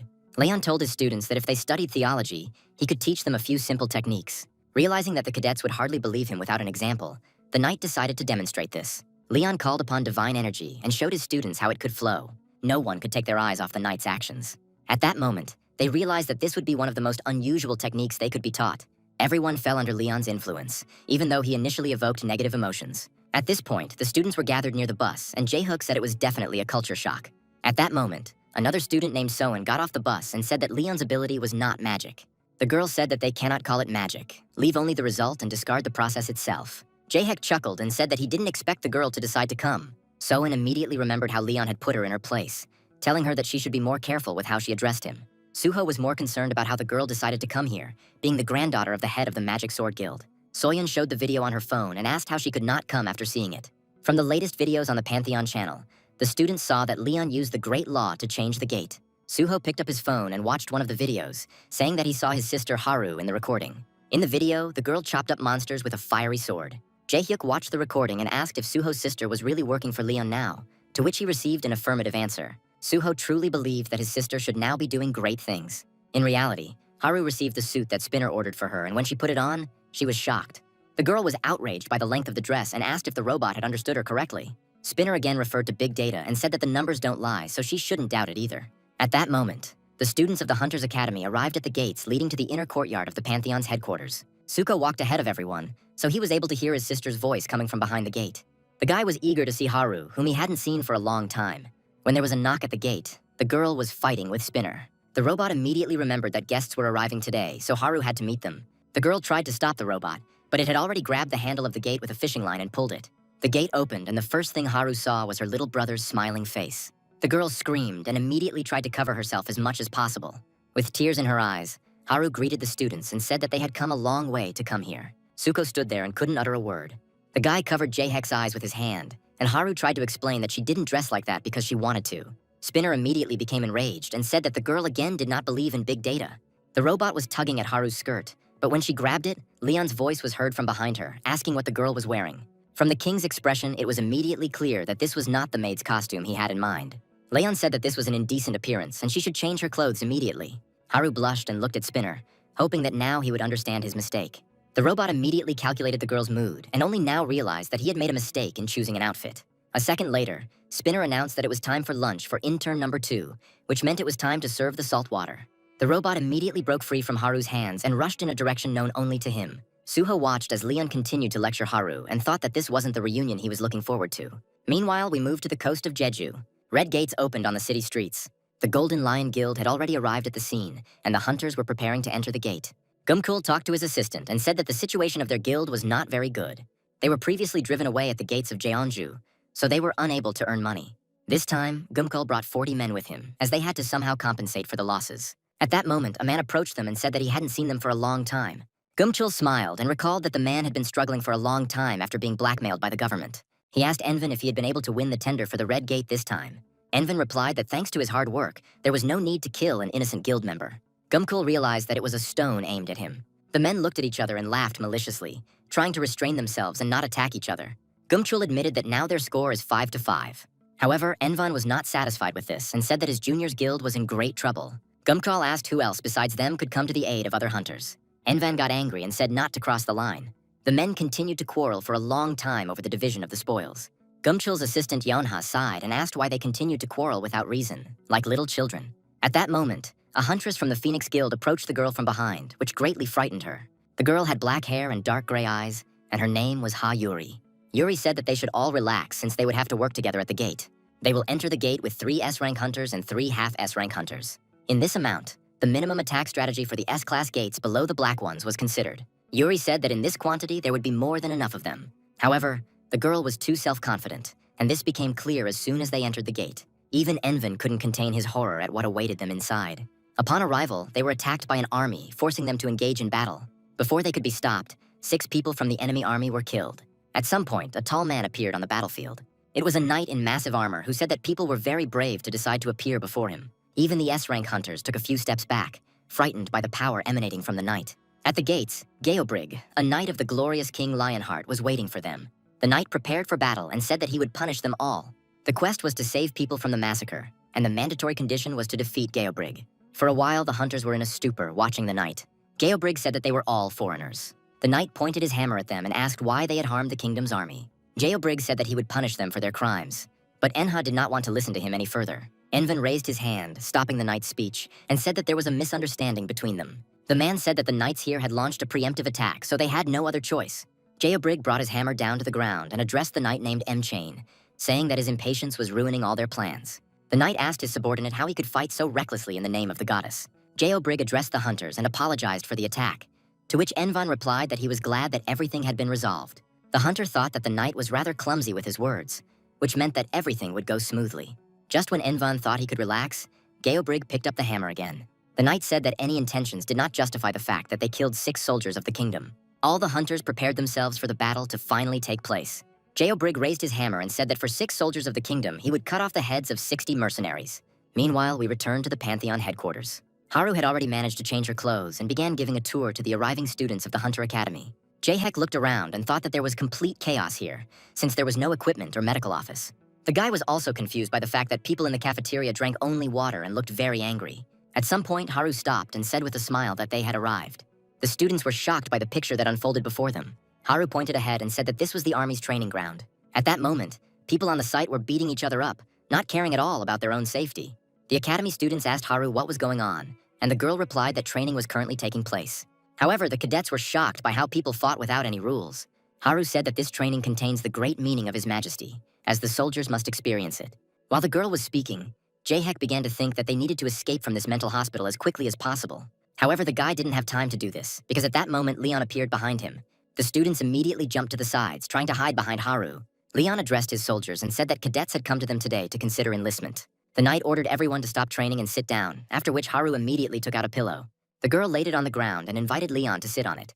Haru sat down next to the king on the ground, but he told her to stand next to the cadets since she could already start practicing. It was unclear whether the girl was happy about this opportunity or afraid. However, Haru could not resist the king's decision, so she stood up and walked towards the cadets. Leon said that he would choose the best among the students and make them his servants so that he could personally teach and guide them. While the king was speaking, Suho wanted to say something to his sister, but she lightly tapped him on the chest. Haru asked if the guy could avoid contacting Leon, as she was very worried about him. Suko couldn't understand what the girl was talking about, as he didn't see anything dangerous in it. Finally, Leon got to the point and said that they would start by testing the candidate's skills. The knight ordered all the students to immediately raise their swords and fight him back. Leon said they would fight until the last man fell and warned them not to worry about getting hurt. In an instant, the knight found himself in the middle of a crowd of students. Leon quickly counted the students and said that he would hope that they would be able to at least touch him, since there were 40 of them. Haru was very worried about what was happening. However, there was a smile on Leon's face that conveyed his anticipation of the battle. One of the students didn't even have time to realize how the king ended up next to him. Leon was about to give the guy a flick and said he would be the first. A loud click cut through the air and the student flew to the side, not even having time to understand what had happened. Classmates saw that the boy was unconscious and immediately grabbed their weapons. Leon flexed his fingers and asked who would be next. The king didn't use much force, but it was enough to give all the cadets a good slap on the wrist. Some, by a lucky chance, were able to remain conscious, and one of them was Suko. Leon thought and said that their path was still long, although he was sure that many of them could become knights. Suko asked the conscious one if they had fought at full strength, to which he received a positive answer. Haru also got her flick and said it was at boss raid level. The girl recalled how the test went. She couldn't help but notice that Leon had no flaws. The knight didn't try to dodge the attacks, he simply blocked them. The students couldn't even move him from his place, no matter how many people attacked Leon. The king easily dealt with all the challengers without putting in even half of his strength. At some point, Haru decided to enter the fight and tried to attack while Leon was distracted by the other students. The girl filled her sword with fire energy and prepared to strike. At some point, Haru felt like her blow had hit its target. However, when the fire cleared, it became clear that Leon had easily blocked her sword and remained unharmed. Haru was already preparing to receive her flick and closed her eyes. At that moment, approaching footsteps were heard. Soin ran behind Leon and decided to strike. However, the knight immediately noticed her and said that it was quite good. When all the cadets came to their senses, Leon decided to continue his explanation and said that training soldiers was simple. The guy said that students should improve, but not overload themselves. But with the knights, it was different. Leon said that the first group that lasted until the end were at the level of knights of the kingdom, and the rest needed to grow. Soyeon raised her hand and said she wasn't sure about those standards. Leon said that in his kingdom, knights were divided into 5 levels. First of all, there was a knight, gaining experience, but not yet elevated to a true knight. Next came the dedicated knight, and after him, the knight of war, leading the previous knights. Leon said that there were also wandering knights. To receive a task from the gods, they leave everything and wander, to go through even decades of battle and receive a blessing. Leon said that he himself was a wandering knight, and after completing the task of the goddess Ariana, he became a knight of the Holy Grail. One of the students asked if the Holy Grail Knight was the last level. Leon smiled and decided to explain what was actually meant by the Keeper of the Holy Grail. The knight said that it was a title given to the only knight of the Holy Grail who succeeded King Lionheart. Leon said that in order to have that title, they would have to challenge him. The king warned that the contenders would be destroyed without mercy. Leon said that now was the only chance to challenge him, as he was weaker than before. The king said that he was now at the same level as a Holy Grail Knight, but the students did not consider this a weakening. However, the students could not understand how powerful the Knight of the Holy Grail was. Leon thought about his answer. While in the Red Gates, Geobrig carried out his threats. All the hunters were already lying on the ground and could not move. Leon was confident that it would be difficult for the cadets to understand the true power of a Holy Grail Knight, while Envan was able to experience this on his own skin. Some time passed, and Enna finally came to her senses in an unfamiliar place. The girl sat up and realized that she was lying on a bed of hay. Enha couldn't remember when she lost consciousness or how she ended up there. At that moment, a girl with red hair entered the tent. Her name was Hilda, and she was a shaman from the Woodsling tribe. The girl called Enhu a warrior, but she did not understand what this address meant. Hilda said that she was doing this because Enha and her people wanted to protect them from the kingdom's cruel soldiers. At that moment, Gumko looked into the tent and asked how the girl was feeling. Hilda addressed him as an honorary warrior, which confused the man, who was about to say that they were no longer being pursued. Gumko asked what was the last thing Yona remembered. The girl replied that she remembered how the hunters were defeated. Enha recalled that they somehow managed to escape from the battlefield. Gumchul sighed and said that the girl had lost all her memories for that day, but that was even good. The man said they managed to escape when one of the enemy's spells failed to work. Since the enemy also had only infantrymen, it was difficult for them to pursue the hunters. However, no matter how hard they tried to hide, Geobrig was on their tail again. He chased the hunters almost to the very end. But at that moment, the Woodsland tribe helped them. Gumkul said that Yeonha was hit on the head with a hammer when they were fighting the knight. Goosebumps ran through the girl's body as soon as she imagined it. Gumkul said that Yeonha should thank Hilda for saving her, as the girl had one foot in the grave for 2 days. The girl asked about their healers, and the man replied that they could not help her in any way. Hilda explained that Geobrig can cast curses that prevent wounds from healing, making it difficult to heal. Hilda placed her hand on Annie's shoulder, and only then did the girl notice the glowing patterns on her back. The healer said that this is a magical seal that helps restore health. These seals are a special skill of this tribe, and each of them had its own effect. Once the explanations were finished, Geumchul asked if Yeonha could stand up. The man said that they all needed to get together and have a meeting. After some time, all the hunters gathered in the negotiation room. The chief of the Beldi tribe said that the kingdom's army had been robbing their tribe and killing their people all this time, calling them heretics. The man told how these people flayed his people and brutally executed them. They resisted them, although they could not stop them. Beldi said that 3 other tribes had already been destroyed by the kingdom's army. Having no more hope, the tribe began to ask God for help. The goddess heard their prayers and opened the gates through which the hunters arrived. Beldi believed that these people had come to save them. Gumkul said that Geobrig was incredibly strong and was comparable to 3 S-rank hunters, or a squad of 150 people. Hilda said that Geobrig's armor could withstand the blow of a huge buffalo's horns, and even after burning, he could regenerate. As long as the knight lives, all his warriors receive the same blessing. Envin said that only Enha's gloves were able to stop the knight, but even so, she was unable to penetrate the armor. The girl said that in that case, they needed piercing objects. When Enha explained what this meant, Hilda said that their tribe had a seal with a similar property. The hunters had fang seals applied to their hands, and Envin said that thanks to this, they would be able to deal with Geobrig. Beldi said that in that case, they were ready for the next battle. The man asked a group of hunters to save his tribe from the fate of their brethren. Beldi said they would help in any way they could. Meanwhile, we are transported to Jeju Island to the U-Wall farm, which breeds horses. After the academy students passed a simple test and completed basic training, Leon sent them to this farm. Many students saw horses for the first time. The farm owner approached Leon and greeted him, trying to adhere to proper etiquette. The king noted that the horses were not bad and thanked the owner for welcoming them so warmly despite the sudden visit. Leon said that they needed to find good riding horses, and the owner immediately began to tell them that he had very good racehorses. The king said that pedigree was very important, so he asked that the selection of horses be approached carefully. Having finished his conversation with the farm owner, Leon turned to the students. The king said that for a knight, his horse is a friend who will be with him for life, so it is very important to choose wisely. Leon said that from now on, each student should approach the horse they liked. The king wanted them to make contact and try riding horses. The students really enjoyed this task and immediately ran to the enclosure where the horses were grazing freely. Leon thanked the farm owner for his work, and he said that he would work as hard as he could. At that moment, Queen Beatrice approached, accompanied by Haru, who had chosen the right costume and was walking behind the girl, holding an umbrella. Leon kissed Beatrice's hand and thanked her for not giving up on the unexpected trip. The king asked if she would do him the honor of allowing him to serve her, to which the girl happily agreed. Haru was forced to watch this from a close distance. Soon, the king and queen joined the students in the central pasture. The horses were grazing calmly, already harnessed, waiting for people. Leon never stopped praising the horses, and Beatrice supported him in this. The king asked the girl if she would like to go for a ride, and she did not refuse, asking what kind of horse the boy would recommend to her. Leon glanced at the animals and offered Beatrice a ride on the black horse. As the queen moved forward, the king told Haru to choose a horse for himself as well. The girl thought for a few moments, looking at the horses. The girl's attention was drawn to the snow-white horse. However, Leon interrupted her and told her to take the golden horse that was standing nearby. Haru looked at the horse and said that upon closer inspection, it was actually quite cute.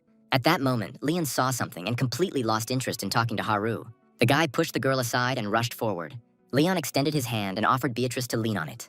The queen accepted his help, but Haru stood aside, thinking that such behavior was already going beyond all bounds. Leon helped Beatrice mount the black horse and led him by the bridle. Haru watched this while the golden horse chewed on her braid. At that moment, Chansu's voice was heard in the pasture, calling Leon. The man ran up to the king and said that the matter was very urgent. Chansu showed Leon, and he saw that they were being called by the president of the Kanhek Hunters Association. Chansu said this is an urgent call, so it is imperative to answer. The man accepted the challenge, and Leon saw President Kanhek, who greeted him. The king asked what had happened, and then the man asked him for help. Kanhek said that a dungeon breakthrough is expected soon. Leon replied that he was not obliged to help, as he was not an errand boy to do dirty work. Kanhek said that this matter should interest the king, since they had met a knight. At this point, Leon really became interested in the case. Kanhek said that the knight from the gate said that he serves the goddess of life and fertility. What worried the association president most was that this particular knight was the boss of the gate. Leon immediately decided to intervene in this matter. After some time, the king chose people for his squad and went to the gate. Several academy students, Haru and Beatrice, went with him. This time, they all went on horseback. Finding herself in the gate, Haru couldn't help but feel terrified. Along the road, the bodies of people were tied to poles and birds were pecking at them. The girl said it was too scary here. They slowly moved deeper into the village, but had to stop periodically as the students became ill. Leon watched his surroundings carefully, trying to understand what was happening. When the king arrived at the Hunters Association, Kanhek introduced him to the survivor who had returned from the gate. The man said that the guy was under sedation, so we would have to wait a little to find out the details from him. However, Leon said that there was no need for that. Beatrice decided it was now her time to help and stepped forward. The queen raised her hand over the survivor, and soft energy flowed from her palm. The girl slowly enveloped the hunter in energy, trying to penetrate his dreams. Leon said that there was nothing complicated about it, because you just needed to create space in the hunter's dream. This space had to completely repeat the world from those gates. The light spread more and more throughout the hospital ward. Beatrice tried to find memories in the hunter's mind. Soon, the girl said that inside the gate, a knight with a huge hammer was waiting for them, claiming that he was protecting the goddess of life. Leon shuddered and asked if the name of this knight was known. After a few moments, Beatrice opened her eyes and said that the knight's name was Geobrig. Walking through the streets of the abandoned city, Leon played these memories over and over in his head. This name was familiar to the king. Beatrice said that this place of execution was newly built, but judging by their build, they were not hunters. Leon said that Geobrig killed everyone after using military tactics of devastation. Judging by the knight's actions, he wanted to eradicate the entire race of the city's inhabitants. Leon said that he himself did the same when he exterminated the orcs. Turning to the squad, the king said that quite a long time had passed since the destruction was completed. Leon said that if they followed their tracks, they could find out what happened here. The party quickened their pace and followed the king, who led the way. At one point, Beatrice said that Leon was in a great hurry and that neither the soldiers nor even Sir Spinner were expected. The girl suggested that something was bothering the king, and he said that he had overlooked something. Leon said that for people with insufficient skills, this would be very dangerous. The main danger is that the Knight of the Holy Grail is here. Beatrice asked if they were talking about Sir Geobrig himself. Leon said that Geobrig had been the favorite of the goddess Demera 3 generations before him. The fighting prowess of this knight was passed on to the next generations of knights. Sir Geobrig lived 800 years ago, and his troops defeated the barbarians, for which he ascended to heaven. Haru wondered what this could mean, and her brother said that the knight had died. Leon said that despite Geobrig's achievements, he did not get into heaven because the gods did not let his soul through. The king said that he had followed the trail of holy water energy, but he found neither Geobrig nor his punitive knights. Leon believed that one of the reasons might be that Sir Geobrig had survived. It could also be that the knight's soul was lost between two worlds. What worried Leon most was the third reason why the knight might not get into heaven. Beatrice looked at the king, already guessing what the reason was. Geobrig would not have gone to heaven if he had become a deserter. Leon said that this matter concerns the Knights of the Holy Grail, which means the battle will not take place on human territory. The king said that they would have to find out the truth anyway. Soon they found themselves at another ruined city, where bodies were also tied to pikes. Haru said it looked like they were trying to teach the victims a lesson. Leon looked in horror at the people tied to the pikes. The king said he could not believe that they had committed such terrible crimes. Leon said that these barbarians were sinners who deserved death. Haru saw that even the king was outraged by this tragedy, so she decided that the knight was a very fair man. Leon called Haru and the other cadets to him. The guy said that they should always follow their king no matter what happens, and not rely on their eyes and reasoning. Leon asked if they understood him, and they all readily agreed, not wanting to leave the situation unpunished. The king mounted his horse again and said that they needed to hurry, because the enemy was very close. Meanwhile, another battle was unfolding nearby. The Geobrig punitive detachment attacked another city. They killed everyone in their path with fury, showing no mercy. Approaching the burning city, Leon's squad stopped for a moment. Haru stepped forward and said that the knights were slaughtering an entire village. Anger showed on Leon's face. Many of the villagers were already lying on the ground. The knights continued to kill them one after another. Leon became angry and called them vile creatures. The king said that they were in danger and that they must help, and then rushed forward. Haru thought Leon was so angry because people were being killed, so she followed him. However, the students, Haru and Beatrice, were unable to keep up with the king's warhorse and began to fall behind. Leon said he was filled with an incredible rage, the same as when he faced orcs. At that moment, Haru began to realize that something was wrong with the king's behavior. Leon summoned his battle spear and charged into the thick of the battle. Haru hoped that her guesses would be wrong. Ahead, the troops of the Knight Geobrig and the people from the village were already visible. They fought a fierce battle to the death. The tribal leader heard someone approaching them from the side. The man saw Leon rushing towards him with a spear in his hands. The villagers immediately recognized him as a representative of Lionheart. Leon struck, scattering the tribesmen in different directions. Haru couldn't express how terrified she was. Watching Leon, the girl thought that everything should have been the other way around. Like a bolt from the blue, Leon's fury fell upon the tribesmen. The king destroyed everyone in his path without a shadow of pity. Haru stopped her horse along with the other students and couldn't believe her eyes. All this time, the girl thought that the uni would protect the residents, but Leon did the exact opposite. The king looked with disgust at the people he himself considered heretics, and said that they even died loudly. Leon finished off one of the warriors with his spear. However, the thirst for blood did not subside, and the guy rushed into battle again. The students of the academy thought that the king had gone mad to do such things. Haru came here with the goal of helping people, not killing them, so she fell into a stupor. According to the terms of this gate, they were supposed to support those whom Leon attacked. Haru reached for her sword and said that they needed to stop the king. However, at that moment, the girl felt something entangled her, preventing her from moving. Haru followed the light thread and saw the queen, who said that they should sort out the situation first.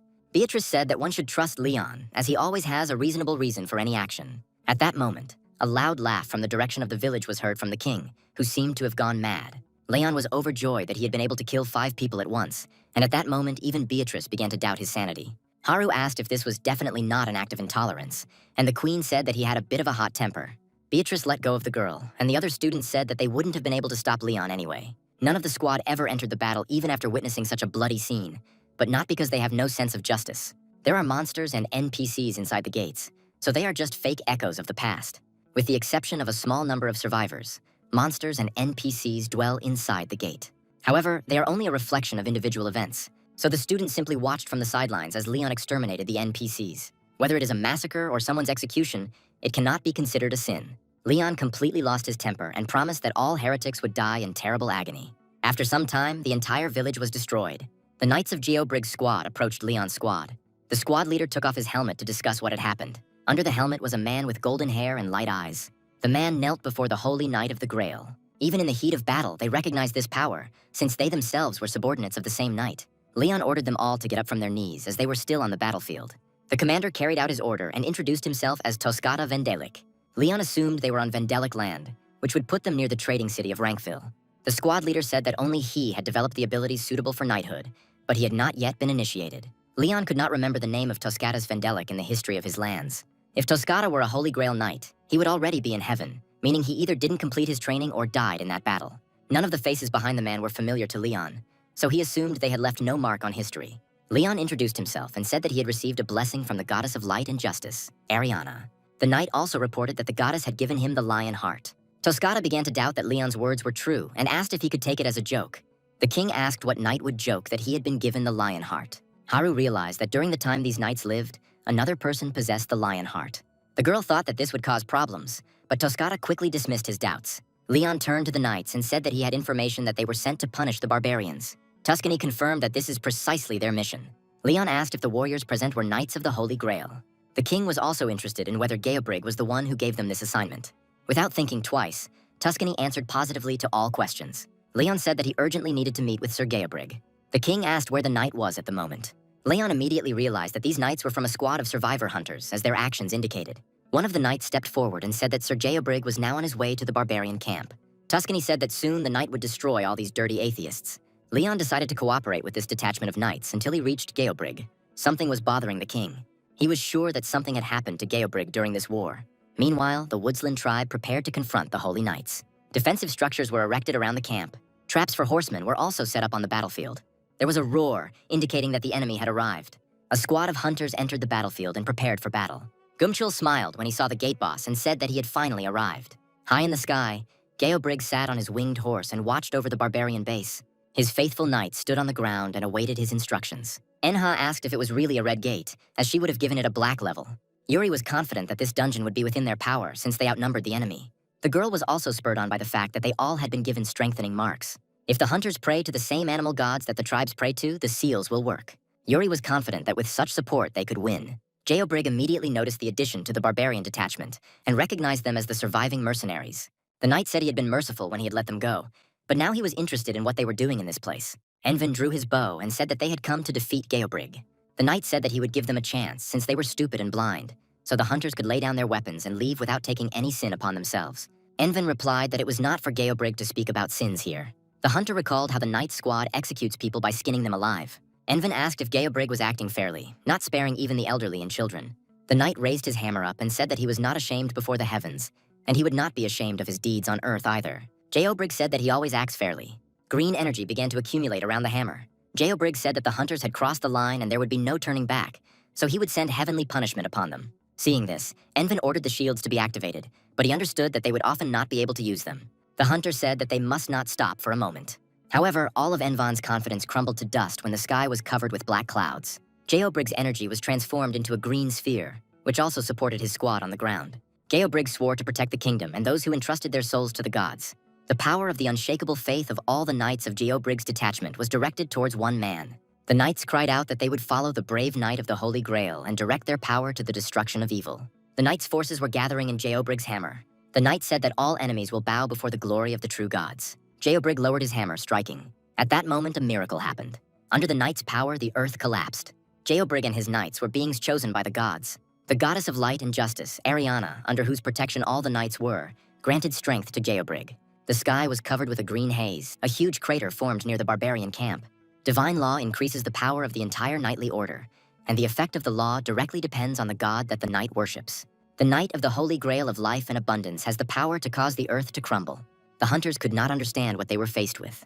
Gumkul watched in shock as 3,000 warriors of the tribe simply disappeared in an instant. The only thing that made the hunter happy was that they weren't the warriors. Gumkul looked at Geobrig and said that this knight was simply impossible to defeat. Meanwhile, the holy knight once again turned to the goddess and asked her to protect the ground on which they walked. Geobrig asked the goddess to make this land a solid support for his brothers and sisters. Among the crowd of tribal warriors, the healer Hilda now stood out most clearly. She no longer looked so kind and reserved. Looking at her, Geobrig asked the goddess to give heretics who had taken the wrong path a chance for redemption. The knight gave the signal to his warriors to enter the battle and kill all the heretics. Envin needed to get his act together as quickly as possible to take action. He gave orders to the main attackers to surround the detachment of knights and overwhelm them with numbers. The cavalry rushed straight at them, intending to ram them. The hunters began to part, encircling the squad of knights. Before the direct clash began, the knights began to be attacked from the sides. The hunters tried to break through their defense, but the enemy covered themselves with shields in time. One of the knights, who parried the hunter's blow, noted that for a mercenary, the enemy possessed great strength.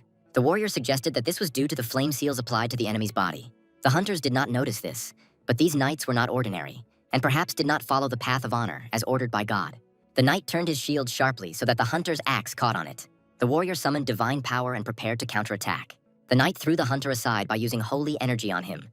These knights were still trying to prove themselves by wandering around the continent and trying to prove themselves as true heroes. One of the knights in the squad dismounted and began to take off his helmet and ordered everyone to dismount and line up. Under the armor was a young royal knight with blonde hair whose name was Relma. For decades, these knights had been tempering their swords, and by this point, their swords had already been tempered in battle hundreds of times.